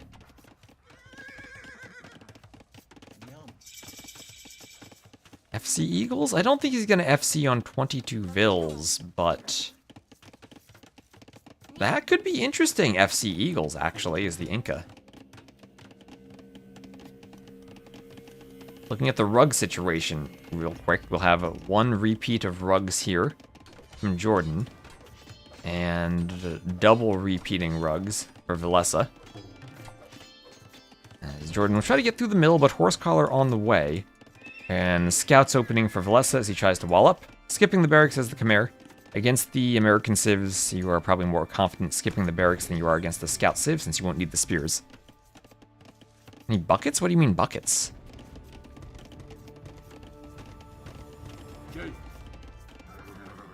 Feudal Age scout now for Villese. If you could get a couple of scouts together and fight this, that could be nice for him. Question is, do you wait for a 4th scout or go with 3? Maybe you just go with 3 when it's only 2 militias. I think you go right now. And you just try to make sure you're focusing and microing properly. Takes out 1 militia. Focus on the 2nd militia, he'll run the scout away, and lovely, lovely engagement. Just needs to run the scout back, or not, gets the eagle. And that went about as well as possible for Villese, takes the fight before the spear comes in. And that's why you don't wait for the 4th scout in that situation, because you're afraid of the spear. And now he's not even going to add in a 4th scout, just will do a range forward. And will work slowly but surely towards getting himself walled over here. Keep that gold safe. And here, I'd say to the cliff, but if he could just wall here and then to here. Keep the extra gold safe. He didn't scout the gold or the cliff, so he might just go to the edge of the map. But now his goal is to be active with the scouts and make sure he can keep track of Jordan's army. He will see a double range. So FC Eagles, no, double ranges in feudal for Jordan. Random buckets or barrels. Oh yeah, that is definitely a nomad thing. Just some scenery that's probably been added to nomad. Look at those perfectly positioned farms that will not matter because he's Khmer. At least they're around the TC so the Villes can garrison easily. And ooh, Villese not going to wall to keep the gold safe, going for the safer wall. Alright, well Jordan being very aggressive with skirmishers, discounted skirms for the Inca.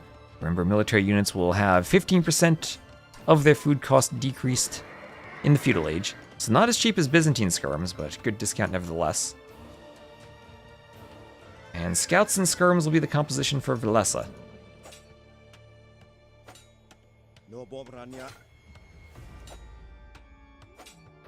The line goes down. And a couple of spears make things a bit awkward. Skirms really do want to pick the spears. Villese will use the tree as part of the wall. No forward vills for Jordan, though, but I don't think that wall goes up. And it doesn't go up in time. Jordan comes forward with the eagles and the archers and the spears getting around the side. Like the monkey addition to Arabia. Clutching for Villese. And Jordan, this is now awkward for Jordan because his reinforcements need to go a huge distance to get in. And maybe a possibility for Villese to wall behind here and try to sneak his scouts forward to pick off reinforcements while Jordan's going for that palisade. And yeah, looks like he might do that. Or he might try to take a fight before the reinforcements arrive, moving forward with the skirmishers. What's more important, to pick the archers or to pick the spears here? Part of me says the spears, because then your scouts become more effective. Armor for Villese, as the Khmer, he can do fully upgraded scouts.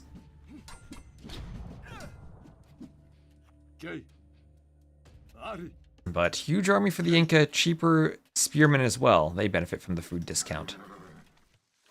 And armor on the spears even for Jordan.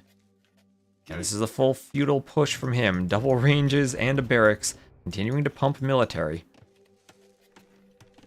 This is where Villese maybe gets punished for not taking gold or for walling the gold on the outside, because his main gold will be threatened. Wants to pick as many spears as he can in this fight. Worried about the Eagles going back to the TC. Farms on the front, I don't like that when you're fighting over here. Much prefer to see the Khmer farms back in this area. There we go. And okay, there he goes, moving out to find a gold. A sneak gold that Jordan isn't pressuring right now. Jordan could pressure it, but isn't there right now. Can't take the main gold. And the skirms are skirms the better unit here. I mean, both players with lots of skirms. But not enough eagles, maybe, to threaten the skirms. And I think Villese is taking a good fight with armor on the scouts. And Jordan looks like he's being cleaned here. Villese with more skirmishers and has the Khmer economy to back this up. Jordan has to run away. All the eagles get cleared by the scouts. Scouts OP. And skirms go down. They make it harder to wall the woodline in a pinch. That they do, but he is right now worried about the army at the front, and now he can swap back to the main gold. Does have to be careful he deleted over here, but Jordan going very aggressive and feudal, lost the army. At least he's up in res collected. Villese with a dominant cleanup in his base. And now he has a chance to finish repairing the walls, and that's why people don't play feudal eagles. With a market for Jordan, and second barracks, maybe he still has an opportunity for Castle Age Eagles, though. I feel like if he wants to do that, he'll have to sell the stone. Maybe he's thinking of the same thing, going for the market, going very heavy onto the gold, or actually he's just gonna do a tower. Could long distance mine 10 stone and then sell that. But needs a tower on the gold now. Thanks to the pressure from Villese, we'll need to keep the skirms away. Need to keep the scouts away. Now the question for Villese is, does he try to dive the gold? He is up to the Castle Age first, actually. Ooh, Jordan clicking up right behind this. And I imagine this has to be then triple barracks eagles. Maybe Jordan needs to wall the gold a bit more. He could be placing some palisade walls right now in houses to keep this walled, but he's right like that almost, but I thought it'd be a bit more forward. Only 5 vills can fit in the tower. The rest of the vills have to fight. No bloodlines at least, but armor is there. Eagles coming forward, Castle Age on the way. He doesn't want to let the scouts get in. And so far, ooh, nice walls from Jordan trapping the scouts. But who's trapped in with whom? Eagles coming forward. The scouts very low on HP, still killing some vills. Scouts, they have bloodlines just about in, but they've lost HP already. And no attack upgrade. And maybe the Eagles can finish them off here? Skirms will die to the tower, Villese being very far forward with his army. At least he's idling some of Jordan's eco here. He is pulling ahead in res collected now. All the skirms die though, and Jordan, hanging on, manages to clean the army and doesn't delete anything accidentally. So will he go for a third barracks? Will he just go for eagle spam here? Maybe double barracks eagles and a monastery is the play against potential Khmer knights. And potential Khmer scorpions too. Oh no, it will be the triple barracks. It will be the triple barracks. Villese didn't quite scout that yet. With 2 barracks, you're probably assuming there's a third, not far behind. So yeah, 2 vills killed, but through the entire army. And he's up to the Castle Age, doing light cav. Jordan walling fully behind this, making sure he's walled, mining stone too. And Villese putting a second TC behind this. Triple barracks feels like Jordan's gonna have to be all in with a push then against someone who's doing a TC already. And Villese might be able to defend with scorpions. Yeah, that's true. He did idle the gold a lot. So Jordan, well, I mean, eagles are cheap, right? Squires, eagles. Jordan has the gold for eagles, and as the Inca with the discount should have the food for eagles. This is maybe more annoying though. Light cav that can hoover on the farms. Jordan will need a few scouts or a few spears to defend against this. And immediate quick walls as the light cav run into the eagles. And he will now see triple barracks eagles. Eagle warrior on the way as knights come forward. No monk to deal with the knights, no pikemen added in yet. I feel like Jordan has had opportunities to be walled, and there he goes. Now he's better walled by the gold. Bloodless saying Villese will win the tournament. You better not be quoting metal there.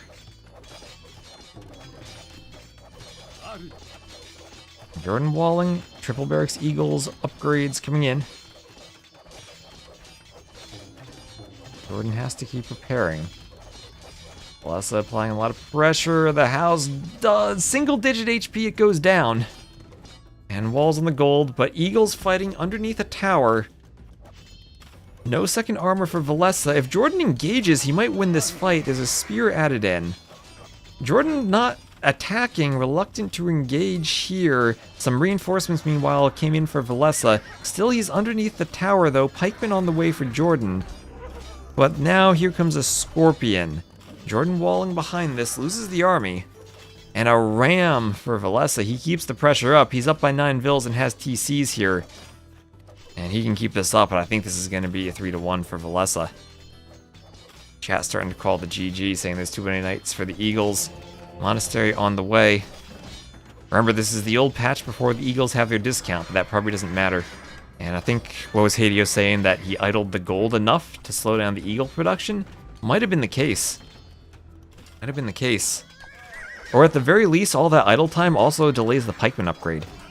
If there were pikeman Eagles added in there, that's a different fight. Okay, so knights being cleaned there by pikemen. The tower does not go down. Pikemen will die the scorpions, and eagles need to be added to deal with the scorpions again. But Jordan's still on the gold. Never count the American civs out. You never know when the Incas suddenly get 10 million eagles. Eagles buffed. Their food count is, or their food cost is reverted to 20 food, like it was in AOC in the next patch. Bloodless likes, I like that too. Hello, Noob Netrum, and hello, Sweezabulka, over on YouTube. And TC going up for Jordan. When are we nerfing monks again? Dave Hun. You mean buffing monks? Getting rid of devotion, fixing the bugs with them? Restoring the charge conversions, making monks fun like they were in AOC? Who is more retired? Seems like it was Jordan from the results of this match. But he's not out of it yet. Villese still needs to finish the game. 700 score difference and he's up by 2k res, so things are looking good. And those Chimera Scorpions will keep pushing forward. Jordan has to abandon the gold, doing a workshop, and he'll need to wall up behind this to make sure mangonels in the back are okay, but Scorpions with range are good even against mangonels, and I don't think Jordan has a way to extract the military from those barracks now.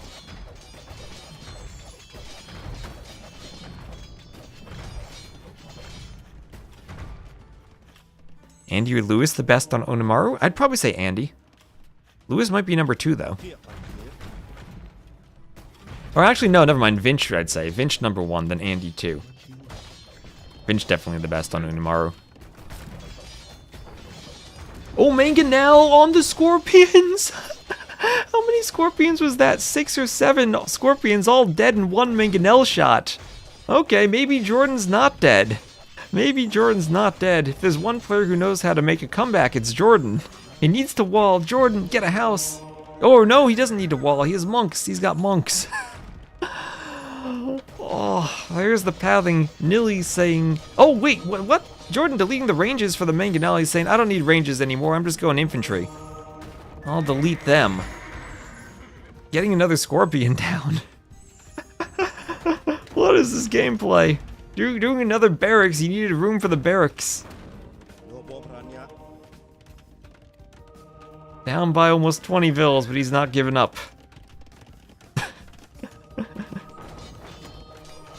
Scorpion delete into range delete. Knights, that's true though. Knights counter pikemen. Okay, he kills the Mangonel. Could Jordan pull this back with better Mangonel micro? The Mangonel shot almost on the Knights. Okay, Knights and pikemen, who wins? Who wins? Another barracks. Jordan keeps making more barracks. He's got a TC up. Villese has 3 TCs, and as long as he takes even fights, Villese is still happy. Up by almost 4k resources collected.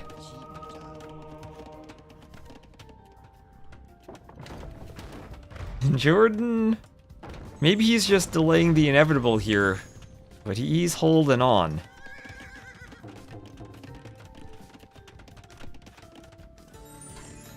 Oh, Mangonel hitting the pikemen, monks healing, getting conversions.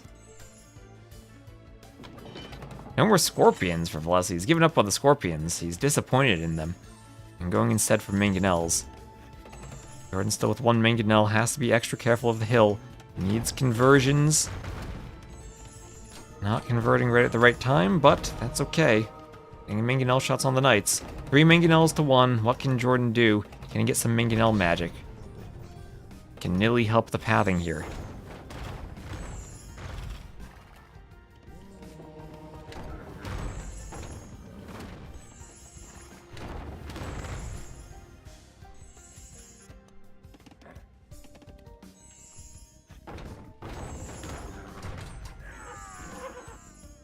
Like Cav killed by pikes. Mangonels pull back. And a shot on the Mangonels. One goes down. Can he get a second? He does? What is this Mangonel micro? Finally, Jordan loses the Mangonel, but that's 1 for 3. And the pikemen are pushing forward. Villese getting pushed back. Villese getting pushed back now. That Repairville is clutch against the pikemen. The pikemen so weak they can't even poke anything. Maybe Jordan needs some eagles again.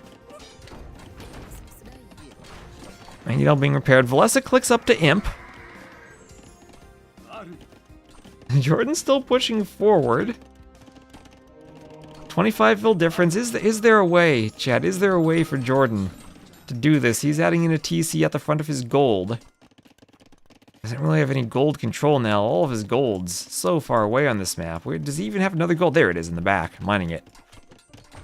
That's true. Villese has deleted a lot of things in this set so far. He could delete his Imp TC. 30% up. And we'll probably see a GG when Imp comes in. Jordan, his back's against the wall here. Picking off Light Cav with the pikemen. Picking off Scorpions with the pikemen.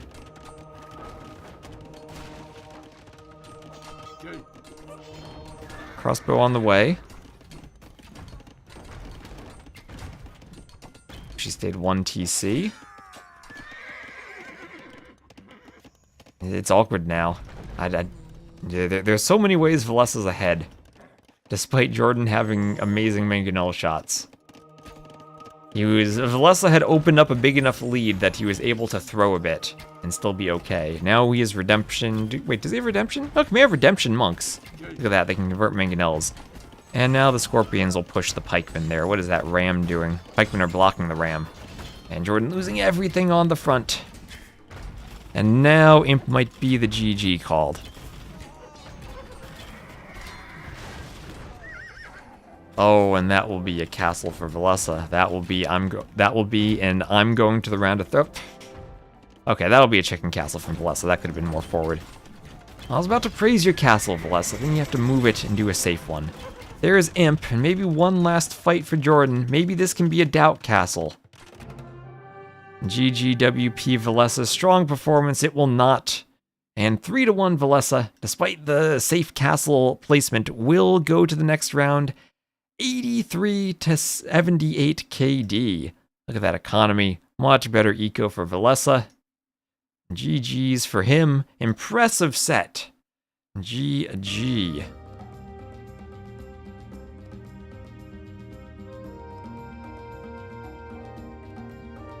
Oof. That was a game at the end there. Feudal Eagle's not enough for Jordan. He fell behind and never could really make it back. Anchor going down. Am I late? Well, you're late for Jordan Villese. You're in time for the next set. That'll be starting in about 20 minutes. We'll have Monoz versus Running and Dogao versus Stone Please. You're thinking blue is Villese? Both players are blue to me, so I understand your confusion. You're early for Doubt, and Doubt will be in 2 hours. Doubt versus Doomster. So let me see. Does anyone know what set Mem plans on casting? I'll cast the other one.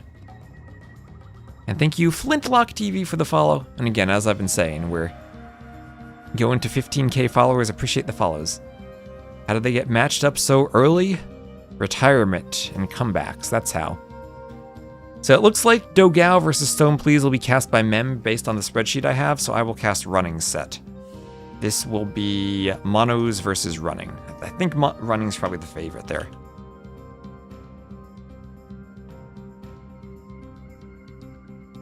Good stream numbers. Also thanks to Viper for the raid earlier. And let me just set the scoreboard up then for that. So we will have Running versus Monoz. I'll edit my YouTube title too. Oh, we had 111 people watching on YouTube too. Thank you all. Let me update my title. I feel like I might even need more coffee after this. Blessa still got it. Oh, and Lieutenant Dan, thank you for gifting subs. Look at that gift. 50 subs. Promote Lieutenant Dan to Lieutenant Commander Dan. Thank you very much. Now everyone can spam your Teutonic Knight emotes in the chat.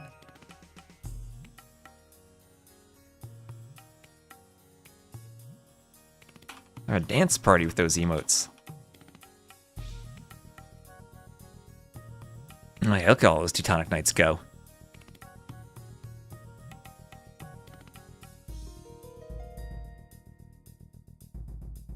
Oh, I should remove this draft because this is the draft of the previous set. So thank you very much, Lieutenant Dan.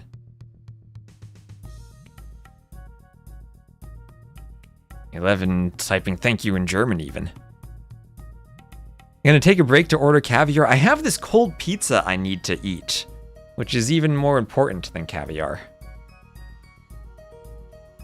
Der Dave, come.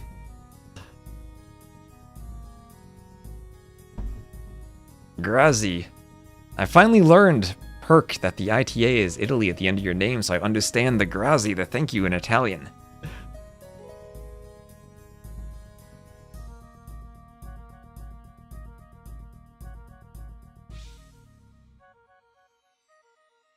Time for me now to slice and eat this cold pizza.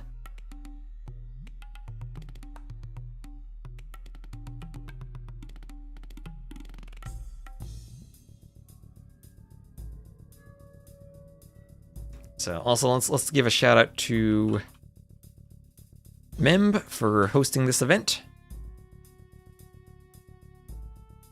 So go give Memb a follow if you're not already.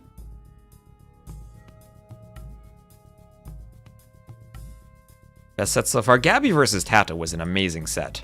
If you haven't seen that, go watch the Rex of Gabby versus Tato.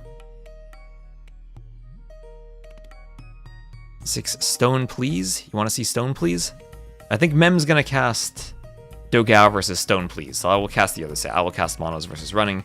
And Running is of course a clown, so we will enjoy seeing the clown running.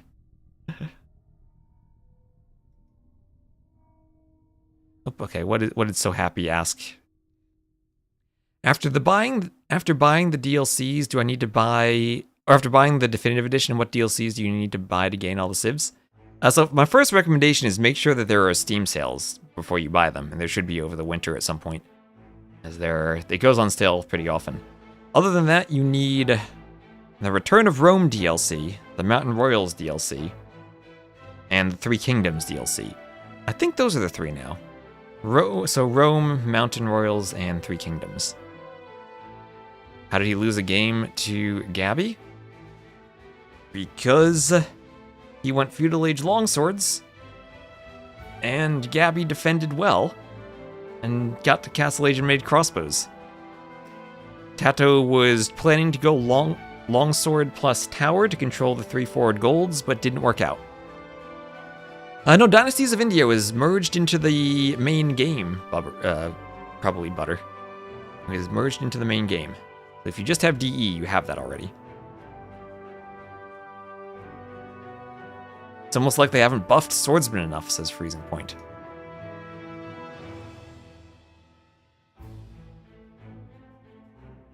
So we'll just chill for a bit until the next set gets started. Let's see, I don't see a draft yet, but hopefully they start drafting soon.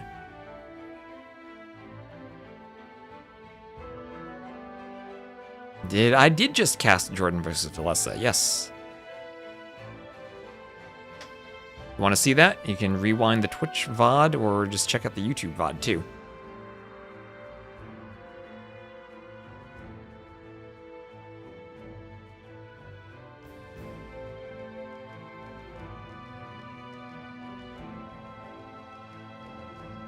Looks like Mem's taking a brief break too. Yeah. Since you're a sub on Twitch, Twitch does have a feature now that subs can rewind in the VOD and go back. So you might be able to try that out. Otherwise, it's on the... You can also do that on YouTube too. So it might be a bit easier on YouTube. The joys of multi-streaming.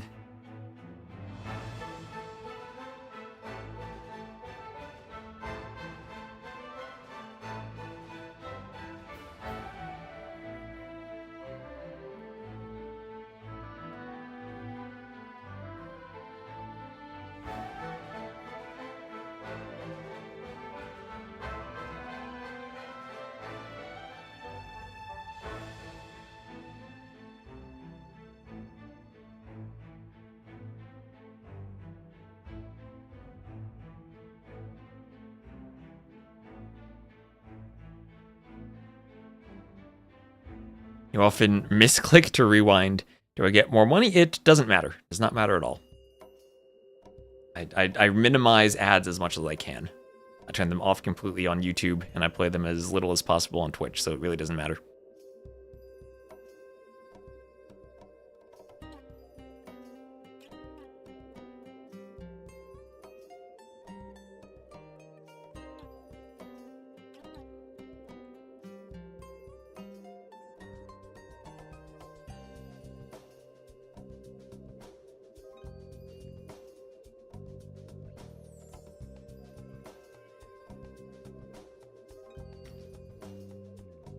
Hey, that's true. You can spam the like button on the YouTube VOD to promote that.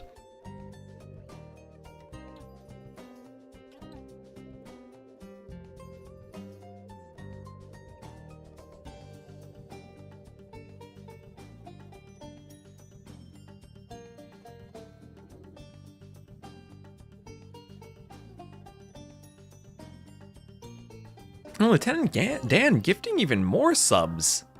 Thank you very much. Look at that.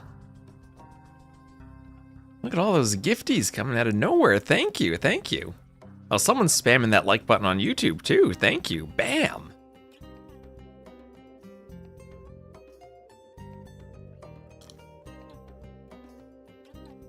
An absolute legend. I think we gotta go right past Lieutenant Commander, go straight to Commander.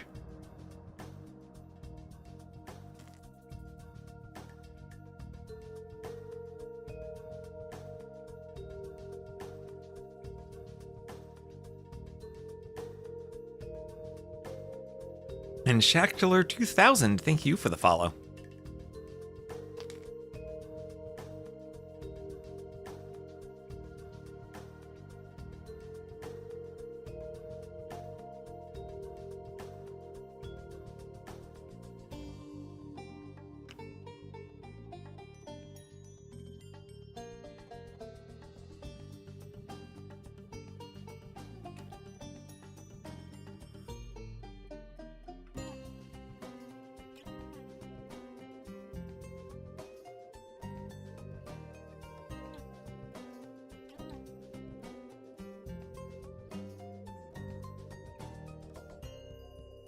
All the subs make this cold pizza feel warm again.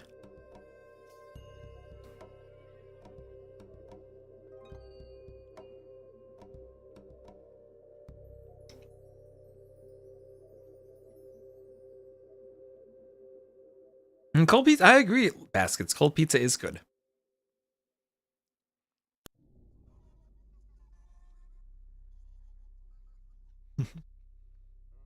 You just want to support? Well, thank you very much. What's been the biggest surprise result so far? Let me look at the brackets. You know what? We got some time to kill. Let me look at the brackets.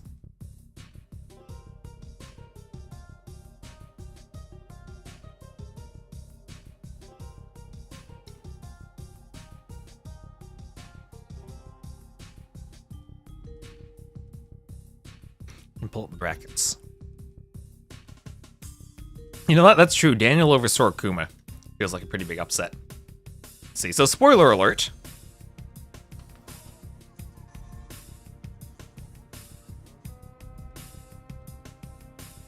That's my prediction for top 4. Hera, Yo, Leary, and Viper's he has the easiest bracket. Hera, Yo, Leary, Viper. Although Sato could have a chance if he can get past Viper. I think he's also has to deal with Sebastian Tato, but Sato gets past Viper. I think he might be the favorite to get there.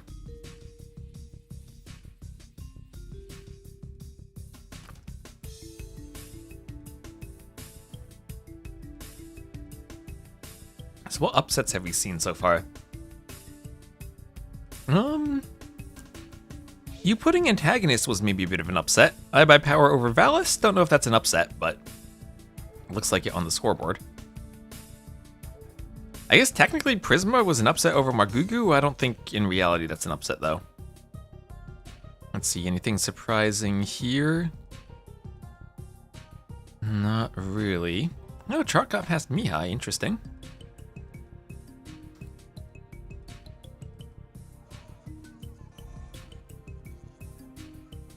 In terms of upsets, Daniel over Sora Kuma seems like the biggest upset so far. 3-0 over Sora Kuma, I was not expecting that at all. Jordan Villese? Well, Villese was the higher seed there, and that was a pretty competitive set. That result doesn't surprise me. I wouldn't have been surprised from anything from that set. Jordan, Villese is insane too. I'm never gonna doubt Villese.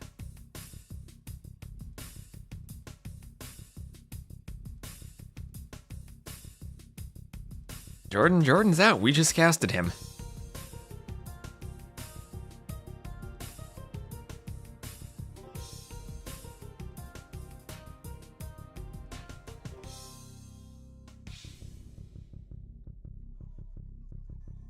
Designed twice early?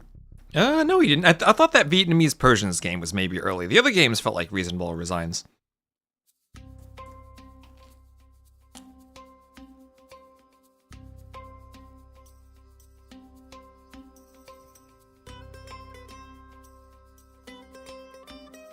Yeah, Daniel was amazing today.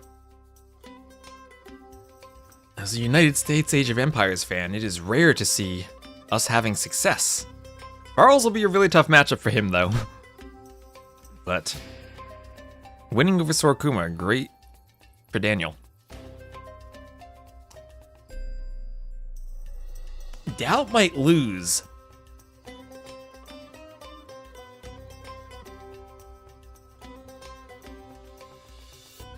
Those are some bold words.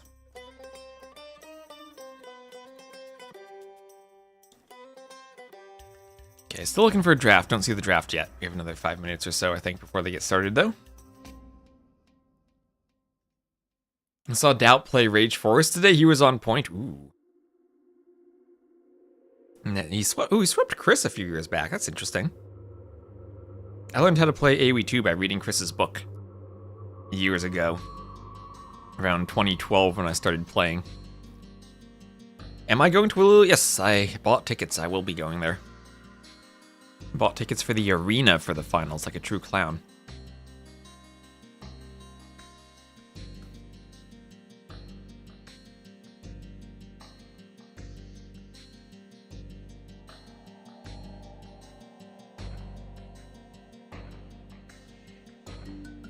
Hypercast it.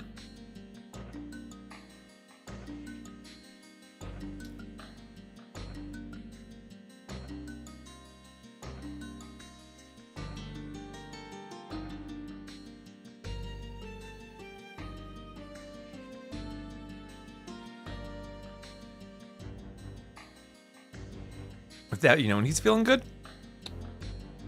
Okay. So you have confidence in Doubt. That's what you feel like. Doubt will win the entire tournament. I like that my YouTube chat is confident in Doubt. Being confident in Doubt is how you know you're a true Age of Empires connoisseur. Also, thank you, Beal Vic, for the follow earlier. Thank you very much.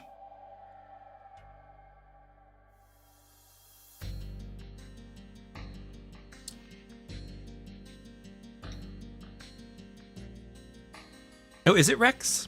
Maybe it is Rex. Have more confidence in Doubt than Viper before? Leduve. Believe in every single castle of Doubt. That's what I say. Ooh, okay, we have a draft, Running will be on the left. Grab our draft.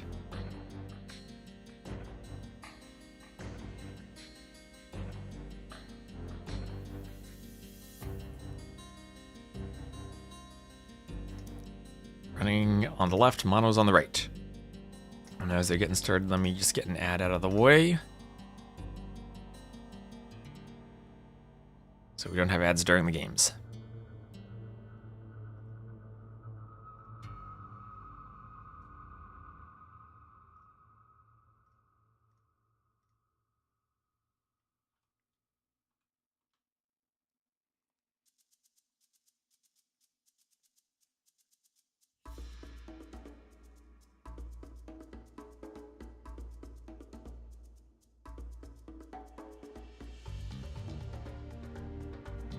Doubt victory is the best thing. All fan bases love it. All sponsors will love it because of high viewership. All casters will love it. All pros will hate it because Doubt trash talking will never stop. That sounds like a copy pasta right there.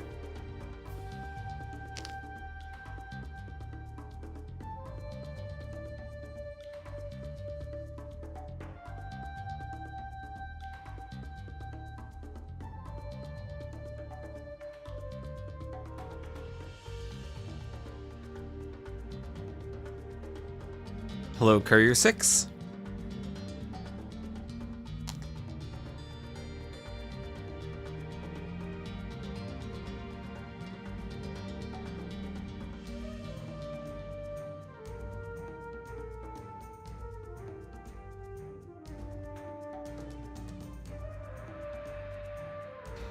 I like seeing your name when you did win a gifted sub earlier. Can I rant about the third campaign in Genghis Khan? Why is the wonder on an island? To make it difficult. Vodkin, you wouldn't remember that scenario if it were an easy one. Is there a player I like to cast more than any other? I love casting Doubt. Doubt by far. Well, these days I have really liked casting Gabby's games. With how aggressive her playstyle is. Those games are always interesting and fun to cast.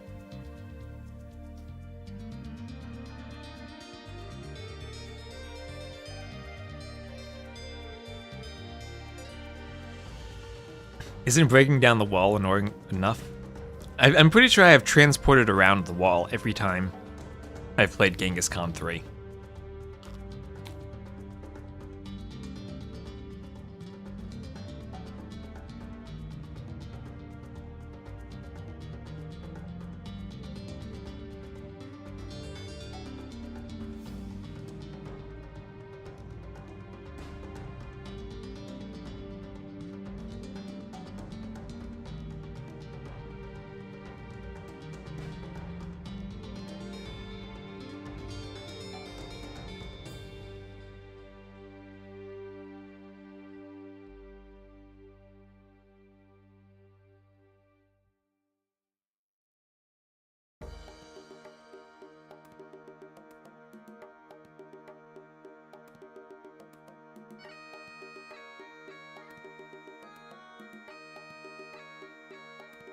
All bans are hidden. Yes, bans are first 10 random admin bans, and then 10 bans that are done in parallel and revealed at the end.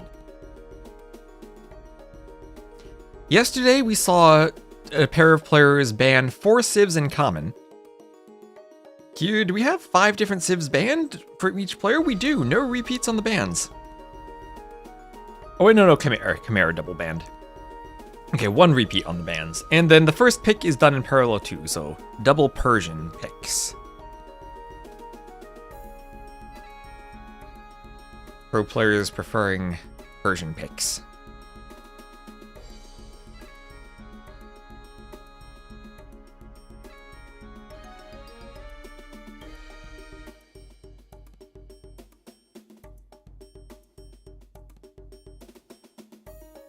Doubt is playing the lowest seed? Is he? I don't think so. I would imagine Herod plays the lowest seed. Or one of the favorites, the Hera Lirio Viper would play one of the lowest seeds.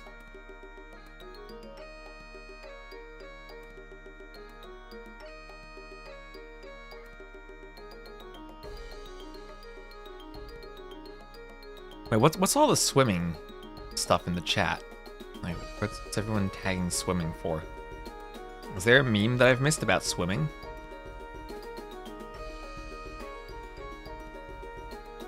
What is the meme, chat? Explain.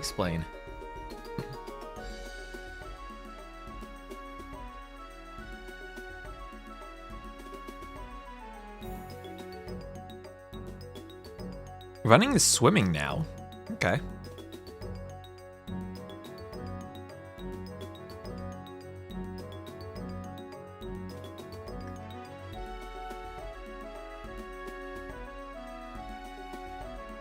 To be fair, running is German, and I've never seen their trains running, so it is kind of a weird name for him.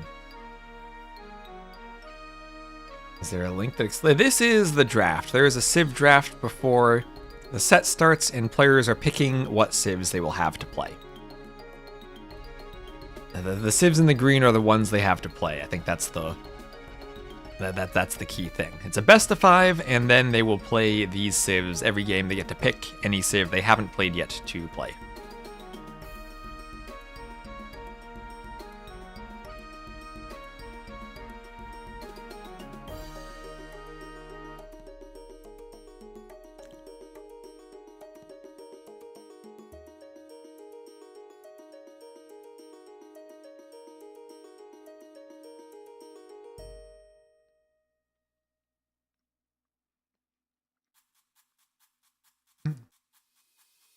So Duve scored doesn't tag running out of courtesy and instead tags swimming. Okay. It's a bit cold for swimming this time of year for me. You miss Aztecs? I do too.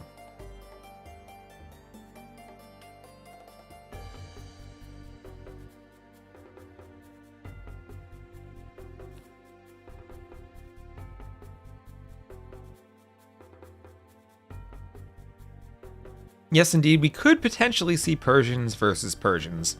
Why 7 picks and not 5? To give you some extra Civs. Make it a bit harder to determine which Civ is used for each game if you're trying to pick Civ matchups.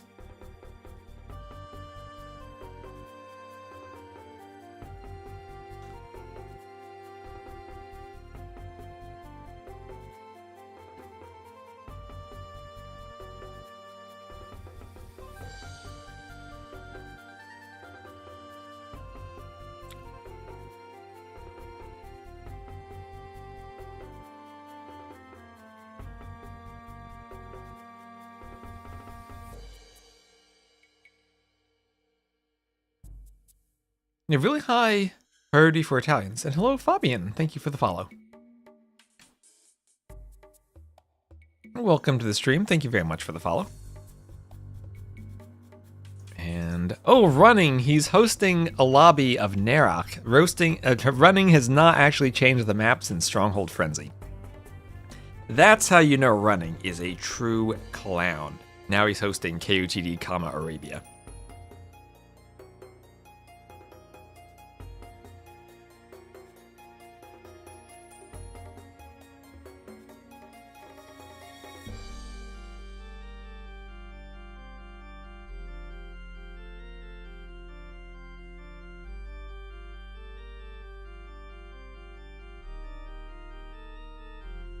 Maybe we do see the Persians mirror.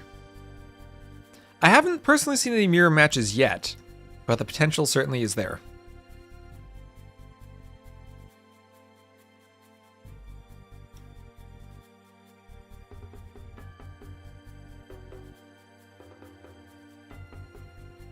You wonder what maps are going to be played. Gee, I wonder.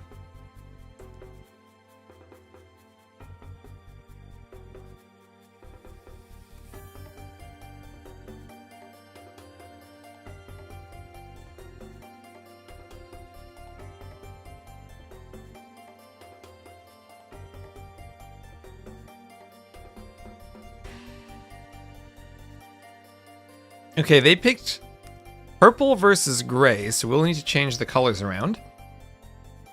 They have launched. We have 90 seconds until we join the game. And chat, your job now is to guess the civs they have. What civs are they picking for game 1? Give me your guesses. Type it in the chat. Give me your guesses.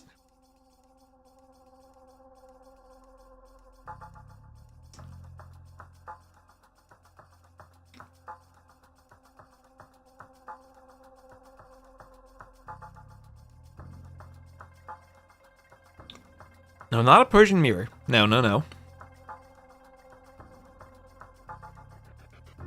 Okay, no one's got it yet. Lots of possibilities. Just keep spamming chat. It's what, 49 possibilities, 7 by 7?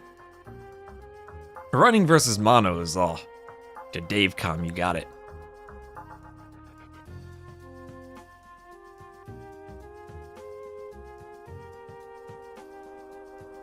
Ooh, okay, we got it. We got it. Murph Stang. Magyars versus Malians, you got it. You win the prize of guessing correctly.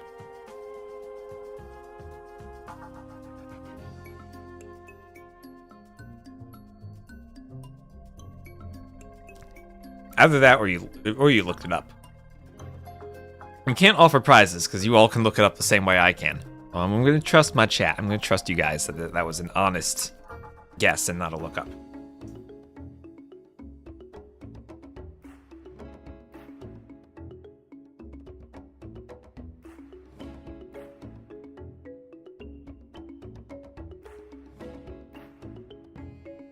$1 million emu bucks? So it's 0, got it. And here we go. So chat, what do we do for colors? Do we cast purple versus gray? You could open the game and check. That's how you would look it up. On the dashboard. Sentient Slaw saying purple gray. Do we do this? Running is running forward to lame. Go for it, no bad colors. Everyone's saying yes. Please no gray. Not gray. What color do we put Monoz in then? We can put them in maybe yellow. Green, yellow, purple, yellow. Is this okay? Lakers colors? Purple versus cyan. I think yellow purple is a bit easier for people than purple cyan. Gray for stone, please. Orange. Can we do orange purple? Is that possible? Is orange purple doable? I think yellow is the way to go. Yellow, purple.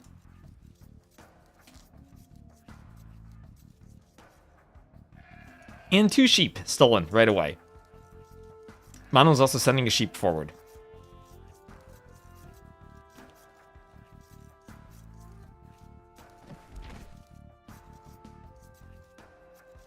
Orange isn't okay because our base likes it. That is a perfectly reasonable opinion. We can't do both purple. No, no, no. Alright, so Magyars, Malians. Malians will have good camels, but I think they will probably struggle against Magyar cav archers. As do most civs. Magyar is a good scout discount. The free forging will apply to their men-at-arms should they go for men-at-arms. And nice gold position in the back for running should you want to go grab that gold. In terms of elo, running definitely the higher eloed player. He is mostly known as a clown, though. Mono is a very experienced player from Argentina. Oh, I should do the flags. Let me do the flags. Hold on. Do the flags.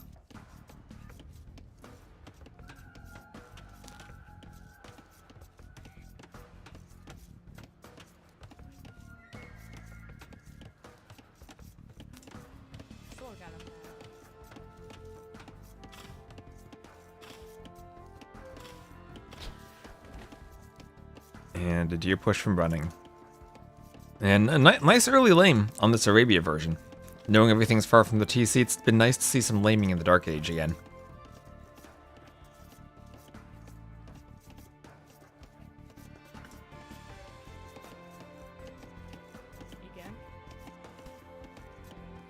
Alright, slice of pizza finished.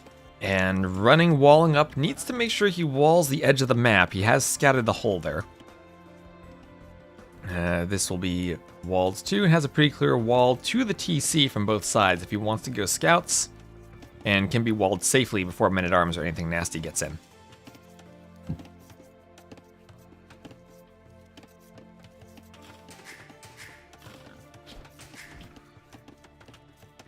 And he'll be going for a compact wall to the TC. And simply walling from that house to the wood line will keep him very safe.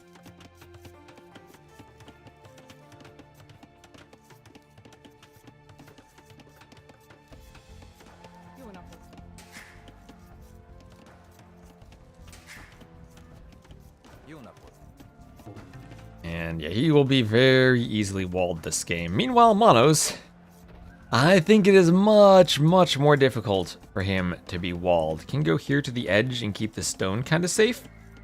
And that might be the way he goes, walling from those houses to the edge, and he'll have to play to secure the gold. Yeah, rough main gold, but your golds are always rough for players on this version of the map. This King of the Desert map. And militia coming forward. Now the question for running is, does he commit to a stable and open scouts with the Magyars? Or will he see the men-at-arms and react by going for a range?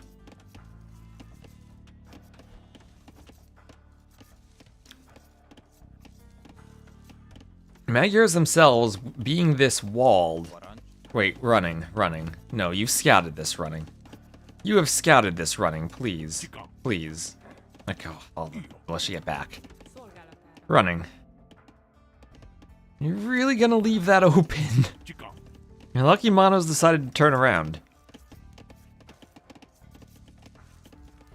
Yeah, scouts still seem good, and you can clean up the militia with scouts. It's a bit too late to go for his own men-at-arms. He's just gonna have the barracks for a scout timing. And seeing the barracks now, Monoz will recognize this as scouts.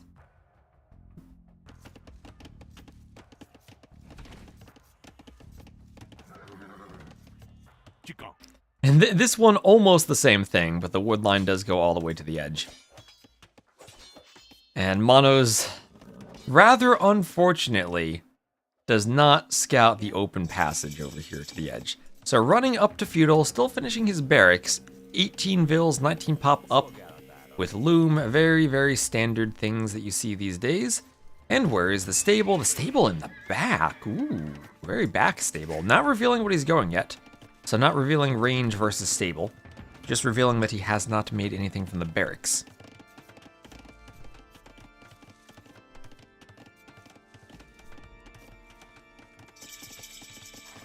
The scout for running at the front, hit by the vills.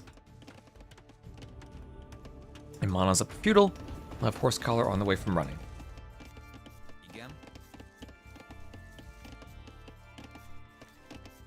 I mean, you could put the stable at the front right next to the house. I mean, there's enough room for the TC to protect it. But if you do build it outside the TC range, maybe the militia or men-at-arms hit the front of it. Usually not too worried about that. And also maybe the fact that you don't want to go for the range transition immediately against the Malians because of that extra pierce armor the men-at-arms have. They can do armor, get up to 3 pierce armor in the feudal age. And it will just be scouts. No spears. Sometimes the free forging is even nice for the Magyars to fight men-at-arms with. And this is where it gets tricky. If you want to wall to keep the men-at-arms out, you might not want to engage men-at-arms with your scouts, and you could simply run the scouts forward and try to do damage to Monoz forward. It will be a range follow-up here for running. And we'll likely then go for skirmishers to keep them... Oh, what the heck? What is that? Cameo gameplay there. Over the diagonal, hitting the repair veil. What the heck? Thanks, DE. Get your thanks DEs in the chat. What? Well, that was unfortunate for running. That Villa better be careful too. He doesn't get too close to the diagonal. I mean, he wasn't deleting a wall or anything there. What the heck? All right, well, 5 scouts, and they're gonna get ready to fight this with forging. And they will immediately get a nice start to the engagement. Monoz was not fighting, wasn't patrolling. And great engagement from running. He will lose a couple of scouts, but he'll clean everything here. And clean it before the spear and archers come forward. Maybe a mistake from Monoz not having a spear forward with the men-at-arms, seeing the scouts. I can't replay what happens. Unfortunately, Capture Age locks the replays behind a subscription. So we can go back to the start of the rec and rewind. Maybe someone can clip that. And we'll see it on Twitch. You might be able to rewind the VOD on YouTube and see it. And it was indeed a kill. It is 1-0 on the Eco KD, so that was just attacking over the diagonal. That was not a delete. So skirmishers, scouts and skirms. No big question about that. No, it's not a cost issue, Icebreaker. It's the fact that I prefer... I do not like the subscription model. And I prefer not to use it. They actually have a VIP program, or at least they did years ago, where they just gave me a copy of the pro version, but I still prefer not to use it. Yeah, subs on Twitch can rewind, where everyone can go to YouTube to rewind. Thank you, Nardu92, for using your Prime sub. I appreciate the support. So here's a double bit axe on the way from Monoz. Didn't get his eco upgrade right away. Was trying to apply pressure with the men-at-arms, and therefore delayed double bit axe. I've seen that more and more these days. Players delaying double bit axe for early feudal pressure. You always do it in going archers as the team game flank, and I've been seeing it in 1v1s. I support the stance, well thank you. I share the YouTube, just exclamation mark YouTube, and you should get it.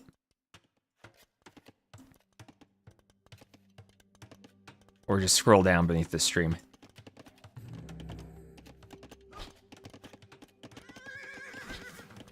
So forward gold for Monoz. As I said, that gold would be difficult to defend. And he did wall using it. And walling using it instead of in front of it means skirms, archers can do damage. And here your priority for running is killing the spears with your skirms. And if you do that, then your skirms can come forward. Or then your scouts can come forward and hit the archers. So far, so good as far as the fight from Monoz, even getting some pokes on the scouts. Forward Villese from running. Armor on the skirms now, that makes them much tankier against the archers. Stable from Monoz too, runs some spears into the skirms. Not the best micro there, but he's adding in his own scouts. He'll be scout archers against scout skirm.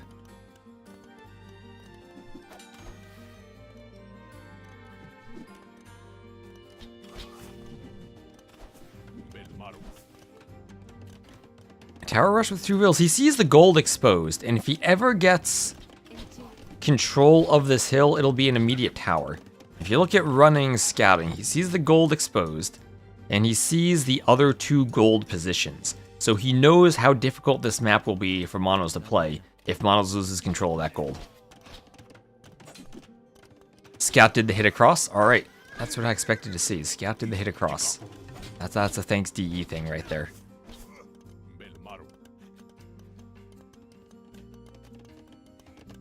You lose the build every time, right? Here I guess you're hoping that it's not scouted to be countered. But here comes skirms, trying to chase down the archers. If Monoz has enough scouts, he wins the fight. Does he have enough? Winning against the Magyar scouts. Didn't even do any upgrades on his scouts. Just having the archers there doing some damage helped out. And now the archers can run from the skirms as his own scouts go to clear the skirms. Archers now will jump the minimum range and force the skirms to scatter about. Nice play at the end there, and there go the skirms. There goes all of that forward presence from running. Lost his entire army. 11-5 military, and that was an expensive army filled with scouts, and because of that, running is forced to add in a second stable, tower his gold, and we might be seeing double stable scouts now from running. Doing a couple more houses to reinforce walls by the mill. And yeah, a bit more idle time for running too. Also, that dead Vill is giving Monoz a Vill lead now. That's why they call him running and not fighting. Is he better at running than he is at fighting? Well, double stable scouts, a build we've been seeing quite a bit in this tournament so far. We saw it every game from that Hera Miguel set. And Bloodlines on the way, fully upgraded Magyar scouts, and the Magyars will certainly love pumping out scouts with their scout discount. However, the Castle Age is on the way for Monoz, and the difficulty of going double stable scouts against the Malians is that they are a camel civ. And if they can train camels, then they basically shut down the scouts.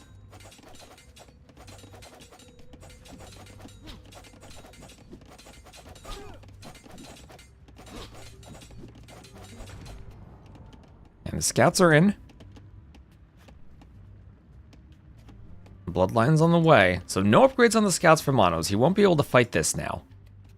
Bloodlines is a huge upgrade. And Monoz will try to get back. And what running will want is to take a good enough fight against this army that in early castle, the army won't be able to pressure him right away. And the scout's about to jump the archers. They're gonna split the army up and somehow take a fight. And that's about as good a fight as running could have hoped for, killing the scouts by themselves, jumping the archers as the skirms come forward, and no more scouts for Monoz. I don't think running's expected to clap him. I think Monoz is probably a better player than his elo would show.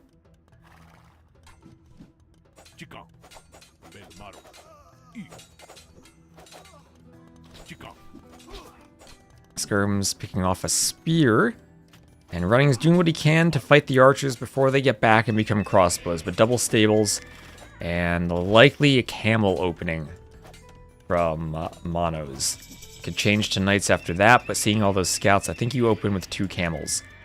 Crossbow camels, and then decide how to follow up. Did he see the second stable? He did, so he knows it's double stables, and that... Well, 2 stables of his own, he's not doing anything from them. Actually, he's opening knights. Okay. Opening knights. Thought that would have been camels against all those scouts. Now he has to be careful with the archers. Yeah, they can become crossbows, but these are still fully upgraded feudal scouts. They catch you out of position. They'll still take a good fight. Like right here almost. Ooh, the hill saved Monoz there. Hill saved him. Should I run back? Maybe. Losing all the scouts does hurt if you're not going to have light cav. And now running. The good thing about double stable scouts is you can click up to the next stage pretty easily because of all of the farms you add in. Wheelbarrow, all the feudal age eco upgrades. I guess we don't see the gold mining upgrade. Does he have gold mining? No, it doesn't have gold mining, but everything else he has. Might even want to do gold mining on the way up. But it'll be triple stables, scouts, and to light cav and knights. And I still can't help but feel maybe it would have been better for Monoz to go camels. Oh, look at that. Finally, we have a house wall. The back passage is house walled. But okay, triple stable time. Production of scouts on the way up. Running will have 20 scouts to turn into light cav. And these vills, what will happen to those vills? Can he buy time to do light cav and armor? I don't think he can, but 20 scouts, he has a hill. No ballistics for the crossbows. And can't help but think if Monoz could have had maybe 6 camels here and actually managed to force that fight with the camel crossbow combination. Running down in vills, though, all this pressure has cost him to fall behind by 8 vills. Idle time and some kills. Wheelbarrow will account for 3 of that, but not all of it. Like cav and armor, he wants to delay, and here come the camels. Now Monoz fully going for camels. He's easier to see now, though, now that he sees the stables and the commitment like we do. And the camel's fighting. Crossbow's still hoovering around. I think crossbows just go for vills now. And running has to run the vills away, as his name would tell. But everything goes down. Alright, so even with the camels, the light cav upgrade came in early enough. And now running can start adding knights. Adding in a monastery.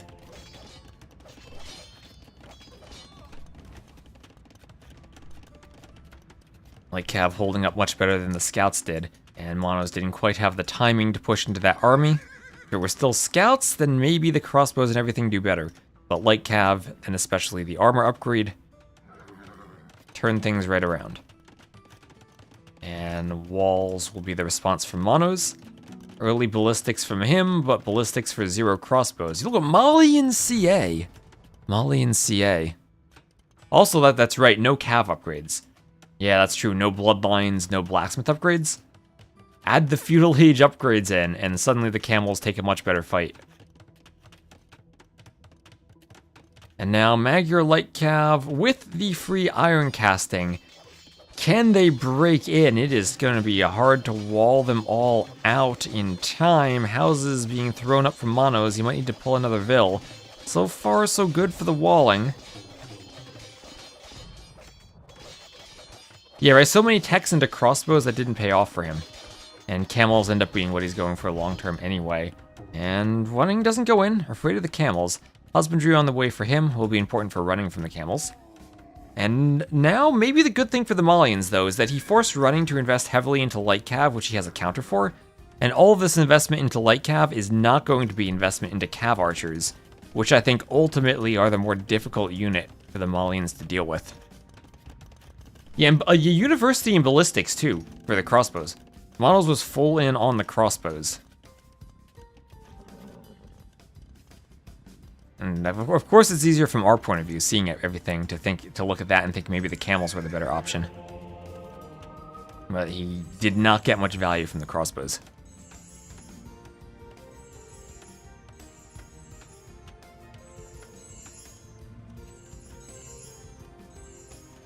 And that's always the difficult thing, though. And it's what, as I think as you're climbing through the 2Ks, one of the things that can differentiate players is making the right decisions during those transition periods between feudal to castle. And running managed to hold. The triple stable scout worked for him. You're a professional 1K backseat gamer. Yeah, 5 Vil kills, and Monoz does still have a Vil lead. But not all that much, and enough monks from the clown running. And no devotion from Monoz, he is not devoted. And camels themselves don't do the best job of killing monks.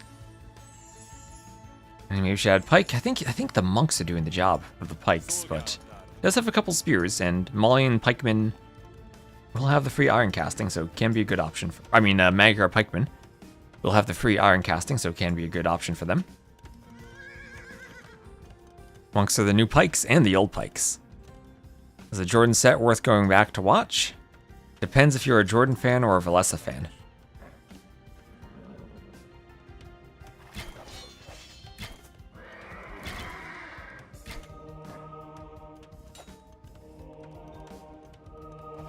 And monks trying to get conversions.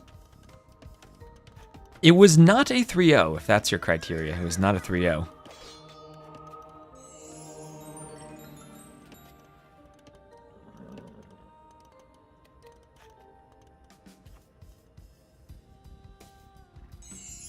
And castle time from running, staying 1 TC, lots of knights, lots of light cav, lots of monks. And most importantly, he here has 15 villagers. Remember chat, it takes a village to raise a castle, and running has sent an entire village forward. Although the castle foundation is blocked, Monoz thinking, I have 800 stone, I will plop down my own castle. And if this is a castle race, Monoz intends to win it. Monoz will turn and fight with his camels. Running certainly has more military, 40 to 23, and this might just be the fight that overwhelms Monoz. The camels, they're great against all of the cav. And Monoz holding on for a while there. The monks not really getting conversions. They're focused on the cav archers, which got pulled back. The castle does go up for Monoz, and he will be able to target the Vils. But target is a different German player, and this is running, and running's castle goes up. In the back, running, also running around, living up to his name with those light cav, finding a raid through the overchopped wood line. And now Monoz does not have wood. He has 0 Vils on wood, 0 Vils on gold. The only thing he has are some Vils bumping around on the farms.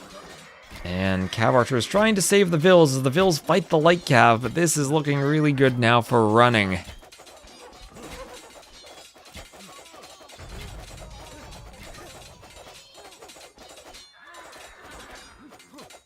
Vils trying to fight the light cav. Light cav going down. Finally some complete damage to everything for running.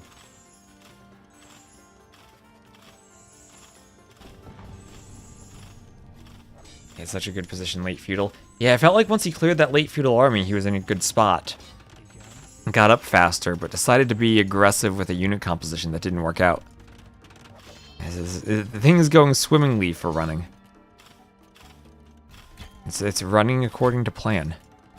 No petards. No petards, by the looks of it. Magyar hussars for running. And Mono's got to respect the fact he's not a player who will resign easily, but there is the GG. And running does it, goes up 1-0. 86 to 70 KD. Better economy by the end. And you can even tell in that transition how Monoz was ahead in eco by a good bit. And couldn't do anything from it. Maybe the play was just camels and defend with TCs instead of being overly aggressive. And good almost 3-minute advantage in Castle Age timing that he couldn't convert.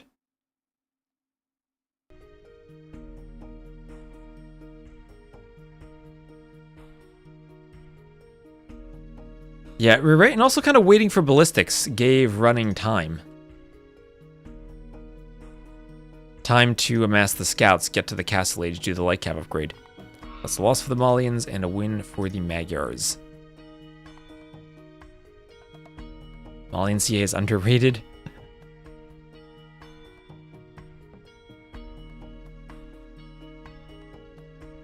Let's see, what is the next game?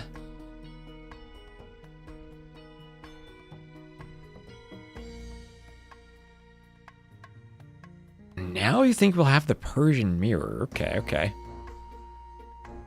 Let's see what we actually have. Well, you're right about one player picking Persians, but that player is running. Next game is Arabia. Do you really think that Monoz would pick Arabia as a home map against running, the clown? Would you really pick do-it-yourself arena?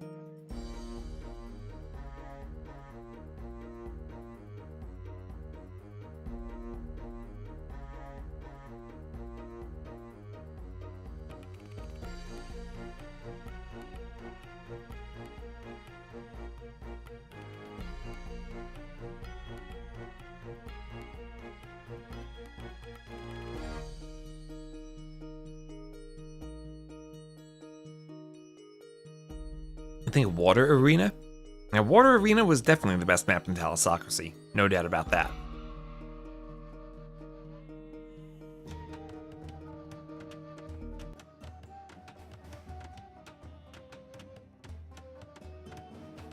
Alright, once more, Mono's in the yellow. What makes Persian's first pick? You're running with the pretty purple Persians will be to the west, and he will be relying on their economy. Nice start with the extra food and wood, and then faster working TCs. One of the strongest eco bonuses in the game, faster working TCs. So we'll have Monoz then to the east, playing as the Yellow Malay. We saw that in that Villese Jordan set, if you want to go back and watch that game. The Persians they have a way of pulling ahead in economy. And running has a way of pulling ahead in laming. And grab a sheep, grabbing one of the scouting sheep from Monoz. And will he steal the boar? Will he steal the boar? He will steal it. Yes, he will. It's layman time. And Monoz didn't scout the boar, so he doesn't know he's being lamed. He finds his other sheep. But here the sheep are just a bait, so that running can abscond with the boar. Get around the edge of the map. And running's map, look at that beautiful main gold to the back where it's safe. That was an emote of stealing a boar. That is cute, Drex. Loveless not a fan of the lame. Hey, it's Arabia. The clown's going to the hamster den. He's got to do whatever he can to survive.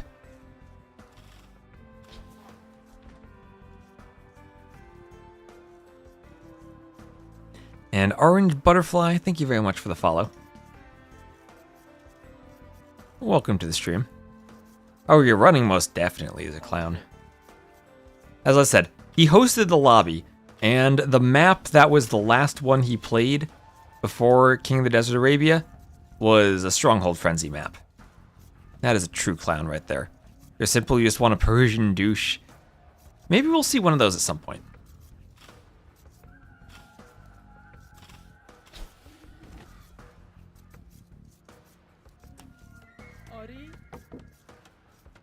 Her is trying to distract running, slow him down, force him to walk.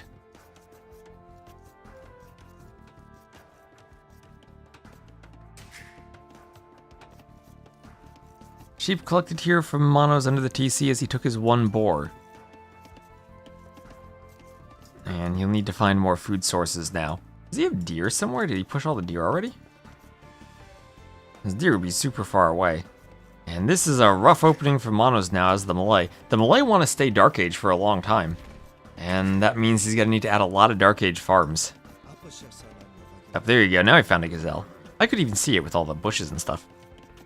Where's the lamed boar? Right over here underneath the TC. I believe it is this one. Does Running still have a boar left himself? Or did he take... Oh, took both of his.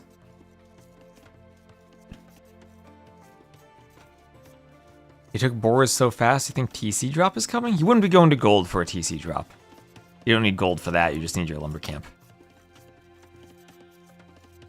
That actually could have been pretty crazy Persians against Malay if you know you've lamed. You drop your TC between the berries and the TC, and then you'd fight on the wood line.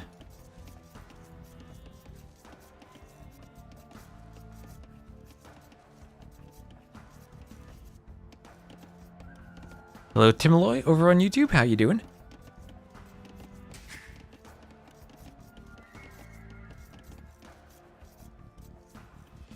Gazelle getting pushed in here. Bills will take the gazelle. And no mill up from running. Monoz, I better make sure he doesn't run a scout into the TC. Monoz will see the lack of HP and know the lame came in. Running, not gonna be able to push that gazelle. He will run to the hill. Knowing he's up though, he really doesn't want to take a fight. He was up on 19 pop. 19 pop with loom. And Monoz won't be too far behind in the uptiming. Managed to recover with a gazelle push. But he is going to be hurting in early feudal for food and potentially even for buildings if he has to put down farms for the food economy. Sometimes the lame doesn't hurt you in the Dark Age, but you feel it as you're transitioning to feudal. Running still hasn't even needed to go to his berries. And look at this, look at this. Beautiful enclosure he's constructed. A do-it-yourself arena on the woodline in gold. I'm sure he'll make another house once he overchops there. What army are they going for? Running probably archers since he is on gold. Yep, there's a range. Persian archers. And for Monoz, it is a barracks.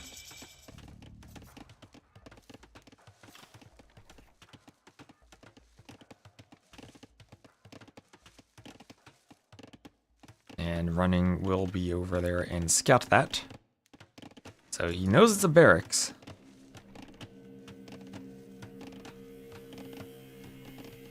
And double bit axe on the way. Chad's go Malay scouts. Gonna do a range himself and probably a skirm opening. If he sees archers coming forward. Still can't take a fight against the scout. And the scout being low on HP will be good for the skirm opening, less damage to the skirms from the scout.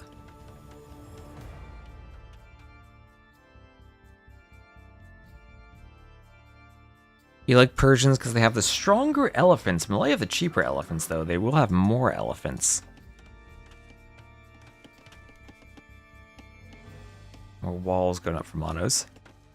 Skirms is cheating. Skirms is meta. Is meta cheating? Might be cheating. Ooh, nice hit on the scout. Running, losing more and more HP on the scout. Okay, now 6 HP. Pretty ineffective against skirms at this point. Hold on, let me check my Discord pings. I'm getting pinged. Is this an important ping? No, it's not an important ping.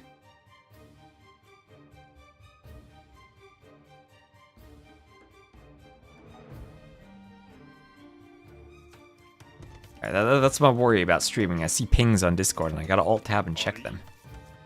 Phosphor is typing? No, Phosphor is not typing. But Phosphor did message me once because if you've ever seen Phosphor, you see he plays with the graphics that replace the building graphics with solid color squares with an icon indicating which building is which. He was attempting to mod farms so that the farm was only a 1x1 tile in the middle to prevent misclicks on farms. I didn't think there was a way to do it, though. So you joke with your Phosphoro is typing, but you have no idea what Phosphoro actually is cooking up when he's typing. As it is insanity. Did I tell him about the alt key? I did tell him about the alt key, yes. I should have told him about the good old days of Control-Alt right-click, which was ignore, just move without attacking. More than ignore buildings, it was move without attacking. This wall was a running didn't scout, and so he swapped his wall now that he has scouted type of wall. That's what it is. Otherwise, he's just walling and defending himself.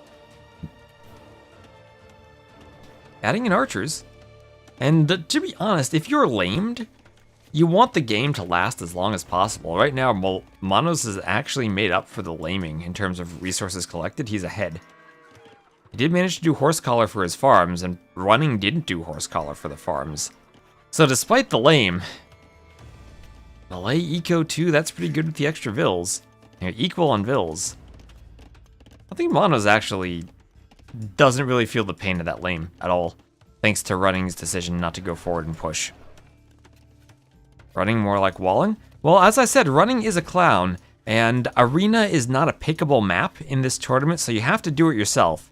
And looking at these walls, I think it's safe to say that he is doing it himself. Mono's slightly ahead in res. He is doing his own arena. Mono's no stranger to the circus either. He is definitely dabbled enough in arena to know how to play it. Running, selling his stone and buying food to go up. He wants to go up really quickly. What does he do then? Buy back the stone and boom?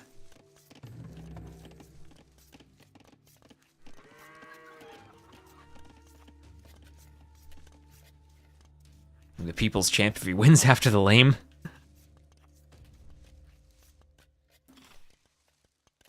Expo Bod can end this? I feel like...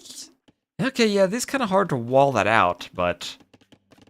One tower and you're okay. And look at how much more quickly Monoz will be up. He hasn't had to invest into any military, just one skirm and that's it.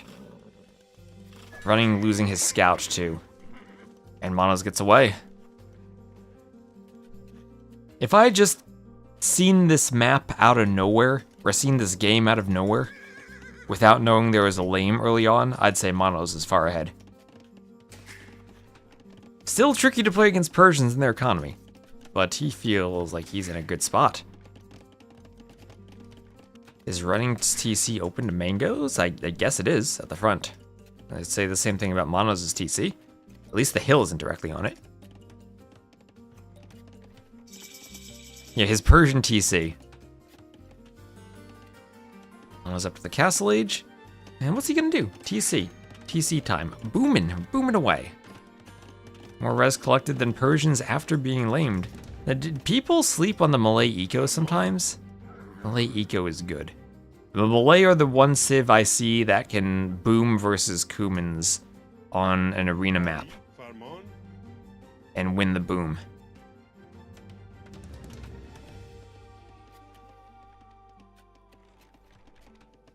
You sleep in a bed.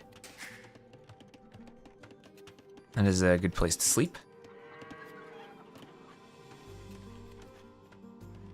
He sold the stone and won't arrive in time to hit Mangonel on the way out.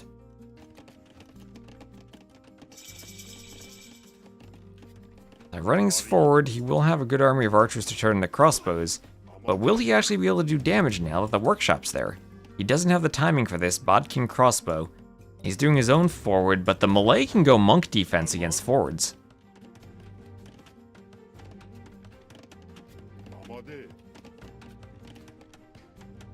When they get to full boom, they sure put down 3 TCs long before anyone else. Not just that, but TCs with the extra vills they have going up to the castle age. Being able to stay dark age for a bit, then put down the TCs, and have the eco to run them right away. And Beast Baz, thank you for the follow. TC at the front, Mangonel keeping the crossbows away. There's 1 vill down. Scorpion can pop out whenever. Running's big weakness, Mangonel Micro. Is that his weakness? Monastery for Monoz, and TC on the gold. He's going heavy for gold. Can think about redemption monks with sanctity. That would stop a mangonel push dead in its tracks as long as you can micro against the crossbows.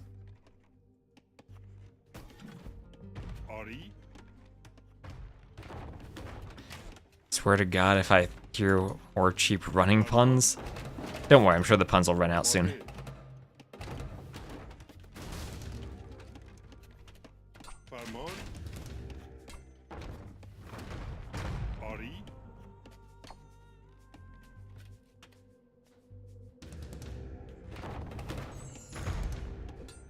Mangonels on the hill. Hill will be a nice advantage for them. No more delete trick. I'm sure in this situation, Monoz is lamenting the fixing, quote unquote, of the delete trick.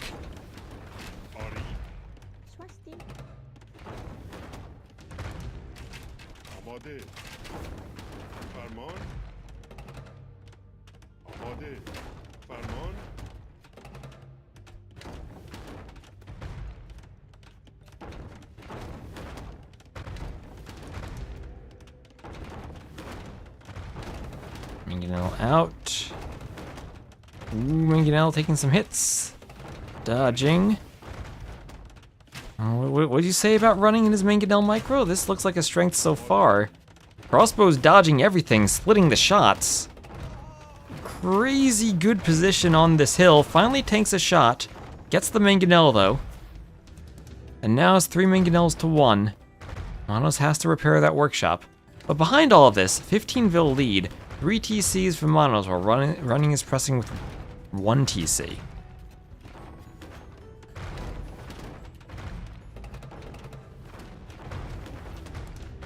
Mangonel doesn't get hit there and gets a kill. So some good micro from running, followed by Monoz closing the defense gap. And ooh, nice hit there popping out of the workshop. Nice hit on the crossbows too, but no more deletes micro, and the Mangonel does go down. This workshop can't be repaired for much longer. Ooh, that will go down. That's down. Mangonel doesn't pop out. And still no redemption on the monks, so running continuing the push. And the hill keeping running in the game, as well as that forward gold, and Monoz's desire not to remain on 1 gold in the back. Well, it's just a workshop, right? Workshops aren't that bad to repair. It's not like it was the TC. Yeah, monks may be tricky to use in the presence of all the crossbows, but I think you definitely do want Redemption Sanctity. Although, wait a minute, wait just a minute. Stone income for Monoz. If he can hold this TC with a Mangonel long enough that he can get a castle in the back, maybe on this hill, he can then go Karambit Warriors. We'll have the free Pierce Armor, of course, as the melee. And running, he will be running into the TC with that Mangonel. Res destroyed, I think that would be a good stat too. It's kind of displayed in the score though. My score is kind of a combination of res collected and res destroyed.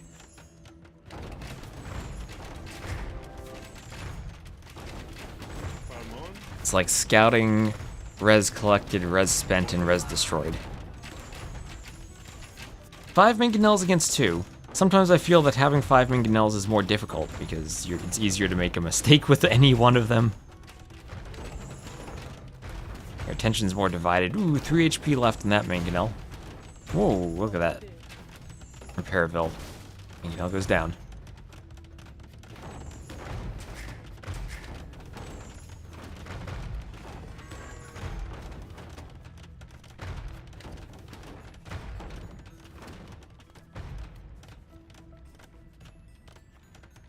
Monoz has held this. Yes, yes, yes.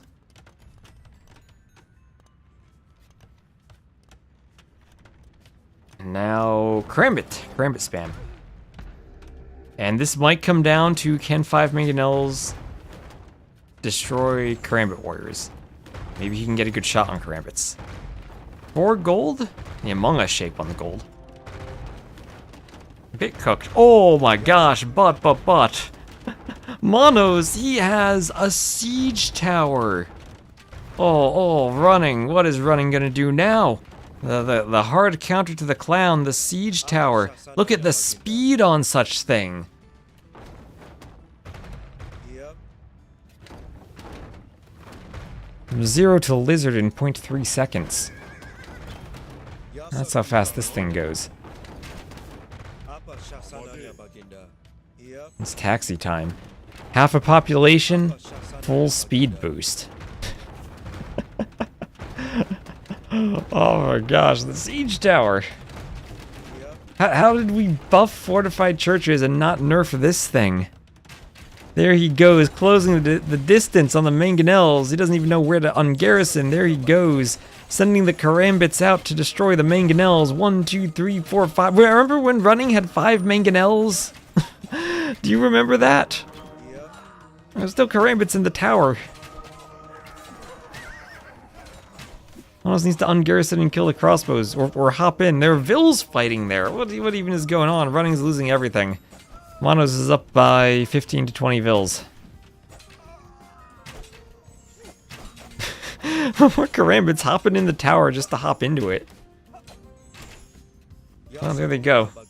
On their way back. He's done his job. This is how you respond to being lamed.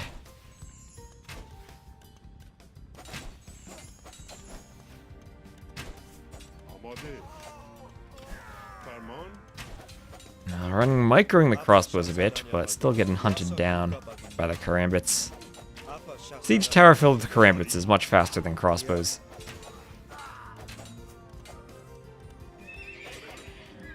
So I think Monoz has won this game.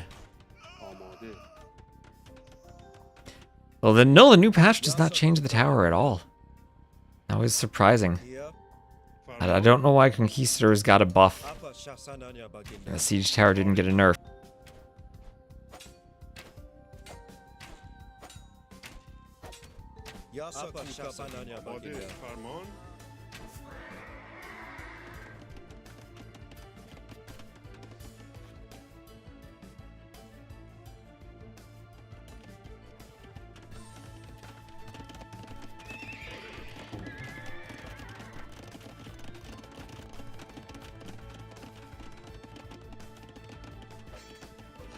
Yep.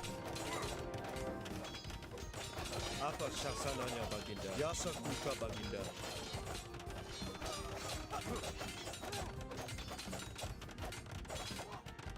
Yep.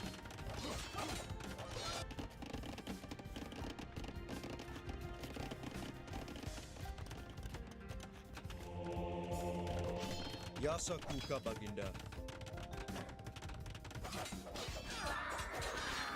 Yep.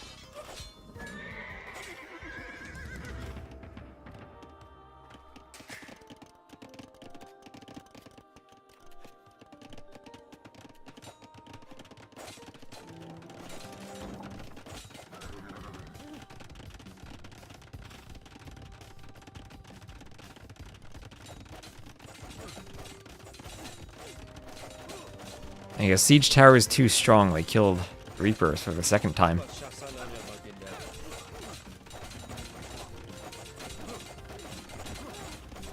We're back. We're back like Villese. More back than Jordan.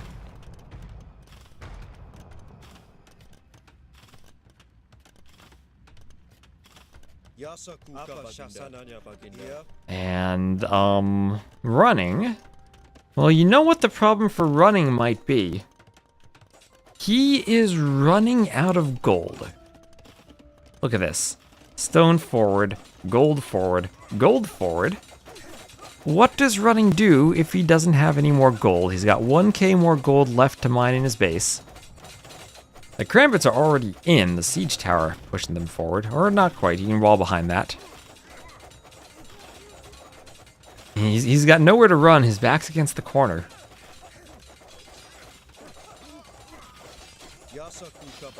And Pikemen will start poking down the knights. This is pre-patch, yes, this is pre-patch. That doesn't make a difference for melee version, right?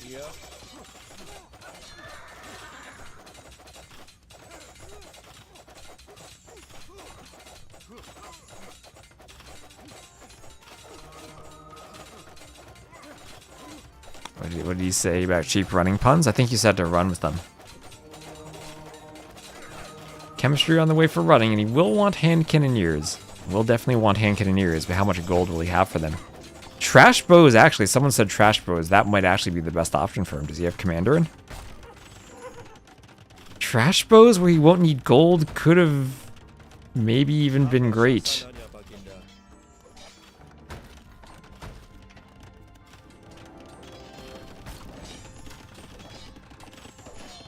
Pikes come forward, and they kill the knights.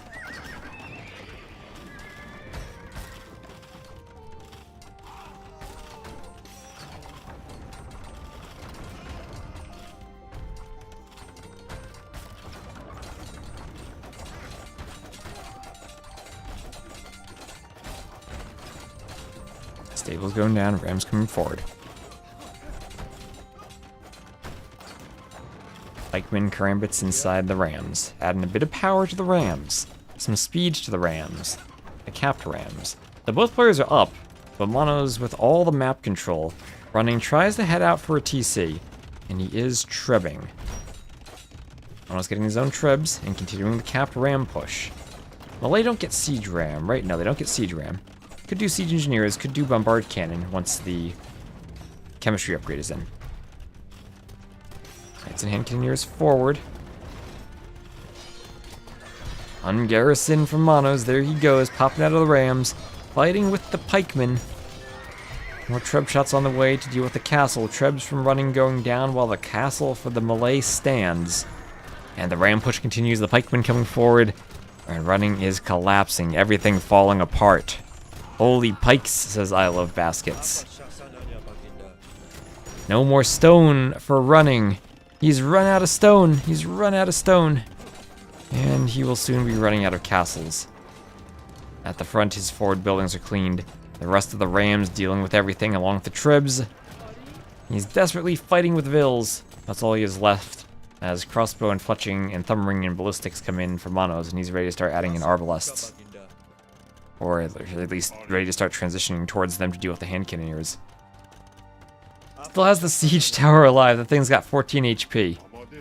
And it will be blocking the bombard cannon so that the melee units can deal with it. Never underestimate the siege tower. And there is Arbalest. Look at those resources for Monoz. Running desperately trying to add in workshops. Still does not have commander in, but does at least have just a sliver of hope now that he's found some gold control. So yeah, maybe he could have added the TCs much earlier too. Always hard to tell with 1 TC pressure when exactly to add the TCs. But he did catch up quickly in villagers, it's just not quickly enough. Maybe the bad gameplay was simply going forward in the first place instead of booming. And after opening with a lame, well, at least he has Persian TCs, but they won't really hold up the Trebs all that long anyway. Is this what happens to lamers? Arbalest with 0 archers?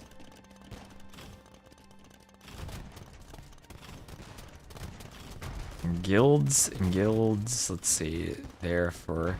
Guilds for Monoz. Monoz could sell food and wood to crash the market now so that it's less gold for running. TC survives a Persian TC. Persian TCs. Okay, Persian TCs are strong. I shouldn't doubt the Persian TC.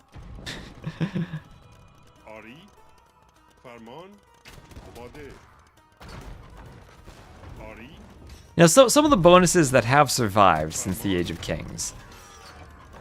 As much as we do laugh at the absurd things such as fortified churches in the new, or hero units in the new patches, simply doubling the HP of the TCs in the docks is an absolute crazy increase for the Persians.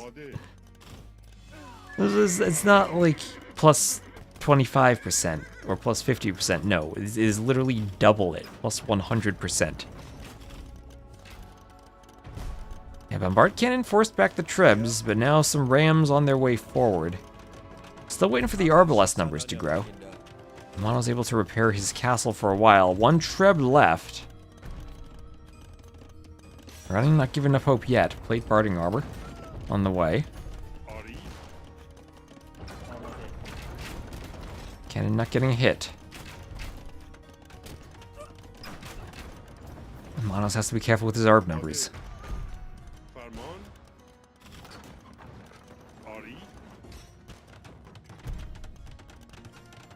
Tim always call. For who are you calling the GG?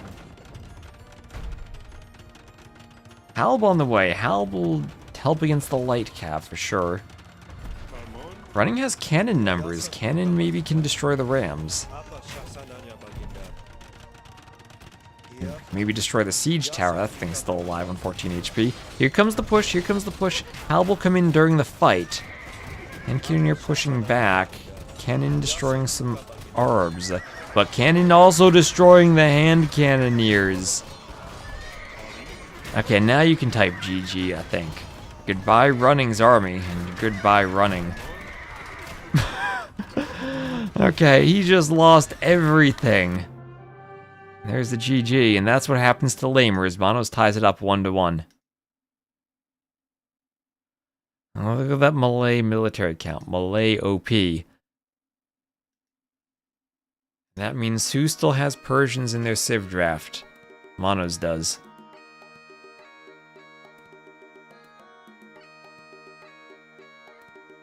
I've been premature on that one.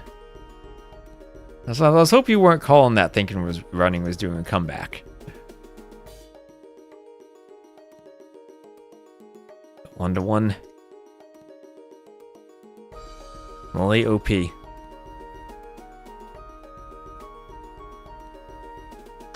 Tied Running's laces together.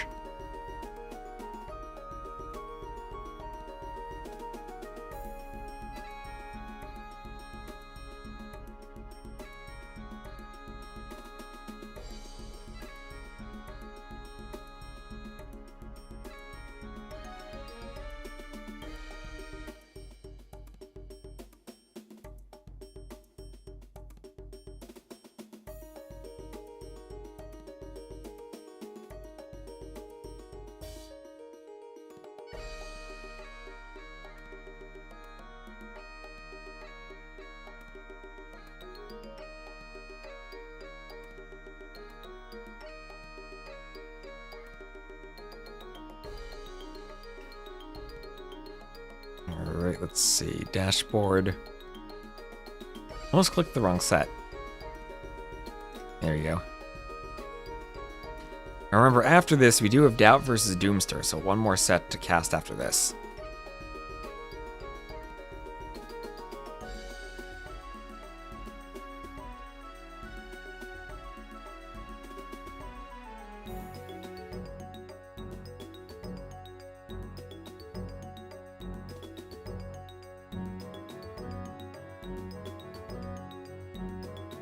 Well, that's what happens with Arabia. You know, we've had a lot of tournaments that use mixed maps, and I think we have a lot more exciting games and different gameplay variety available on Arabia than we do with Map Pack Pick Civ. Arabia with good Civ variety is nice.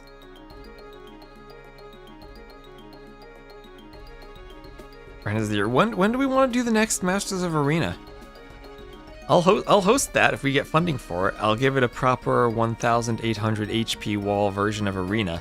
We'll have a nice Arena version.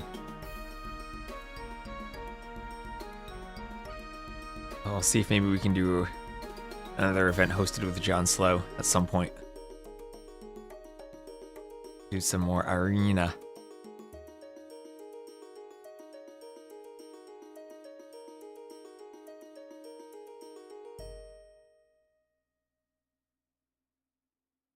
You want corner gates. That would be tricky.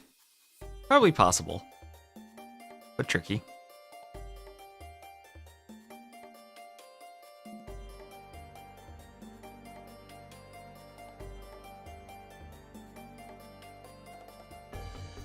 Alright, here we go.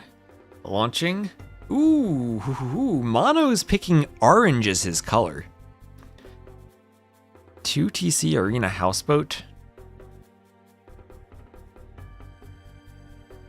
Octagon Arena can have corner hates. No, I'm pretty sure hates is the right word for Octagon Arena. For how people would feel about it.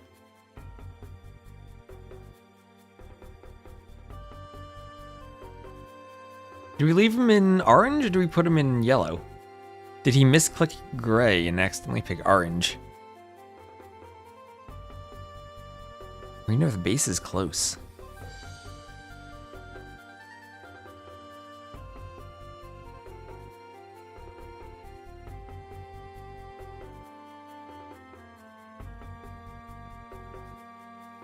Ooh, running has my favorite civ. Running has my favorite civ. It'll be, oh, this is actually, I think, a huge civ advantage for running. As Byzantines, Hindustanis.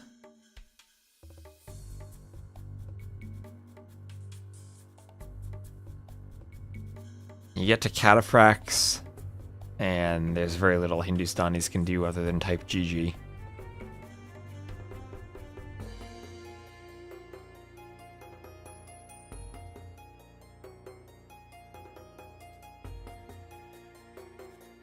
Yeah, someone commented on Italians earlier. Hindustanis have the hand cannoneers, but Byzantines have skirmishers. Cataphract skirm. I've seen Hera helpless to that combination when he was the Hindustanis against the Byzantines.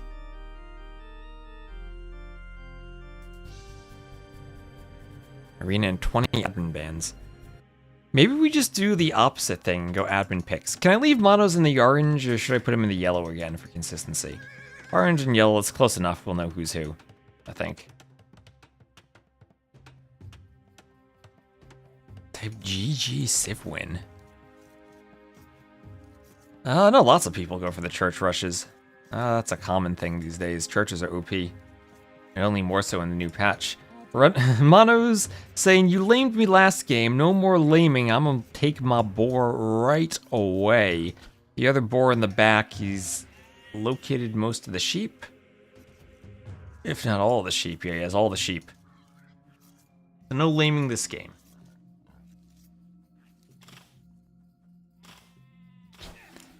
Gulam Camel? That dies incredibly hard to cataphract. Hindustanis really do not have an answer to cataphract if running gets there. How much is... I think imp camels do only 2 bonus damage to cataphracts. It is almost all stopped by the cataphracts, if not all of it. And without then pikemen, and without having arbalest, you don't have a good way of fighting cataphracts. Camel eats cataphract? No, it does not at all. Cataphracts demolish camels. Remember, cataphracts have armor that cancels out the bonus attack that camels have. Yeah, the only answer is being ahead at every stage of the game. Yeah, cataphracts are OP. It is very expensive to get there, right? And with the stone far from the TC and forward, maybe you don't get there. Maybe the Hindustanis have a good enough eco to win early. But if it goes late and the Byzantine player gets cataphract, then the Hindustanis absolutely get wrecked by it. I've seen this matchup many times. I don't know. This is the matchup where cataphracts shine more so than against any other civ.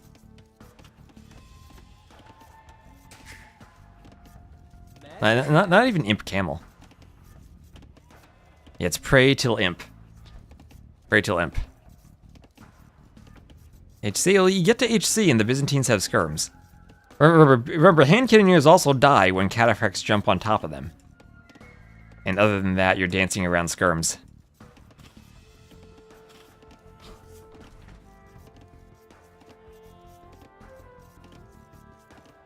These Hindustanis don't get atonement. That's true too. Another weakness is they don't get atonement, but that's more of an arena matchup problem, not really an Arabia matchup.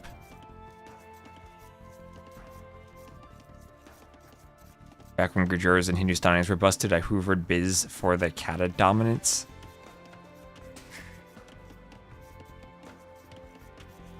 Heavy cav, well, that still runs into Byzantine skirms, but that is maybe the best answer to cataphracts, the heavy cav archers. Only missing Parthian. Any civ we haven't seen yet? Probably Bulgarians.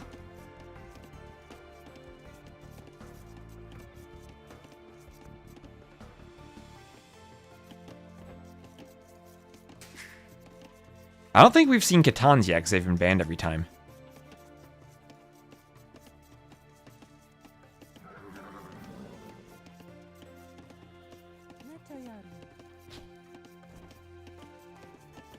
We won the way from Monoz. We'll have the better Dark Age eco, no doubt about that. If it goes feudal, though, do Byzantines even need that gold? Maybe not. Maybe they just want to make skirms. Oh, hello, Flatch. 422 viewers, one of whom is Flatch.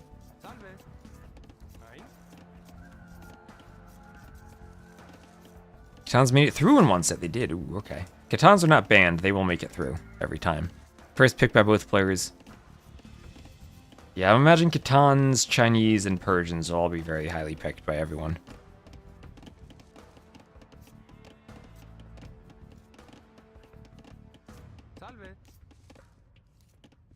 CA definitely are interesting, and probably the best thing to do against the Byzantines. But still, Byzantines, it's tricky to say, oh, do one unit against Byzantines. Because then you run into camels, or skirms, or whatever the counter is. Yeah, don't discount the people watching on YouTube, too. So, Byzantines love to do their classic forward. This is as classic as you can get with a skirm spear forward. And somehow Monoz didn't scout this. It's... somehow running trailed the scout and wasn't seen. Against Byzantines, though, you're not surprised to see this type of forward. Running will do his best to get to a hill and run the scout away until he gets feudal. A couple of lions out here.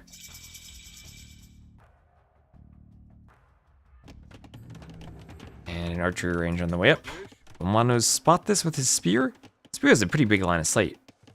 And there, now he sees it. Cheap Byzantine trash, spear skirm rush. That spear will not be able to win the fight. And quick walls from... oh my gosh, and this is exactly what you want to see, a player committing to scouts when you go for the Byzantine forward. You don't want to run into men-at-arms. Don't want to run into a pure skirm defense. You want to run into someone who made scouts, because you will have so many cheap spears you will massacre the scouts. Tower on the wood line. Monoz does not see that yet, so he's not reacting to it. His other woods will be pretty far away. And that's a greedy wall. It's a necessary wall so that the spears and skirms don't get in immediately on the berries. Now, some players might prefer going for the berries here with the forward, but the wood line is a nice target that will put your vills not at risk. And, ooh, look at that poke. Yeah, so here is where if you are at home, you just need to make sure you're walled, because then melee units can't do counterattack damage. If Monoz had opened for a range, he'd still have the option of sneaking 3 or 4 archers forward and shooting over the small walls, idling parts of the economy, or forcing towers at home instead of forward. Here, the scouts are going to struggle, and he has to put up a range right away, but he's going to be down in skirm production now. And down in skirm production against Byzantines is hard to recover from. Make 10 million skirms to defend against this? Well, that's the problem against the Byzantines. You make 10 million skirms, they make 10 million 1 skirms. For a discount. Seen 37 out of 50 civs, alright. That's pretty darn good. Have you seen Aztecs? Oh, running. Running, not like this running. Not like this running. Well, stop running, no. Didn't finish the wall. That's okay, the scouts are low on HP. And actually, that was good for him. He says, Monoz, your scouts are trapped in here with me. That was all part of the plan. I've walled you in. And almost a disaster, but he reacts perfectly and gets the wall up. And that's part of why you want to range against the forward, because a melee counterattack usually doesn't work. 5D chess, yes.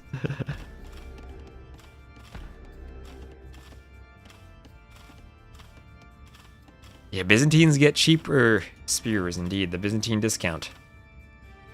Let's see, minus 25% cost, and also for the tower fight, 20% extra HP in feudal, so 850 hit points to 1020, which also means the repairs are cheaper.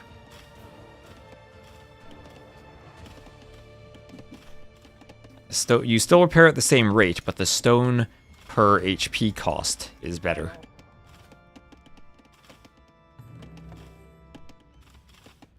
So Villese will be coming forward now. Skirm's a bit out of position. But not going to be able to head for the tower. Running, going to abandon the tower, and this entire time Monoz has not been on... Oh, there you go, now he is on wood. He has a lumber camp to the bottom. Running won't care too much now, since he at least did idle the camp for a while. And 13 military to 5. Where is that 5 military? Where are the skirms? Mostly at home. And running under no pressure right now. Build count's still the same though, 30 to 30. Running slightly up in res collected. Didn't do horse collar. We'll go for a second tower. This one farther back, outside the range of the tower fight, but will be annoying on the wood line as trees are chopped. They did change that death counter, yes. You no longer lose arrows by doing fletching. I forget the exact change though, but they did address that. The hill still, I believe, doesn't matter for the tower fight, but that specifically, shooting fewer arrows, was changed.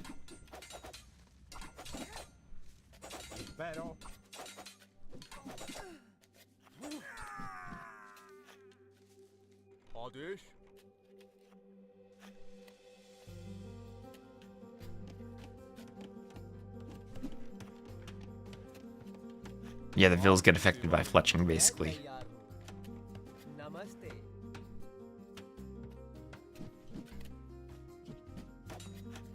Skirms hit a vill as a scout comes forward. Scout goes down, poked to death. Honestly, Mono's just reacting to the forward. This is hard to react to. You have cheap Byzantine army, like ants crawling everywhere.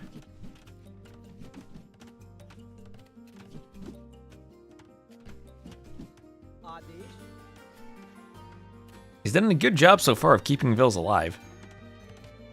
And did get 2 vills killed. But forward's stable now, and that'll add scouts to the forward.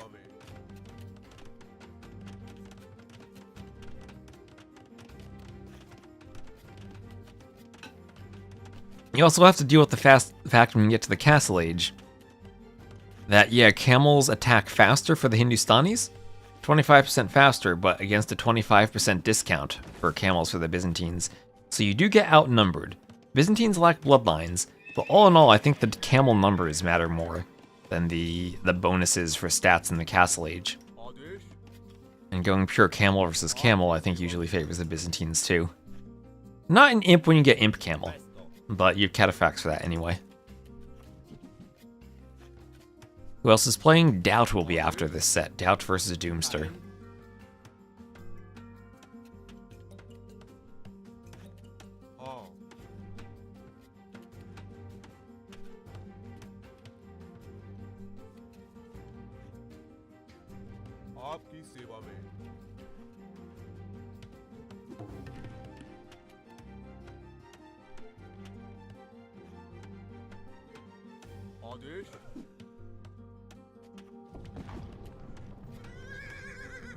And Skirm goes down as scouts come forward.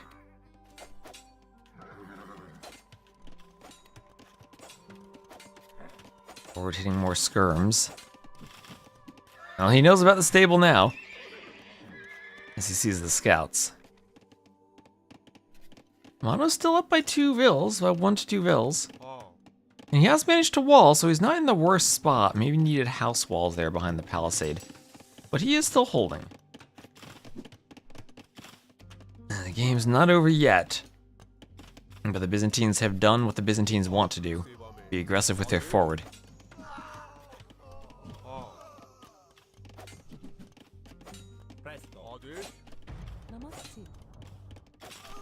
And the vill goes down. There's a nice vill kill, 5 to 2 vill kills for running. Bit of idle TC time for both, and the Byzantine player running is up first. Up to the next stage.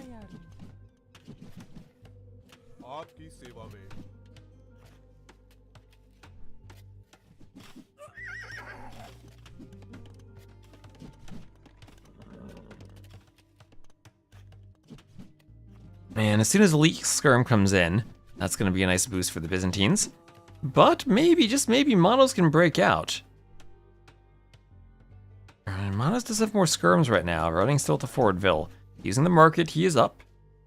Almost a minute behind, but he is up. And stable now for running, as he likely will swap into camels. We already see him doing the armor upgrade. You question whether or not it's even worth to do Elite Skirm if you're going to try to go heavy into camels. So now you're at minus 17 seconds. I think YouTube itself is slightly delayed. I don't know if maybe the player has trouble maintaining live time. I've noticed that for the YouTube player. Sometimes it's hard to stay at live time on a live stream. Ironically. Monoz with a bigger group of skirms for sure. That is forward. But as we see upgrades, bloodlines on the way. As I'm sure it will be a camel swap for both of them. Like I said, I do prefer Byzantines. And we see running already on stone. It won't be long for him to do a castle. And, well, he almost has imp resources with Byzantines, but now he will do, okay, Bodkin Elite Skirm will be the opening. And he's queuing knights against the Hindustanis? I guess that's more to deal with the skirms. I would have thought you'd just go camels here.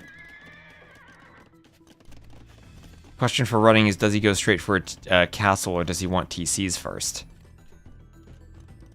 I wouldn't want to fall behind in economy. Yeah, I mean, you can bully the skirms, but here you have Monoz on the back foot, and what Monoz is going to do, he's going to camp the TC. And by camping the TC, the knights are not going to get the engagement. And it's 2 knights followed by camels. Well, that was probably the idea, force the skirms to avoid... Or force the skirms away to avoid a fight against the skirms. But long term, it is indeed the camels.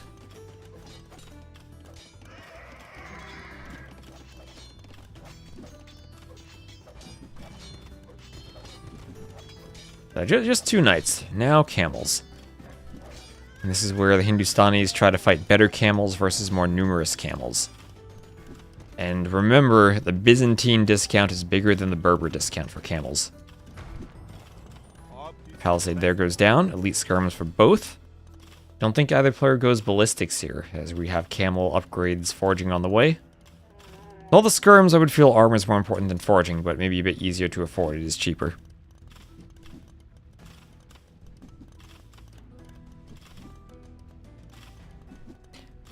Yeah, though, like the Grand Trunk Road, you mean? 10% faster income? That's true for the gold income, but I don't think it really offsets the food discount that camels have. Remember, camels have both discounted, and not needing as many farms is really useful. And yeah, running, doing what I think is smart, adding the second TC, and booming without going straight for cataphracts. You know you win the late game, so as long as you get there, you're good, and you don't want to fall behind in a boom, or give the Hindustani player a good eco advantage. Yeah, that's true. Bill discount does help compensate for that. You're right. And that's only minus 18% now.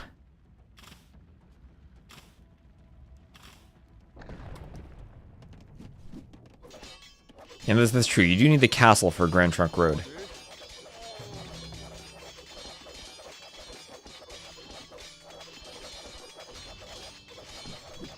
You need good eco. You do need a good eco for cataphracts. The Byzantines, the cheaper imp, weirdly enough, gives them a good eco. Because you can add more TCs and boom longer without trapping yourself in the castle age, and you can still afford imp even if you're spending more food on Vils. You don't need to wait for the payoff of your investment to come in. You can still click imp at a decent time.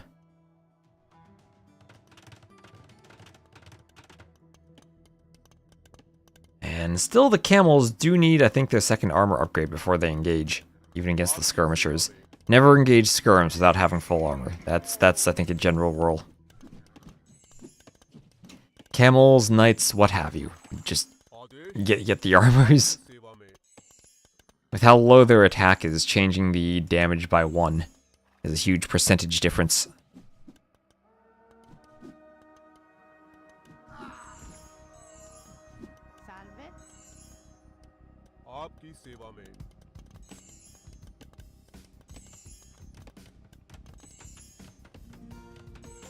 They're running with a good Vil lead, good eco lead so far.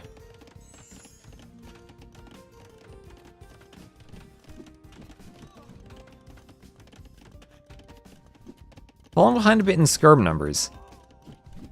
And with 3 TCs, is falling behind a bit in army numbers. Can do a castle now, has the stone for it, needs to pick the location, and maybe right here is the castle location. Falling down behind the hill. Falling a bit behind in camel numbers too.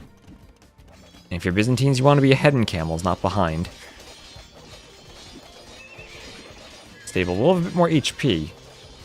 And running needs to be careful with his castle, doing it a market. I am somewhat surprised not to see him throwing down a castle.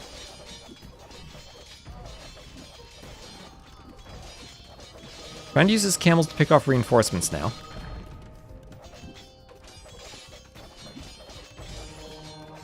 And running, hoarding the stone, and surprisingly enough, not plopping down a castle when he had the opportunity. We're going to try to stop reinforcements coming in from Monoz. If the camels get away from the skirms might be jumped. That might be what Running's thinking of here. He's still picking off some singleton camels in the back, but upgrades are coming in now for the Hindustani camels. That's going to make the fight tougher to take. And Running really wants a forward castle. And this could be a oh, he's taking a better fight at the start, though. Had a better patrol. Yeah, that was a good fight for him at the start, but overall, I don't know if he actually wins the fight. This is tricky for him. Hindustani camels are better. And once they start getting the numbers advantage, then it snowballs. So quick castle thrown for Running. But that was a very awkward fight. He went for the boom, now he's behind in military, and this could be a doubt castle if the skirms come forward and notice the Vils. No ballistics on the skirms, so the Vils can dodge a bit, but there are a lot of weak Vils here, and this could be an absolute Titanic from Running if he doesn't get that castle up. He's losing Vils going for it. And the 3 TC boom might have been a bit of a mistake. Maybe 2 TCs in a castle would have been the sweet spot. And now he needs a way to fight the skirms, and he still doesn't have the final armor on the cav. So cav armor and cataphracts might be the play here now.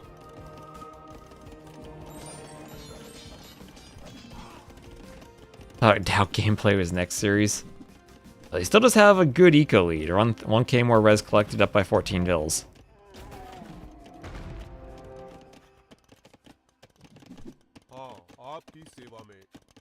As weird as it is, he really needs armor if he's going to fight the skirms, because cataphracts have such low pierce armor. You hear the skirms are actually the unit that threatens the cataphracts. He's going defensive towers, a lot of eat into the stone count.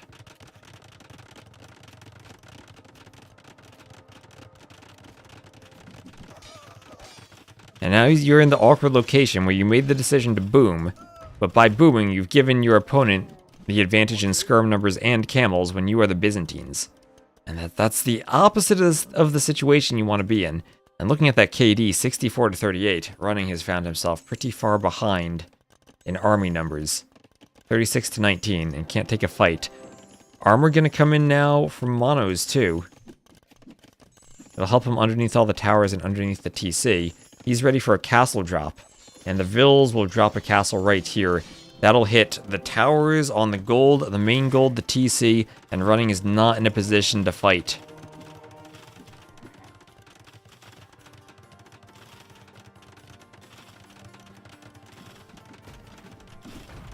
Scorpions there, that's not going to stop a TC though. Camel's jumping and Running is going to take another horrible fight. So full on 1 TC play for Monoz. Was really far behind in the Castle Age transition, but has managed to take great fights now. Running, at least will have gold access over here, but is going to lose a ton of farms, has to run the Vils, has to live up to his name as far as running away goes. And he's still up by 30 villagers. Still up by 30 Vils. And maybe the play is to go very heavy on stone, do a second defensive castle by this gold, and just keep booming. As he is up to Imp, has the strength of the Byzantines now, up to the Imperial Age, and he will be ready to make Trebs and fight the castle with Trebs. We saw herbal medicine come in from Monoz, and he will heal his camels in the castle. Now running has to keep running, get the Vils away from the skirms. And here come the cataphracts. He's not really going to be able to afford upgrading them, though, with how much damage he's taken. That's the problem, he still needs armor to fight the skirms. Here come the CA from the Hindustanis. Here come the elephants from the Hindustanis. A couple of gulams for raiding. The Vils will go down. Remember, camels also have bonus attack against buildings, so they can fight under the towers. You're not going to get to elite catab. I don't think you really need it. What he really wants will be trebs. And there's another castle, Monoz, destroying the eco of running. Well, now it went from a 30 Vil lead to a 20 Vil lead. And running still needs to get away with those Vils. His eco, somehow, he has 2k more res collected. But feels like he has no economy left. Using the Hindustani tech advantage of herbal medicine that Byzantines don't get. Don't go with 2 cataphracts against the skirms when you don't have armor. Will this work? Don't think it will. Okay, maybe we'll get a couple of skirms, but they don't want to run into the castle. You want more cataphract numbers. You don't lose cataphracts to the castle running. That was not a good decision. And now we can see the armor. So that's 12 cav armor, and camels here have only +5, or no, +9 against cav. So all of their bonus attack is canceled out completely by the cataphracts. And running with the second castle, he is up to imp, and this will be a good castle for him on the gold. Might lose a couple of Vils there, but still is up by 20 Vils.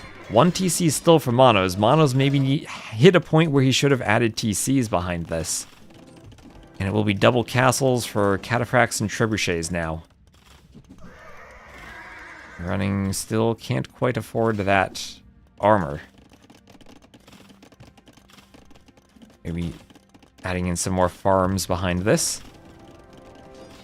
And it'll be a treb. The treb will have a hill from which to besiege 1 castle. Mono's mining the gold there. Needs to find a way to defend the treb from camels, though. Doesn't quite have the cataphract numbers for that yet. You tried diving trebs, that's true. But at least it is a melee unit as the unique unit to defend against that. It's really hard to go rams when the unique unit of your opponent is a melee unit. And more cataphracts on the way from running. There is scale mail armor. Could be pikemen. Still, now we're up to almost 3k more res collected. Running able to afford the cataphracts, still not affording upgrades on them. He's maybe going to do another castle? I mean, one option... Oh my gosh, he's going to go forward for a castle. He's going forward for it. He says, okay, you know what? Monoz has destroyed my base, but I don't need a base. I'm defended by Byzantine castles. Look at the HP of these castles. I will YOLO this castle forward on Monoz's TC and hope that Monoz soon is 0 TC gaming. Bases are overrated.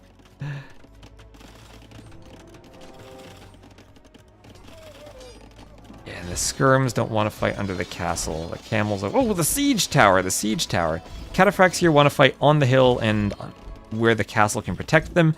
Vils will come to repair. And cataphracts will be stronger than camels. At the same time, the castle at the front going up. Monoz has not realized this. That is a palisade gate. Raids will get in, no problem. Cataphracts still need armor. 2 armor against the 5 attack of the skirms is painful.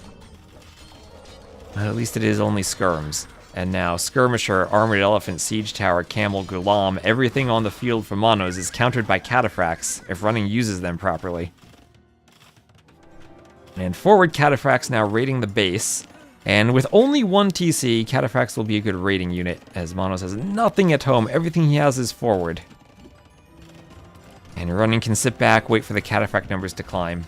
Eventually get the blacksmith armor. Does he even have a blacksmith? Maybe he just lost the blacksmith.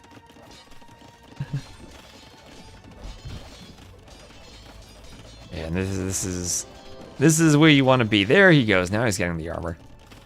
This is where you want to be if you're the Byzantines now. Cataphracts against Hindustanis. And look at how useless the camels are. And they're anti-cav units losing the fight and losing it hard. Cataphracts pour in. And over here, Cataphract's fighting the camels and the Ghulams. This is going to melt, especially with the castle fire.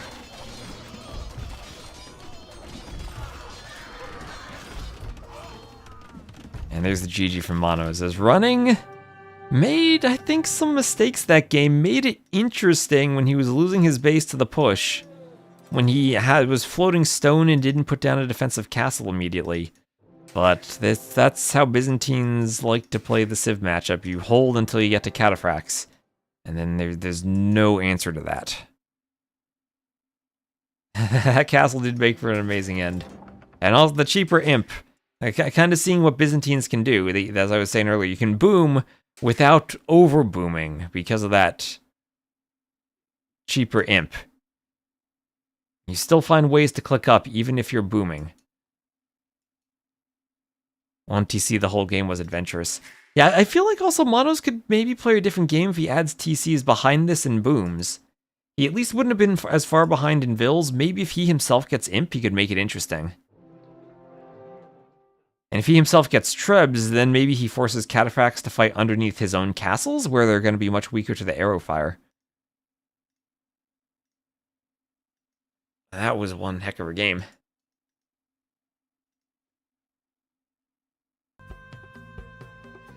Is CA Hussars? A good answer for Skirm Cataphract? Could be helpful. But then against Hussars, the Byzantines have cheap halbs too. Cheap camels and cheap halbs. So maybe the answer is if that's the combo, then Byzantines just cheaply add in another part of their army. So 2-1 for running indeed. Hopefully I got that right on the scoreboard.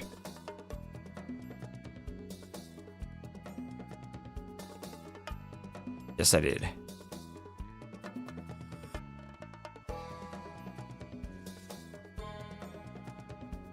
And let's see, are they in the next game? They're in the next game already. Nice and fast.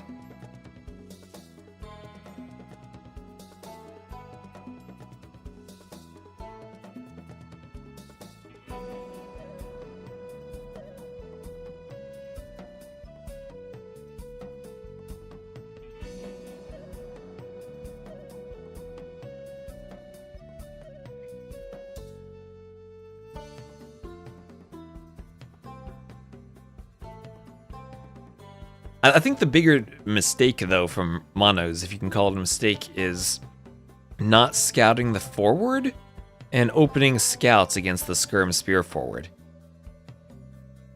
I think the scouts opening puts you super far behind against that. And we saw how he struggled to do counter damage with the scouts. And you can't fight it directly early on due to the forward spears. So just the opening, I think, put Monoz behind and forced that entire game situation where he was constantly reacting to running. Reacting to the castle each timing.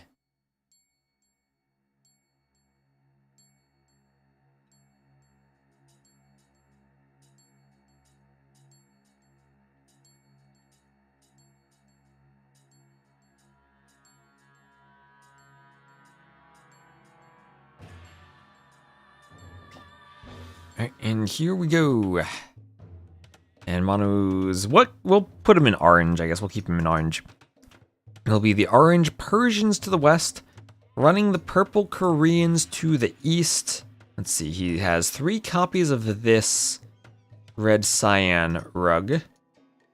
2 copies of that and 2 of the yellow rugs for Monoz. Persians, the #1 picked Civ for Monoz. And if he can win with his #1 Civ, he forces game 5.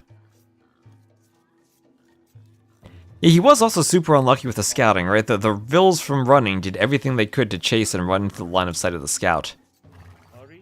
But he just didn't find it. Also got lucky when he got in on the wood line and running reacted by quick walling him and killing the scouts. So that was a nice play from running. Running, the lamer running. What is he doing? Every game he is running forward with the scout and laming. And now Monoz has to chase to hope his sheep come back to him. No, he's not going to chase. Not gonna chase. Just nice and early boar lure. Find the sheep. Maybe he has to counter lame.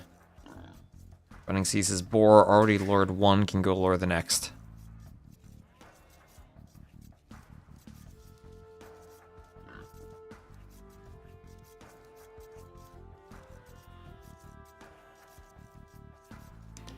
Running has been aggressive with the laming. Has been very aggressive with it. And will bring in his second boar before the lumber camp now. Kind of deserved for deer luring. Well, now he has to deer lure to make up for this. Did he scout the sheep? Ooh, didn't even see the sheep. That is unfortunate not to have seen the sheep. That is going to be tricky to recover from then. If he's lamed and didn't find those sheep, he might just assume those sheep got lamed and not loop back around to find them. And he already scouted this area, so he's going to have that feeling of, oh, I don't need to scout there. The trickiness of having resources farther away from the TC on this map. Players might not be scouting them.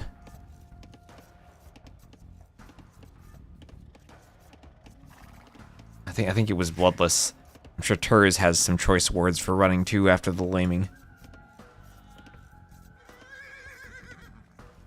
It wasn't a pig he stole this time, just some sheep. He's now got 9 sheep under his TC as he's pushing in mouflons and took both of his boars. So again, a nice start from running.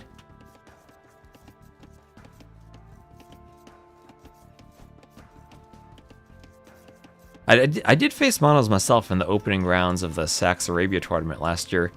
Maybe now that I see this and I've scouted him more, my game plan should have been laming more aggressively, knowing he's vulnerable to it.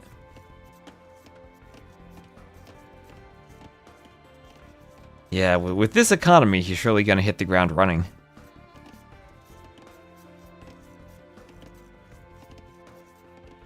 And do you think... Okay. Is Turs still around? Is chat, are you still here? What do we know about running? Is running the type of player who enjoys fun? Because what do Persians do against war wagons? Is this a situation where running would entertain mining stone and phosphoro build gameplay with the Koreans?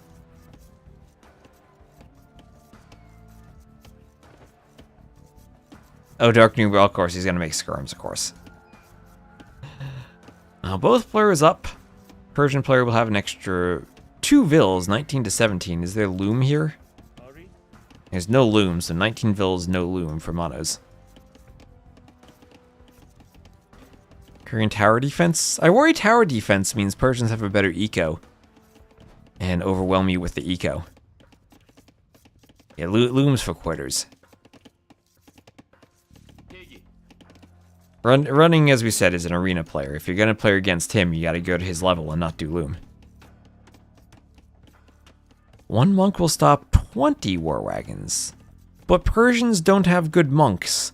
Persians miss sanctity. I think 1 Persian monk only stops 19 war wagons. Not the full 20. This time Mono's much better off scouting the forward. But running with a repeat build from last game, this time with the Koreans, will be going a skirm spear. Persians... Not that the Hindustanis have a bad eco with their Vil discount, but Persians might even have a better eco than that. And maybe better for defending. Of course, the map I think will be better for defending, both from having scouted that and getting the walls up, and also the uptime into counter tower. And this time it is the range from Monoz going up right away. If you wanted scouts, not going to go for them. And the forward is to the bottom right, and will cover the main gold and the second stone. But the main stone and the secondary 2 golds are to the back.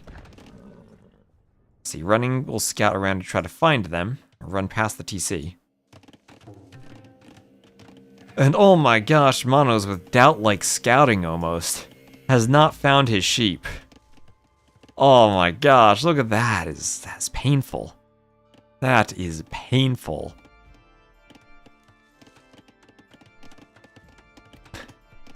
Oh no. Now he's doing farms because he hasn't found the sheep. Running might even scout them first. Can't remember ever seeing a pro get citadels. Yeah, I haven't seen it too much. It is a fun one. Citadel's now the tech that gives castles more attacks, and in particular makes them shoot gunpowder, hand cannoneer-like shots.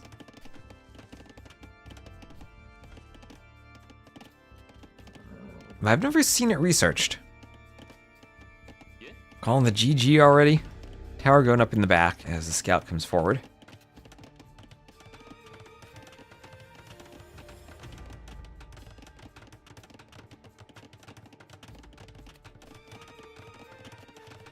Spear wants to get some pokes.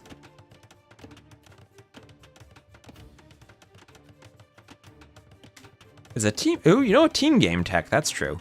Maybe we just need Nations Cup. Is Stray Dog playing on Running's account? Ooh, nice defensive tower. This time Monoz finding the forward tower. And aside from the food eco and the laming, I think Monoz has played this game much better than the previous one, denying the tower on the wood line, getting the counter tower up successfully, and also scouting the forward earlier. And he actually has more res collected as the Persians.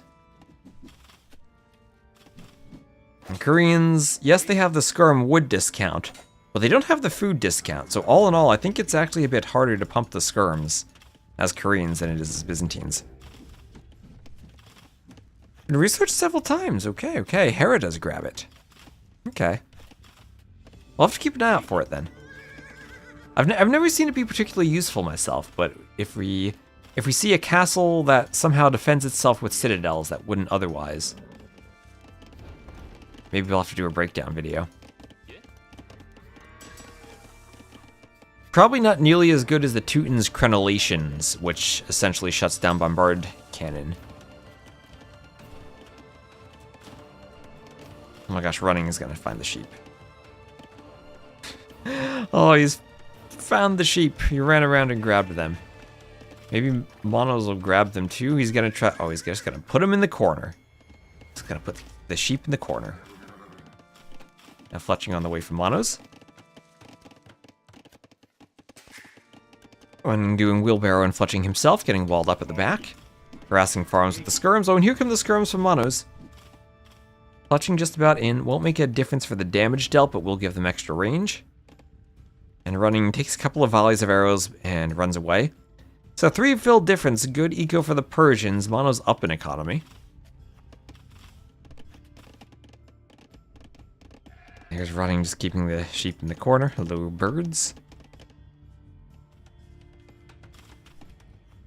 And that's another range, but the scout will find the Villese, as it looks like Monoz will commit to and win this tower fight. 50%, and as the skirms come over, that range won't go up. The tower goes down, so no place for the Villese to hide.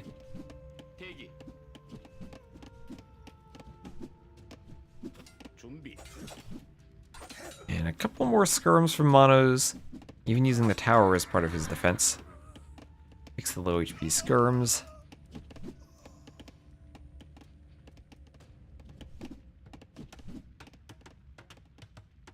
But I'm gonna try to get reinforcements added. Oh, HP Ville not being focused. Okay.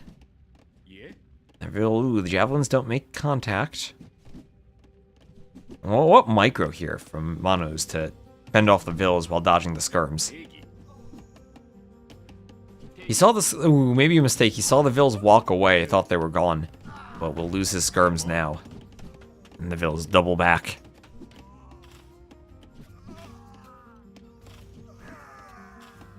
There's a citadel date to a later era, the 16th century. Could be an AoE 3 tech then. Monoz on his back, gold. And his forward gold's certainly awkward to take due to the forward. This gold kind of far though. And market for him on the way up.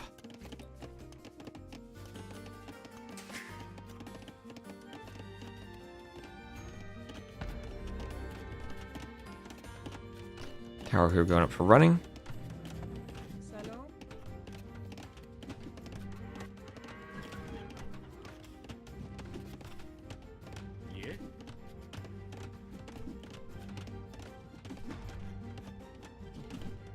Weirder than having Romans and Huns. Hey, at least Romans and Huns are not three kingdoms.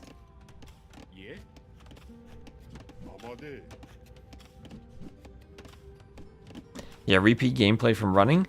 But like I said, I feel like Monoz defended this much better this game. And look at that Vil defense, he's up by 6 Vils. Persians OP.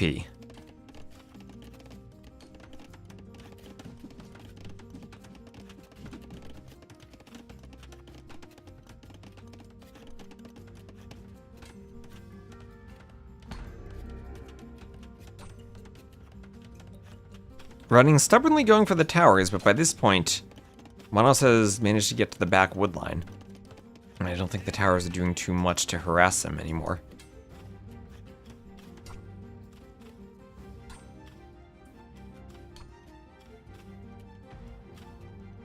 Get Running's mill. Where does the water come from? I mean, is there any other player from whom you would expect to see running water?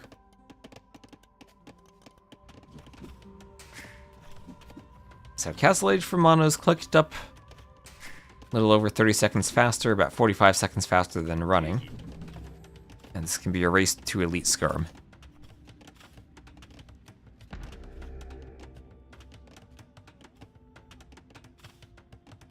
Tower going up for running. And Palisade Gate, low HP, but goes up. Yeah, one of those Escher water stairs. Yeah, it has to bring the water from the pond back up.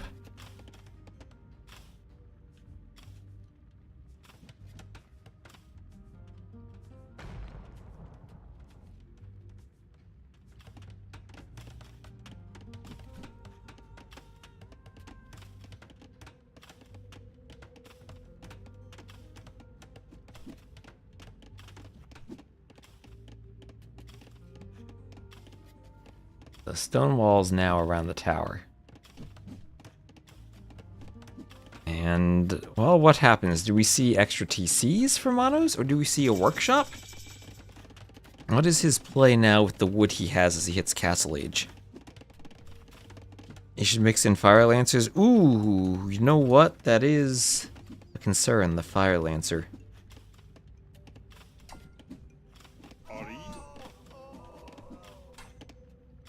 Skirm's going down.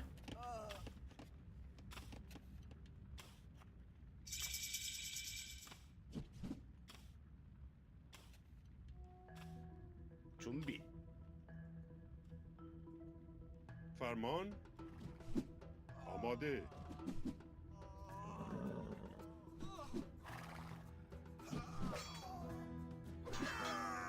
And Skirm fight. Oh boy. Elite Skirm not in yet, but just about to come in. Bodkin for running as he's up, but not in time to face the fully armed and operational elite skirmishers of Monoz. Monoz taking a score lead, has a 9 villager lead, doing a defensive workshop, running adding a second TC. And this time I feel that Monoz has defended the way he wanted to.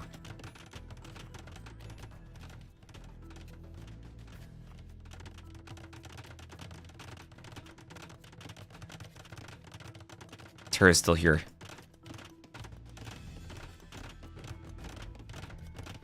I think the most egregious historical thing are the American civs with heavy siege and cannon galleons. They would be unplayable without trebs for sure. You can just do what they did in the campaigns and pretend the cannon galleons are stolen from the Spanish. Yeah, they have their own sails. What would be cute for the Americans is if they actually gave them the Mediterranean sails and play into that Montezuma campaign, stealing from the Spanish theme.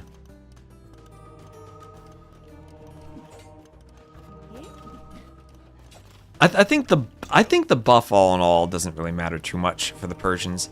Oh, Ornlu is raiding. Thank you, Ornlu, for the raid.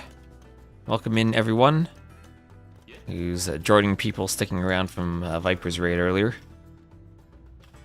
We have our clown running. How can Stone please reach 510 out of 210 APM? By really asking for Stone. That is the speed at which he asks for stone. He plays his keyboard like a piano. Yeah, he must have one hand on enter, one hand on the 6 key, and he is spamming enter 6, enter, enter 6, enter, asking for stone. Have you ever seen how quickly those AIs can ask you for stone if they want resources? They'll spam you those messages, and stone please, I'm sure he has them beat. I'm pretty sure El Matador, or Matty as he's now known, is the fastest APM.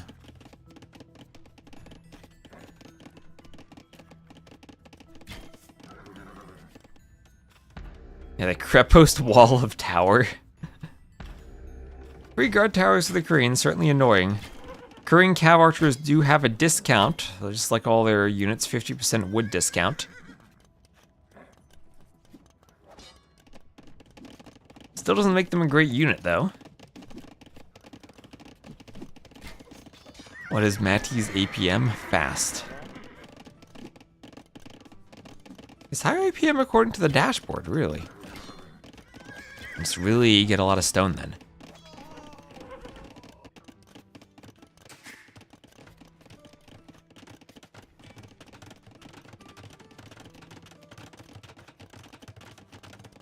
Running is cooked. Do you think we're gonna get a game 5? Did the Dogao Stone Please set just finished? Was Ornlu casting that? Doubt Doomstir's Rex. I don't know if Mem's gonna do them right away, or if we will, or maybe he'll cast the end of this set first. If anyone knows his plans, let me know. We can adjust based on that. But we're only 7 hours into the stream, so we have lots more time to go. He did the same opening all 4 games. What opening did he do, out of curiosity? I saw Hera opening Scouts all of his games so far, but that was only 1 set against a player who also went Scouts. He wants to cast this? Alright, that makes sense then. And we'll be in sync for the Rex then. 2 militia into 4 men-at-arms. Alright, that's something I've been seeing a lot this tournament. 2 militias into 4 men-at-arms. Jan Chess repeating the wise words of Cab. Much click is sucks than few click. Skirms and knights all over the place. Defensive monks for running. He is doing ballistics. But certainly on the back foot against the Persians. Look at that economy. 1,000 more resources. And bowsaw added in. So even though running is up in Villese, he's still down to Persians.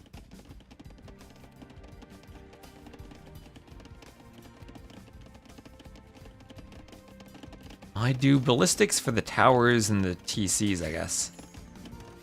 Alright, he doesn't have any skirms at the moment. So what is ballistics helping? The towers only. The Persians, well, the buffs are not here yet. No buffs yet for the Persians. This is the old patch. I doubt the buff's gonna make a huge difference to the Persians. But they were a save that is one of the strongest right now, which does make it weird to see them getting a buff. Survive and win late game. Well, to win late game, I think you need to make sure you have more resources. Or at least aren't too far behind the resources of the Persians. And well, I guess he does still have a Vil lead. 4 TCs for him. Still has a forward range.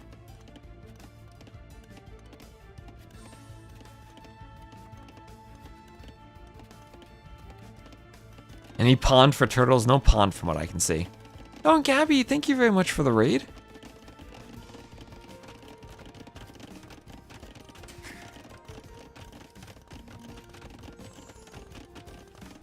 So we were here with running versus Monoz. And Monoz with a good score lead, looking like he wants to force game 5. Thank you, Zevanate, for the follow. You see, the sheep went... That's true, the sheep went even further into the corner. Monoz was 1 tile away from scouting his sheep, and running ended up laming them mid-feudal, and now they are all the way in the corner. And Monoz, he might see them if he goes to take that gold later on.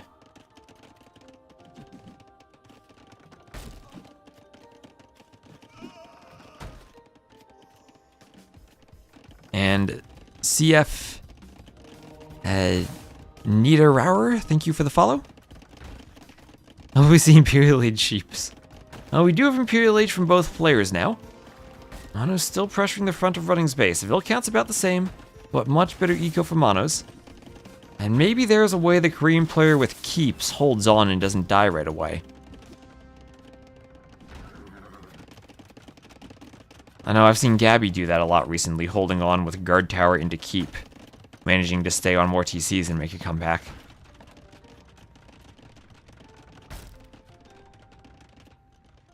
I have Imperial Age Bloodlines and Scale Barding Armor all on the way from Monoz. And that's true, he does have Fire Lancers. Right, Fire Lancers, we know how strong those are.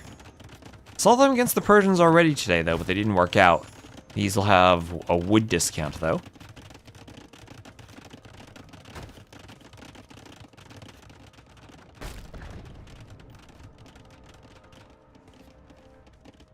Hello, Tambao. Eco upgrades are still bad. That is true. No good eco upgrades for running. Much better eco upgrades. All the feudal eco upgrades. All the castle upgrades for Monoz. Even the gold mining upgrades. And devotion on the way. Running has 2 monks, and he's good enough at arena that he's scaring Monoz into devotion.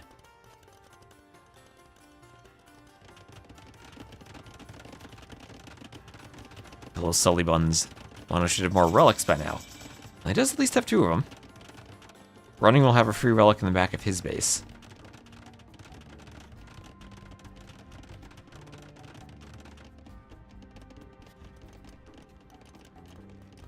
Cavalier chain barding armor on the way from Monoz. Running 5th TC, still trying to hold.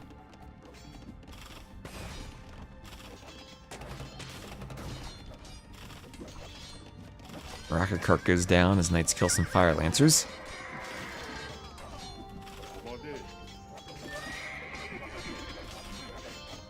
Is it? It is rare to see 5 TCs from one player. Kinda rare. Not necessarily when you're an imp, but does really put you behind in the timing if you do it too early. You see heavy rockets. That is an option for the Koreans. Feels weird seeing Koreans without siege onagers. Yeah, but now it's Fire Lancer time. Can the elite Fire Lancers hold out against the Cavaliers? Remember, they now have plus 15 against the Cav. Some monks are in, and so far so good for the defense. Tatum made 8 yesterday. Monoz, yes, Monoz is devoted indeed. He is devoted. Only 1 monk, too, from running, so I don't know what he'd be looking to convert. The Savar? It could be. We did see already today Cav managing not to win straight up against the Fire Lancers, but win the game with Savars. Persians against Vietnamese. You have a lot of mobility. They do have a lot of mobility for laming. For raiding. For laming. For raiding.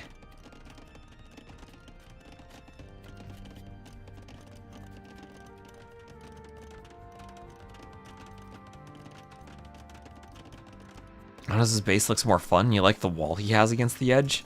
Saturating that gold of his. Does need to move out and take some extra golds. That could be the long-term advantage for Monoz with map control. Cutting off Running's access to the gold, to the other golds.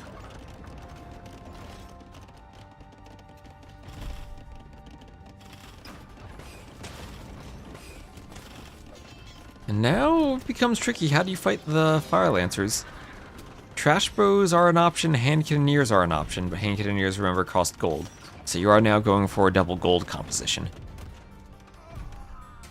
Is that the handcart TC? That is the handcart TC.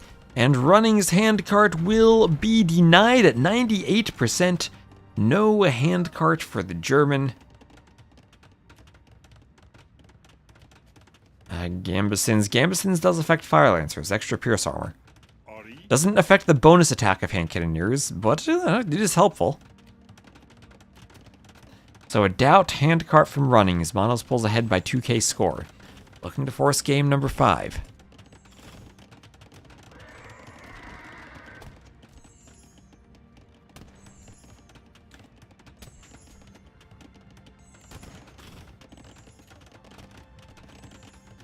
There's Savar.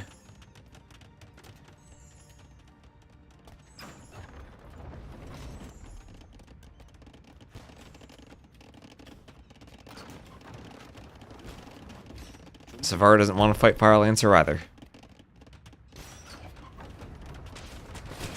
As hand cannoneers, remember Koreans could go skirms. That keep, oh my gosh, the keep. Keep and skirmisher. This army is strong. Army is very strong. I think it's going to be difficult for Monoz to take a fight. I think Monoz will probably have to think about trying to spread hussars out into the eco and raiding.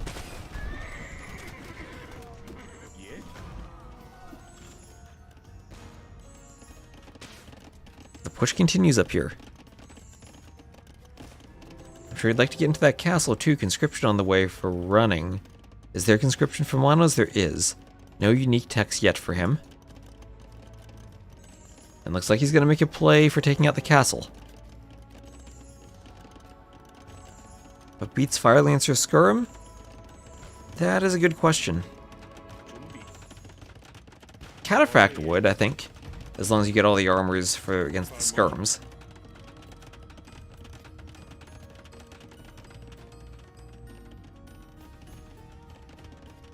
Scorpions do beat both of them.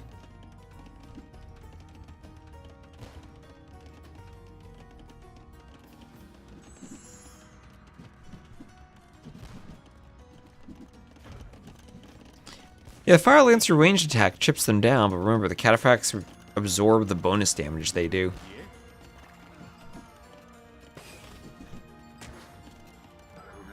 Well, Huns can go two-handed swordsman, Janchess. So, Romano's here looking for an angle where he can attack the castle. Wants to use those hand cannoneers as best he can. Monoz struggling to hold the hill as the Fire Lancers come forward.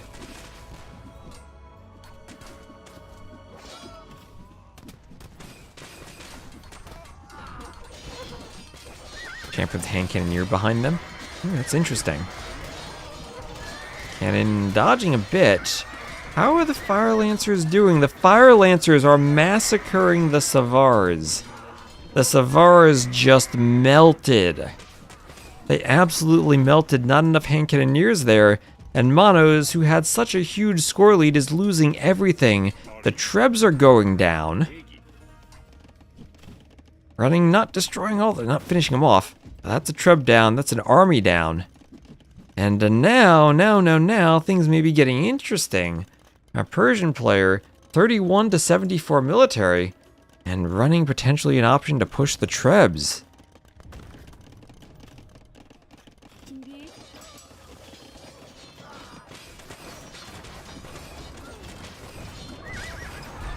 Savars can't even pick off a bombard cannon there. Whoa. Fire Lancer's OP. It feels like the continuation of that Jordan Villese game. That where Jordan resigned when he started losing but had elite Fire Lancer. As that's maybe Jordan continues and he might find this as the outcome. Different Civ, Vietnamese, but I think the Vietnamese ones, they're at least not as cheap, but better than the Korean Fire Lancers. Now that there is Running's gold. This is Running's side of the map.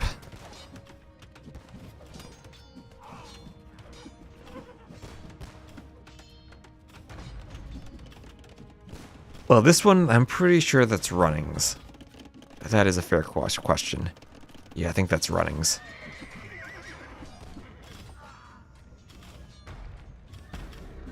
Next to the keep, I'm pretty sure that's Running's. Okay, a bit of a raid here, but Fire Lancer's there to clean that. Monoz does have a 50 villager lead, but 50 villager lead can mean that you are losing fights. And the Korean military certainly is cheaper and doesn't need as many vills. It's a good mass of hand cannoneers. That castle is holding.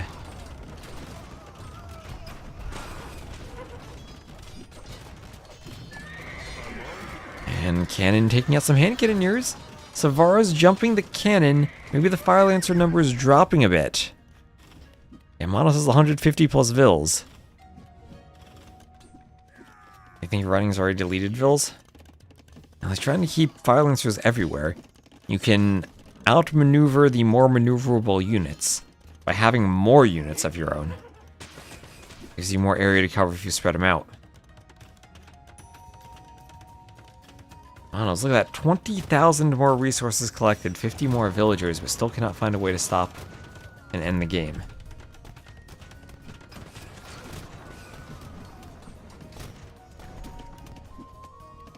Greens are really strong at defending.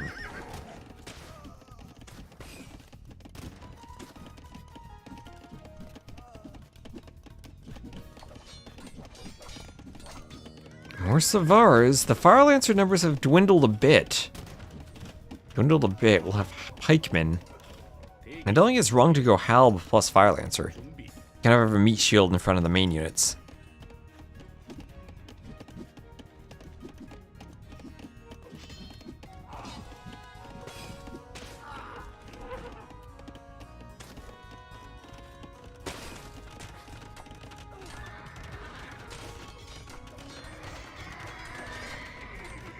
So Savara's finding the gold. Monoz wants a castle on that gold.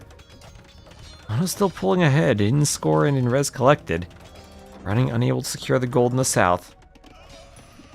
Also 3 relics to 2 in favor of Monoz. Running a bit of a raid here in the north.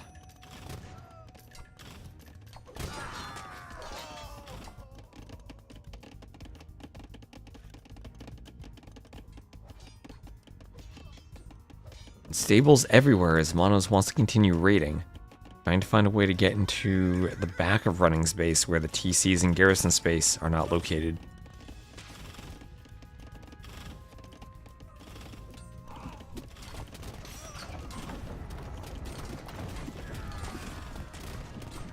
Running only 8 vills on gold, maybe struggling on gold a bit now. Maybe this is the fight the Savars want.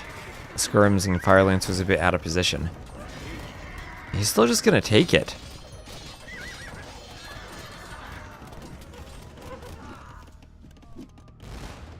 Okay, and there we go. Citadels, you want to see that? Look at that gunpowder shots. Boom!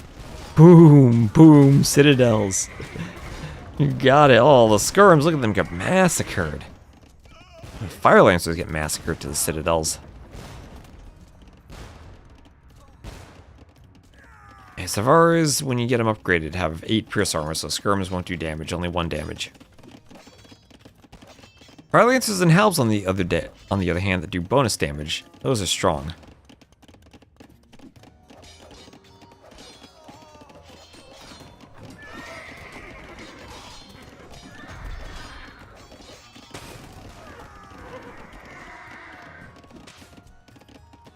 Not enough Cannoneers to deal with the Fire Lancers.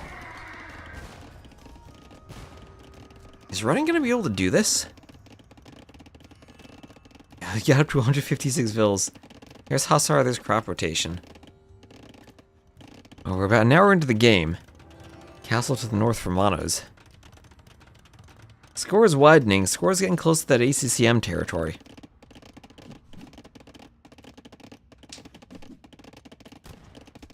Chairs believes score is water and scouting. Can't afford Halb.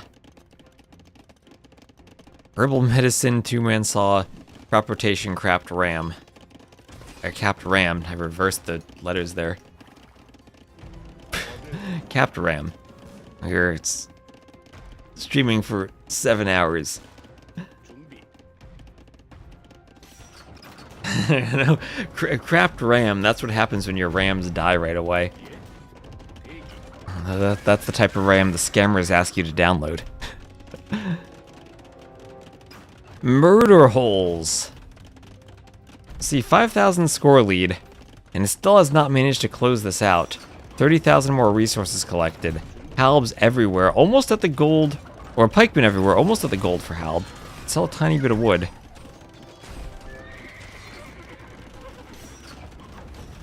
And murder holes. And look, these are premeditated murder holes. These are not manslaughter holes.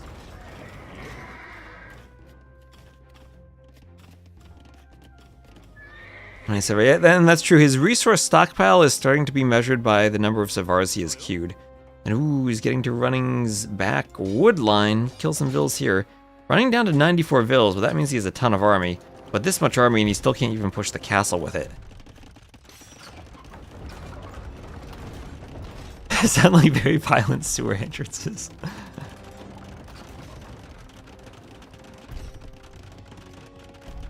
Castle being pushed.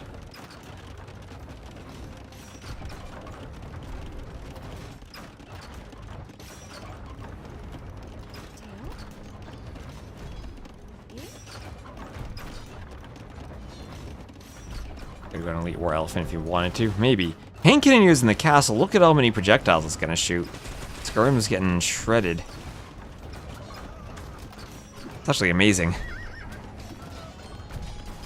We'll jump the Treb. Well, he's relying on his own Trebs.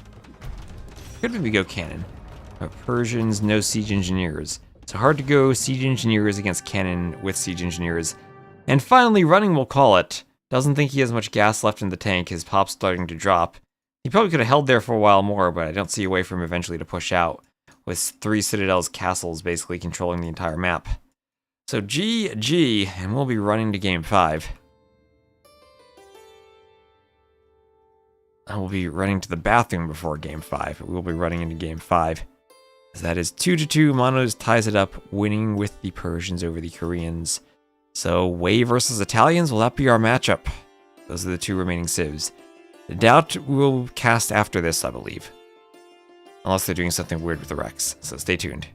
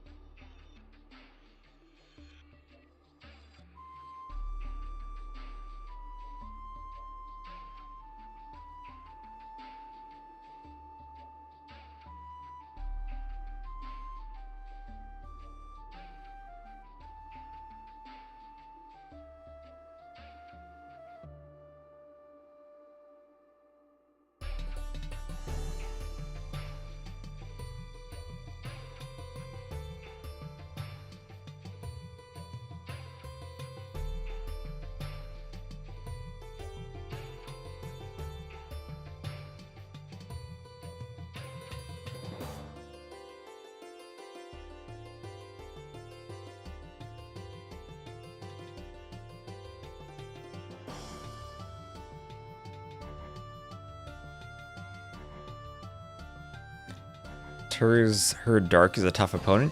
I think you have first-hand experience there. Okay, lobby up. Running in the lobby.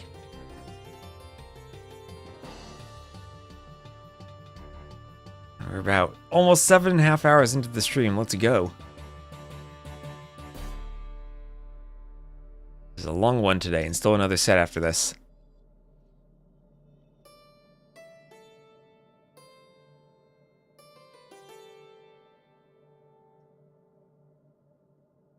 Like, Japanese is the way here?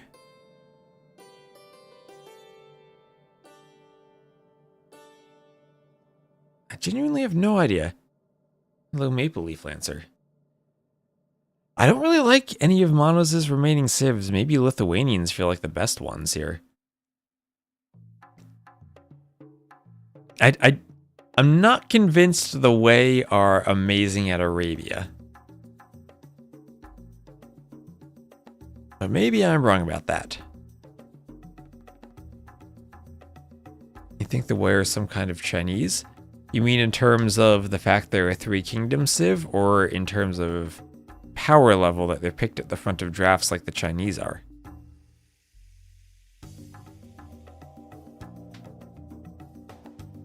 And Nick from Nimreh.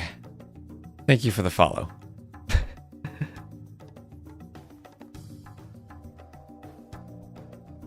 Thank you, Nick. There were some vowels and then a whole bunch of consonants that I cannot pronounce, but thank you very much for the follow. Welcome in. Hope you're enjoying the casting.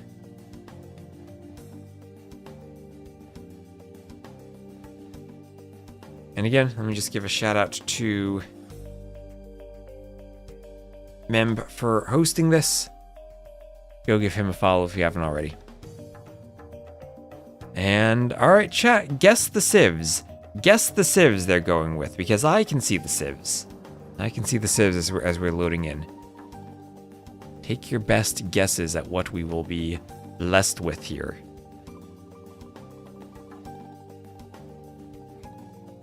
I think it's the Japanese, Romans, Italians, way Tatars, Roman, Lithuanians, Japanese, Tatars for the Cav Archer matchup.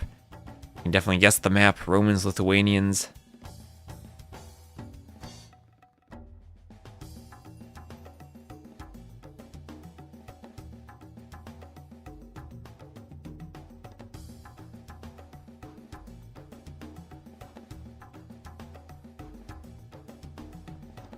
Persian mirror.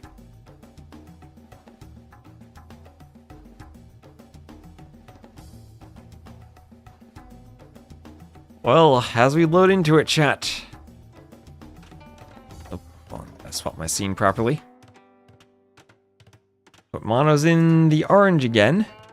It will be way Italians running the purple way to the northwest.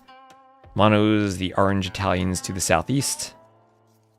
And has running lost the games he's been laming more heavily? Now it's Monoz's turn to go forward and lame. So yes, way Italians.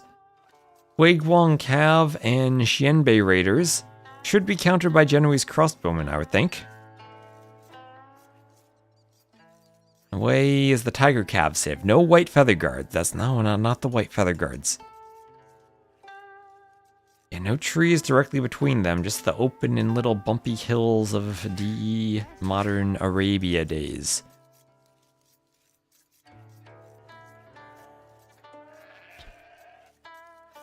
Sheep being picked up from Monoz, bringing the boar in. Didn't take the forward boar yet. Didn't actually scout the forward boar. And he's lucky running's not doing any laming. Running's playing standard here. Pushing in the gazelles, not going to risk losing the scout HP. Looking at the rugs, he has a duplicate of that red and green rug. We have a duplicate over here of the rolled blue rug for Monoz. No player getting all unique rugs, but both players getting close. Hello, Emu. You find that boar? That's just one more loop around his TC. You're right, it is kind of far, though. Probably not as far as they were in the Vuli days, though. I like that they're farther. I think it's better to have longer boar lures. Need some type of challenge now. Now that killing with the TC is so automatic.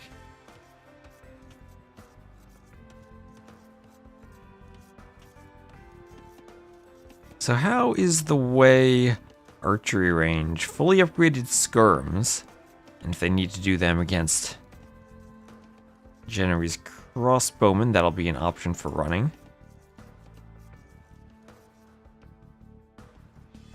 Should we give him Pierce Armor so killing with the TC is harder?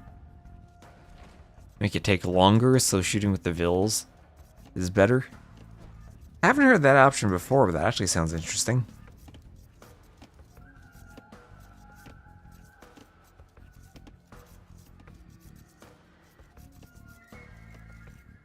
Several sheep all decaying at once as the boar comes in. And the deer gazelle is going to get pushed.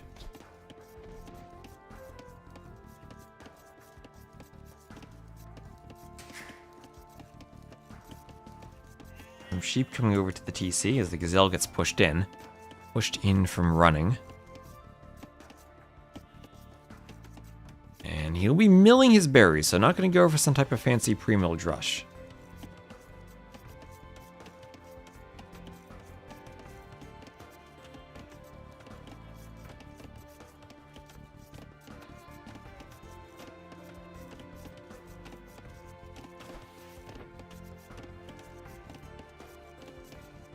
And Santi, thank you for the follow. Okay, actually, I might not be able to cast the doubt set after this. I just have a...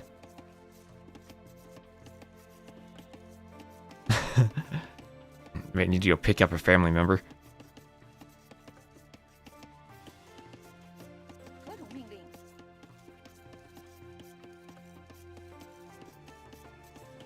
I'd rather lame the world than let the world lame me. So, identical feudal times, 18 pop up with Loom for both players.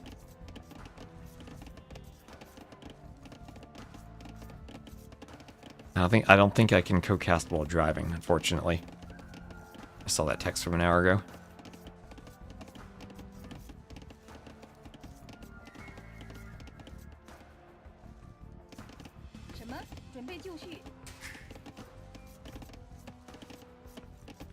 Almost hello, crab. Not that attitude. And I haven't. And Antus was supposed to have surgery today. That apparently has gotten rescheduled. And now she needs to be picked up.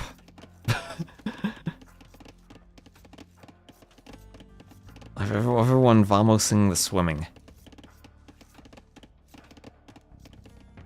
So I wonder if this will be a scouts opening for both. Feels like the easy, secure opening, not going for gold right away. I have seen lots of scouts so far.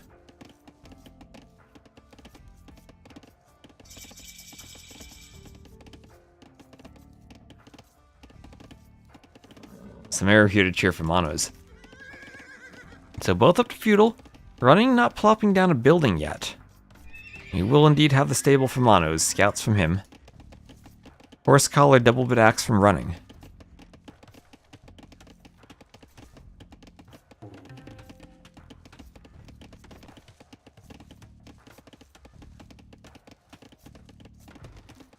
And is running going... He's just gonna play spears and eco upgrades. Running not building a military building. He is walling. Making more spears.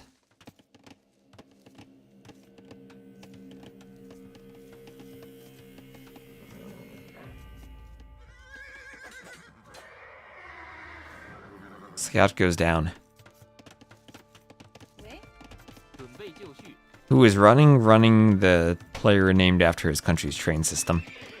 And delayed stable from running. Okay, interesting. Very interesting. Delayed stable.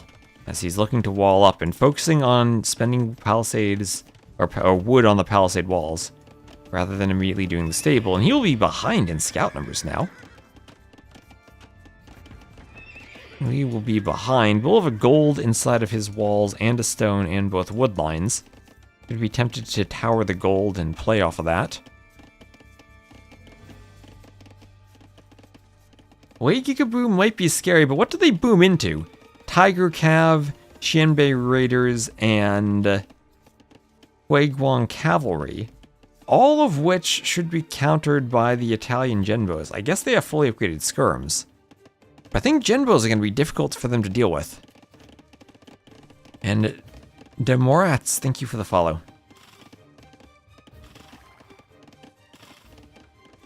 And white skirmisher girds.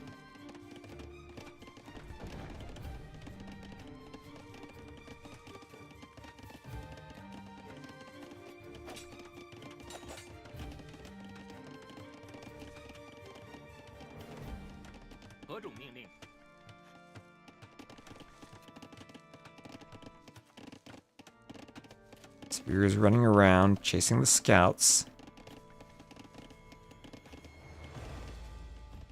Coming over. The scouts are in the back just hoovering, but just hoovering. Shouldn't be able to cause too much damage. This is what will be annoying. The tower. Is that a tower that running has seen? It is not. The scouts will get in on the berries. That's a lot of spears though, but is that a Vil that goes down? That is the first Vil kill of the game.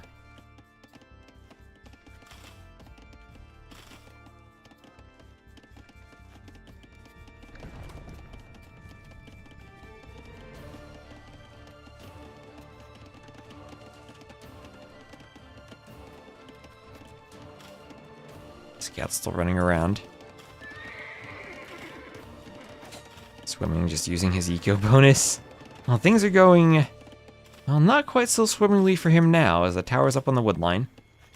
He does lose a vill on the berries.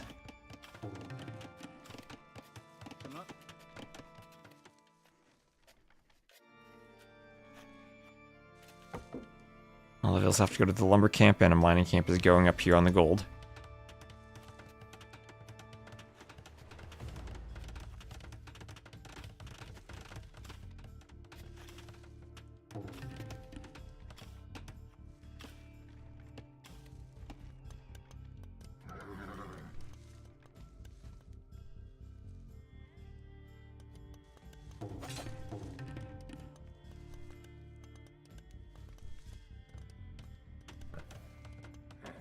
Scouts coming over. They will go for the lion. One tower is 900 HP. What do you mean 900 HP? 850 HP. 850. That's been since DE, I think.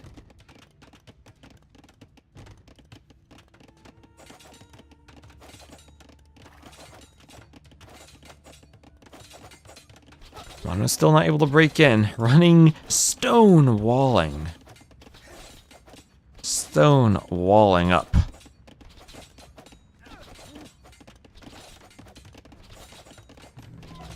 And going for a range now, but holding as much as he can.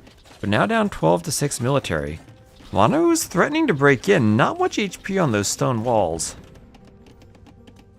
And running with the way can come over from that range and try to force this back.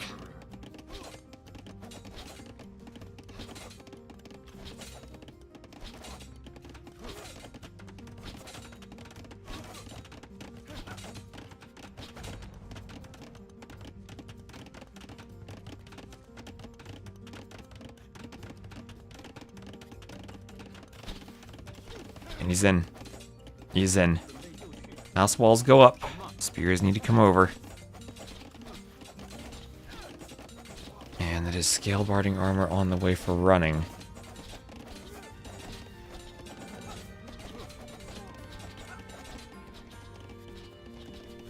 Scouts grouping up in the middle.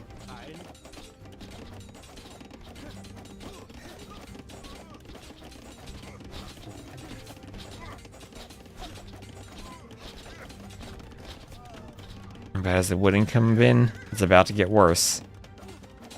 Scouts jumping on the vills. This is not going swimmingly. Another 2 vills down, so it's 4-1 on the vill KD. And he's actually down in vills. Down in vills is the way.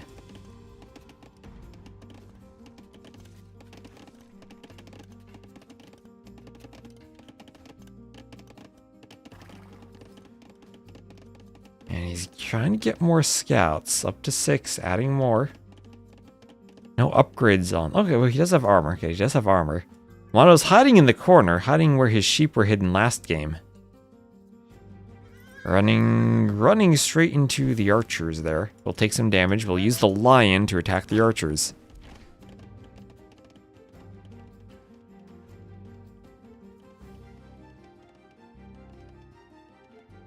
And Castle Age on the way for Monoz.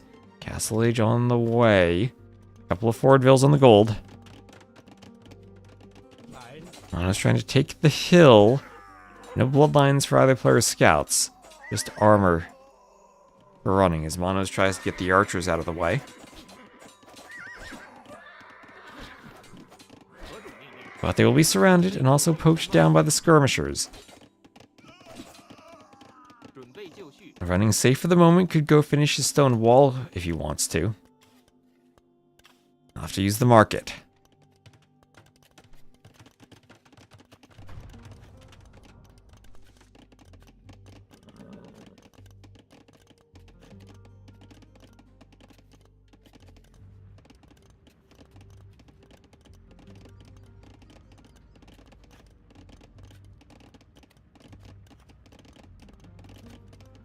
He's way behind to Castle Age.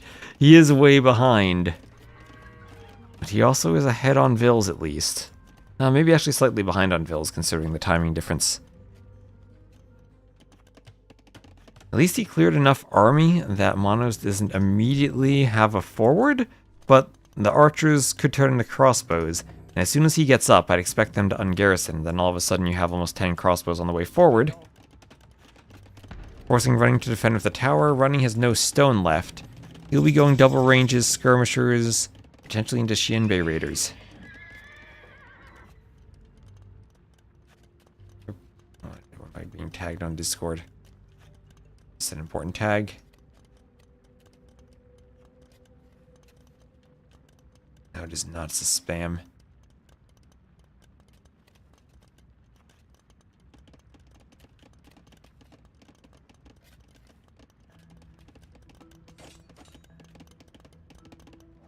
So crossbows coming forward. Skirms will be useful because this is where the Genoese crossbowmen, as YouTube chat says, it is a place for them to shine against everything other than the skirmisher. And now Running has run out of wood. One lumber camp denied by the tower, the second denied by the crossbows. A knight at the front from Monoz. Monoz with a good score lead. He will have ballistics. And now his Running's eco is horrible. He's scrambling to find a place to take wood. Throwing down a monastery in the back. Really worried about that knight. Well, to be fair, a workshop wouldn't be good for him if he can't get the wood for using it. Imagine Monoz just long distance mined 50 stone and plop down a second tower back here. Running away from the wood line because he's afraid of the skirms, but he has caused a lot of chaos. And, oh, he is in! He's in! This is looking worse and worse for Running. He needs to take a really good fight with the skirms. He needs Monoz to lose crossbows to the TCs. Mangonel on the way from the workshop. Not going for the Scorpion, going for the Mangonel.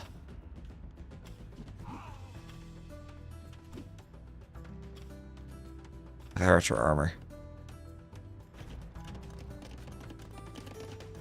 Monoz heading right back to that wood line, this time with ballistics. Wait, one cow, that'll... Oh, look at that dodge. That was a ballistics moment right there.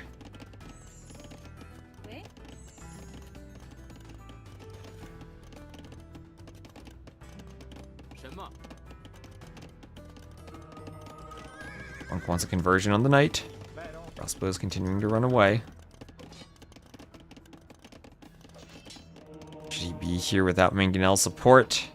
Well, regardless of whether or not he should be, he is. The skirms don't have ballistics, so this could actually be a fight the crossbows win if microed well, but the skirms closing the distance. Monoz probably should have focused on running rather than killing skirms, and Running will chase down the crossbows. This is a difficult game for Running, but now he's taking a decent fight, doesn't want to run into knights, but pushed Monoz back, and all things told, he has a 30 to 14 KD. He has been idled. He is down by over 1.5k res collected. But he's managed to stay afloat, keep his Vil count up, get Wheelbarrow in. Monoz has not had Horse Collar this entire game. You can see the spaces where the farms need to be reseeded. And score lead for Running, all according to plan as you say. But a second Mangonel now is on the way to harass that Wei TC. Monoz now is hungry, and just like Kwong, he wants to eat some TC.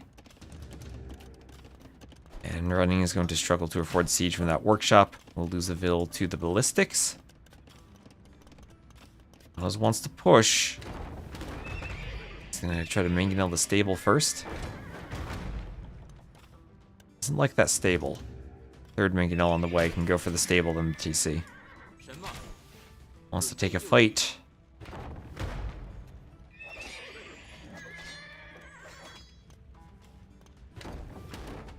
And here Mangonel should be on the hill and take out the stable. Like wrong Cav and Skirm. Oh, he gets a Vil. Does not want knights to be converted. The Wei do not have a good monastery.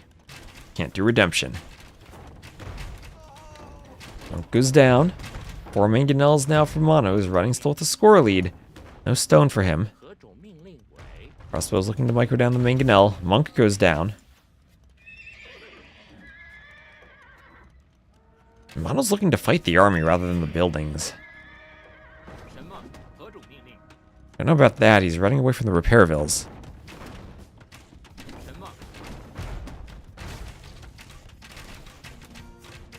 Mill goes down. Monoz needs good micro here.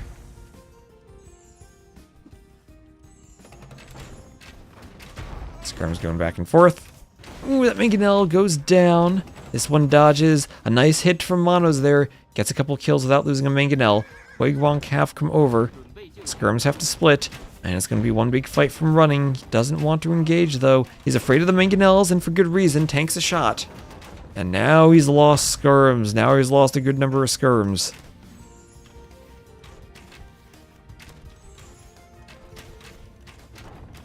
Come the Cav. Picking reinforcements for now. Spears just need to turn and fight.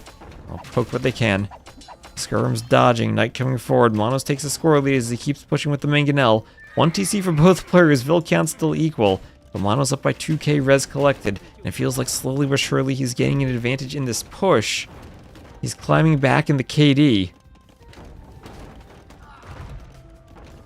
Hill there crucial for the mangonel, but runs right into a mangonel shot. Doesn't get a return volley. And no repairville there for Monoz. Running, getting more Huiguang Cav will heal them up with his monk.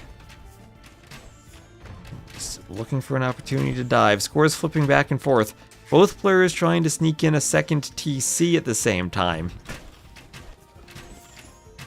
Power taking out crossbows, and that is a massacre. Mono's not paying attention, losing a ton of military. That is not what he wants. Low HP mangonels. 1 HP is all you need. Now it feels like running's starting to have success in pushing this back. And the mangonel goes down before it can get another shot off. All of a sudden, Mono's up by 10 vills, but being pushed back on the front. Mangonels all go down for Monoz.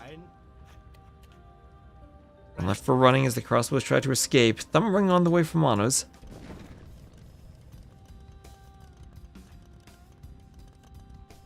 And both players with a second TC. Monoz going for a third TC. With 3 skirms, he might just need to dive and engage the mangonel. Splits away successfully. Thumb ring just about finished.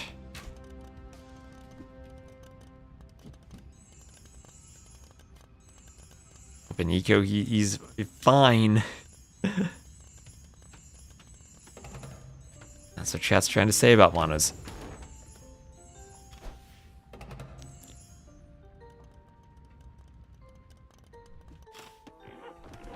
Still, huge eco lead, 3k more res collected. We haven't even touched on the Genoese crossbowman yet. Although Mono's tricky, he might run out of gold soon. Has gold on this TC at least, and another safe gold in the back that could be walled off. Trying to hold the hills at the front of his base, though. Doesn't want to lose the hills.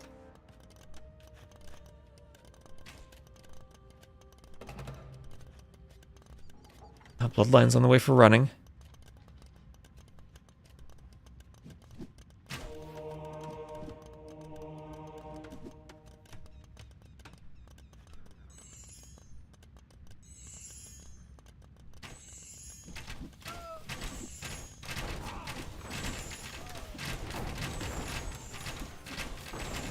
Mangonel's miss. That's a good shot from Monoz.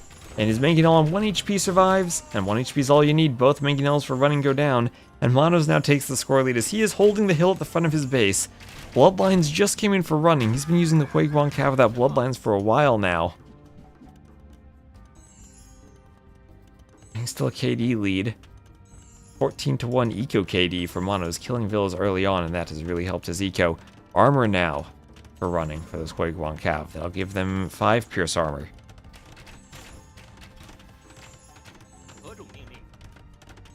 And he's got a Cav Archer. Yeah, maybe time to start thinking about stone, doing more ranges, more archers, more skirms. Time to start thinking about Genbo, perhaps.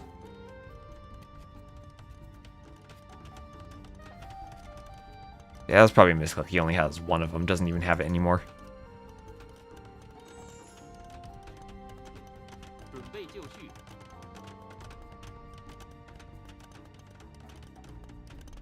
Swimming, playing into a Meow Meow? Into Meow Meow Cav? The Tiger Cav? Is that what they're called? Is that the sound the tiger makes? I think the tiger might growl a bit more than meow. I think the jaguar warriors are the ones that meow.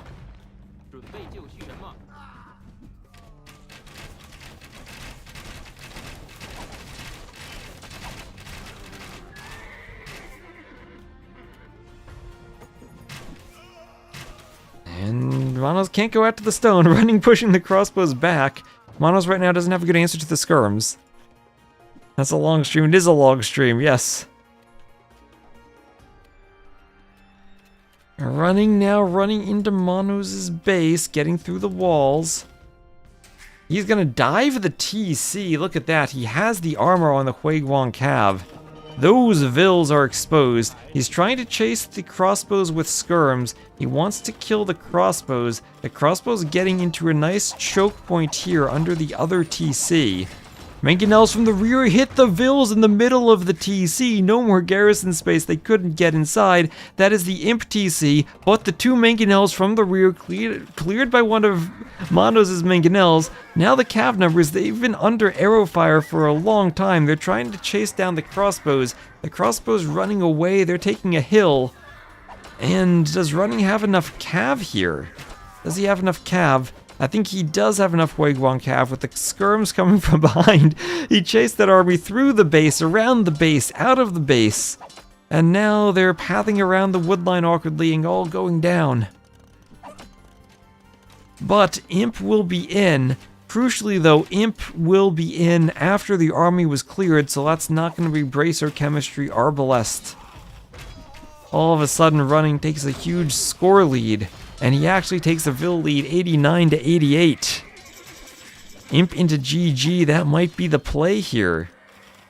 How are these Cav dealt with now? Where is the stone? Where are the Genoese crossbowmen not out in time to deal with all the Cav?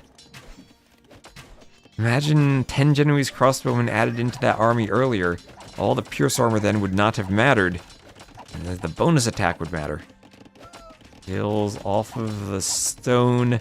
Monoz, out of desperation, will go for a castle. He will at least be Imp, and he is clearing this. He is Imp. He's clearing the front. Cannot afford Bracer. Everything has been idled for him. Still has more res collected despite everything being idled and killed. Running up by 15 vills, doing ballistics. Running hasn't had ballistics this whole time. There goes his forward castle. Making sure the push is not instantaneous. Running, sending the entire village to raise that castle. 22 vills right on his front gold. There's a trebuchet. And the skirmishers will be difficult for the Genbos to deal with.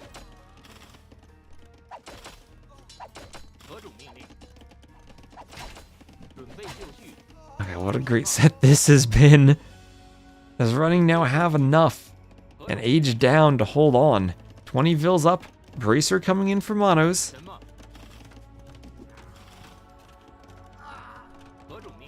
Castle Age skirms only still.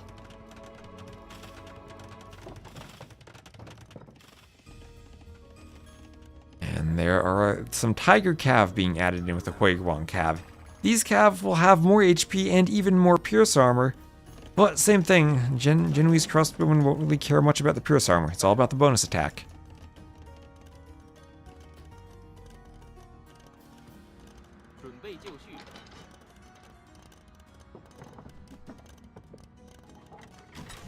And can the Trebs stay safe? Imp on the way for Running. Castle Age skirms. Hard for the skirms to fight the Imp archer units even. Only 6 Pierce armor against now 8 attack. Chemistry not in yet for Monoz. Italians, remember, university techs are discounted. Chemistry is cheap for them, but still maybe unaffordable for how much Monoz's eco has been rated. Tiger Cav is a balanced unit. Do I detect a hint of sarcasm in your voice?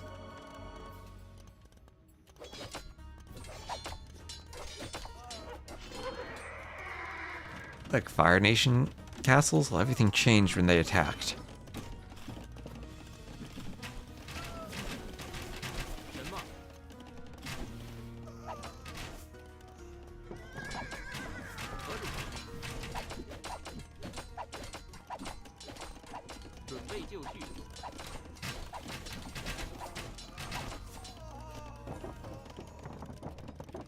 Skirm's going down.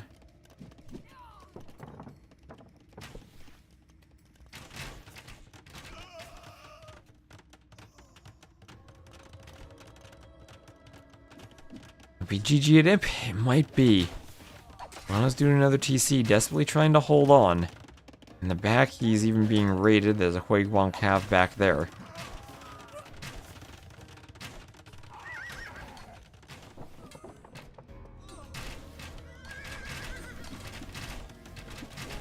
Crossbow's trying to kill the Cav, still fend off the skirms. Skirms keep going down to the crossbows though. Crossbows and Imp can deal with skirms. Crossbows and Imp maybe can deal with Tiger Cav.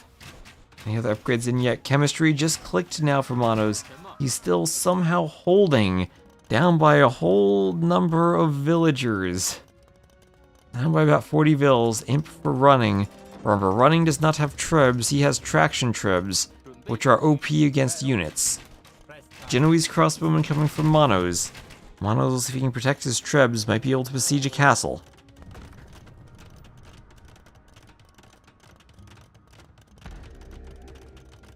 Watchtower to defend the trebs.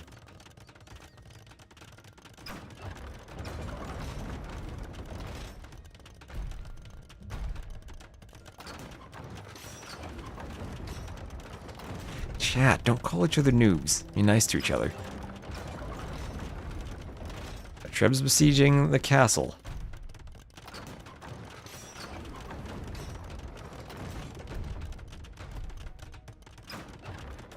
Military counts are somewhat equal so far. Maybe keeping Monoz in the game. The skirms here still don't have armor. Crossbows will do a good bit of damage to them now.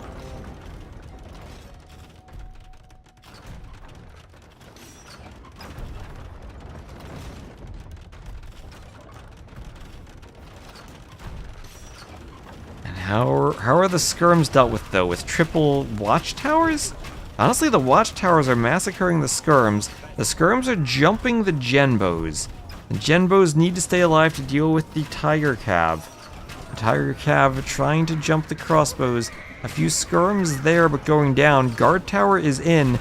And how well will the tiger cav do? I can't even tell what's left in here. The tiger cav jumping the crossbows. The skirms going down, but so too are the tiger cav numbers, under multiple guard towers and Genoese crossbowmen. And running is losing everything here in this fight. He has the better KD, but those tiger cav surely were expensive. And a few genbos will remain. Now running perhaps with his eco can take better fights, or can afford losses more readily, but he loses the castle. Traction trebs going for the towers, towers being repaired. The traction trebs have to run away, and all of a sudden that score has closed. Mono's still down 30 vills, maybe the Italians don't need as many vills. And all the genbos, the one castle for Mono's desperately holding on for his genbos. He needs to get out cannon somehow to deal with how do you even deal with these things? I've seen them hard counter monks. I want to say cannon are the answer. Genbo, maybe genbos are the answer. They answer everything, right? Okay, it's one trip down. Mono's holding on. Monoz still has gold access. We'll probably need to come over here for more gold soon. Running aware of that, he will be heading over there to check it out. What is this game? Mono's back from the dead. Using guard tower against skirm. Which is brilliant, because Guard Tower has enough attack it'll overcome the Skirm Pierce Armor. Look at that, 7 plus 4.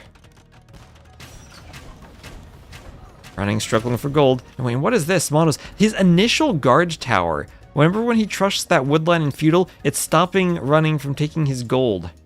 Running can't take that gold. He can't get to the stone out there. We'll need to go for that gold over on the side. He does have a relic at least. But now what does he do other than skirm? Elite Tiger Calf, that will be running into Genbo. You can add hussars, but then you're raiding Genoese crossbowmen. Bombard cannon are out. Cheap and deployed.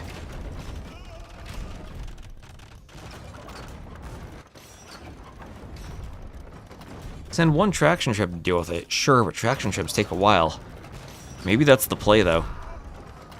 Okay, Bombard Cannon dealing with the skirms. Monoz is about to retake the score lead. Look at that, he's still down 30 Vils. What, 20 pop difference, he's up in military, and he's gonna rush up a castle. Wait, can the traction trebs hit that all at once? Oh, is that a one shot? Oh, he deletes it and rebuilds it, and deletes it and rebuilds it again. Okay, he needs to get it up. Okay, this is the village he's sending to raise the castle. He is raising a castle with 40 villagers. Bombard Cannon trying to take out the traction trebs. He needs the castle to give himself room for the cannon, but this is Running's only castle. That castle goes down, and that is a ton of map control for Monoz. And there, the castle needs to be repaired, but there he goes. He has it. He has it. That's 2 cannon, 2 trebs going for the castle. That elite Tiger Cav will go down. The crossbows keep pushing. Where are the Genbos? There are no Genbos left. He needs more Genoese crossbow when he's repairing all of his Vils.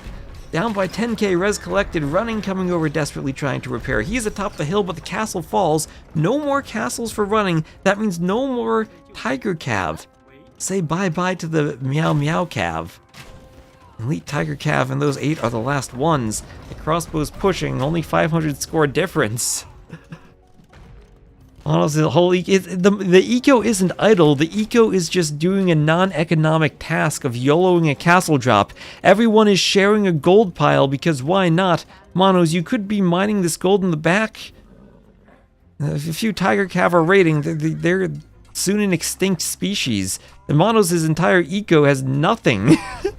His eco has nothing in it. The traction treb's going for this castle, Running, pulling ahead and score again. What is this economy for Monoz? Where is his eco? He's 94 Vils and none of them are doing anything despite none of them being idled. And suddenly it's now skirms versus crossbows, and he needs to go for the guard tower trick again. More traction trebs being added. Versus the armor for the skirms. Armor will make a huge difference. A cannon going down. Traction trebs OP. Eventually skirms will do it, maybe? Bring us to the promised land? They are the best unit in the game. Oh my gosh. You'll never get a skirm counter out with only 6 farms. That's a good point, and Monoz will agree. Running 3-2. What the heck was that game? He managed to get raids in. And oh my gosh, Monoz, he needed this gold. He sent all his Vils forward at one point. Had no defense. Ran out of Genbos at some point. If he had 5 Genbos in his base, oh, what the heck was that? That was a weird game. That was a really back and forth game. That was crazy. And oh my gosh, 273 to 239 KD. The military up and down and up and down and up and down. Ecos, oh gosh, that eco change.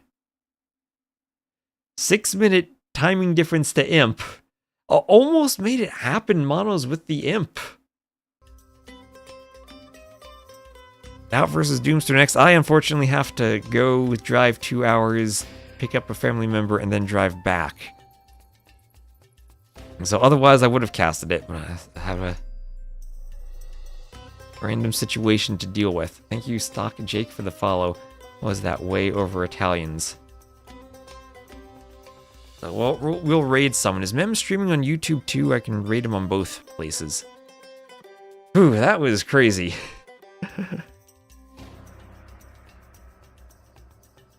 Well, I'm gonna have to head off then. So. Apologies, I wanted to stream Doubt Doomster. I won't be able to. I'll be back over the weekend. Definitely streaming on Sunday. Not sure about what I'm doing tomorrow. But everyone, have a good evening. Have a good rest of the stream. I'll go send you over to Memb. And I will see you all later. How do I do this on YouTube? I need to change my stream settings. And I need to set up a redirect. Where the heck is the redirect? Customization.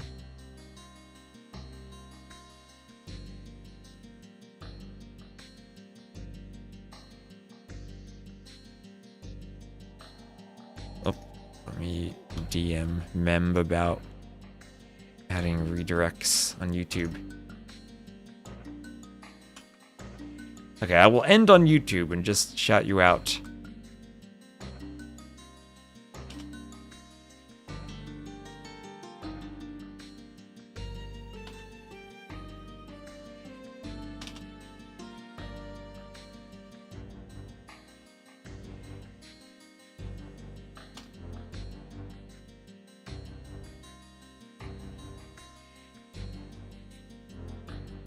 All right, we'll just rate him on Twitch then and say go check him out if you're watching on YouTube. And I will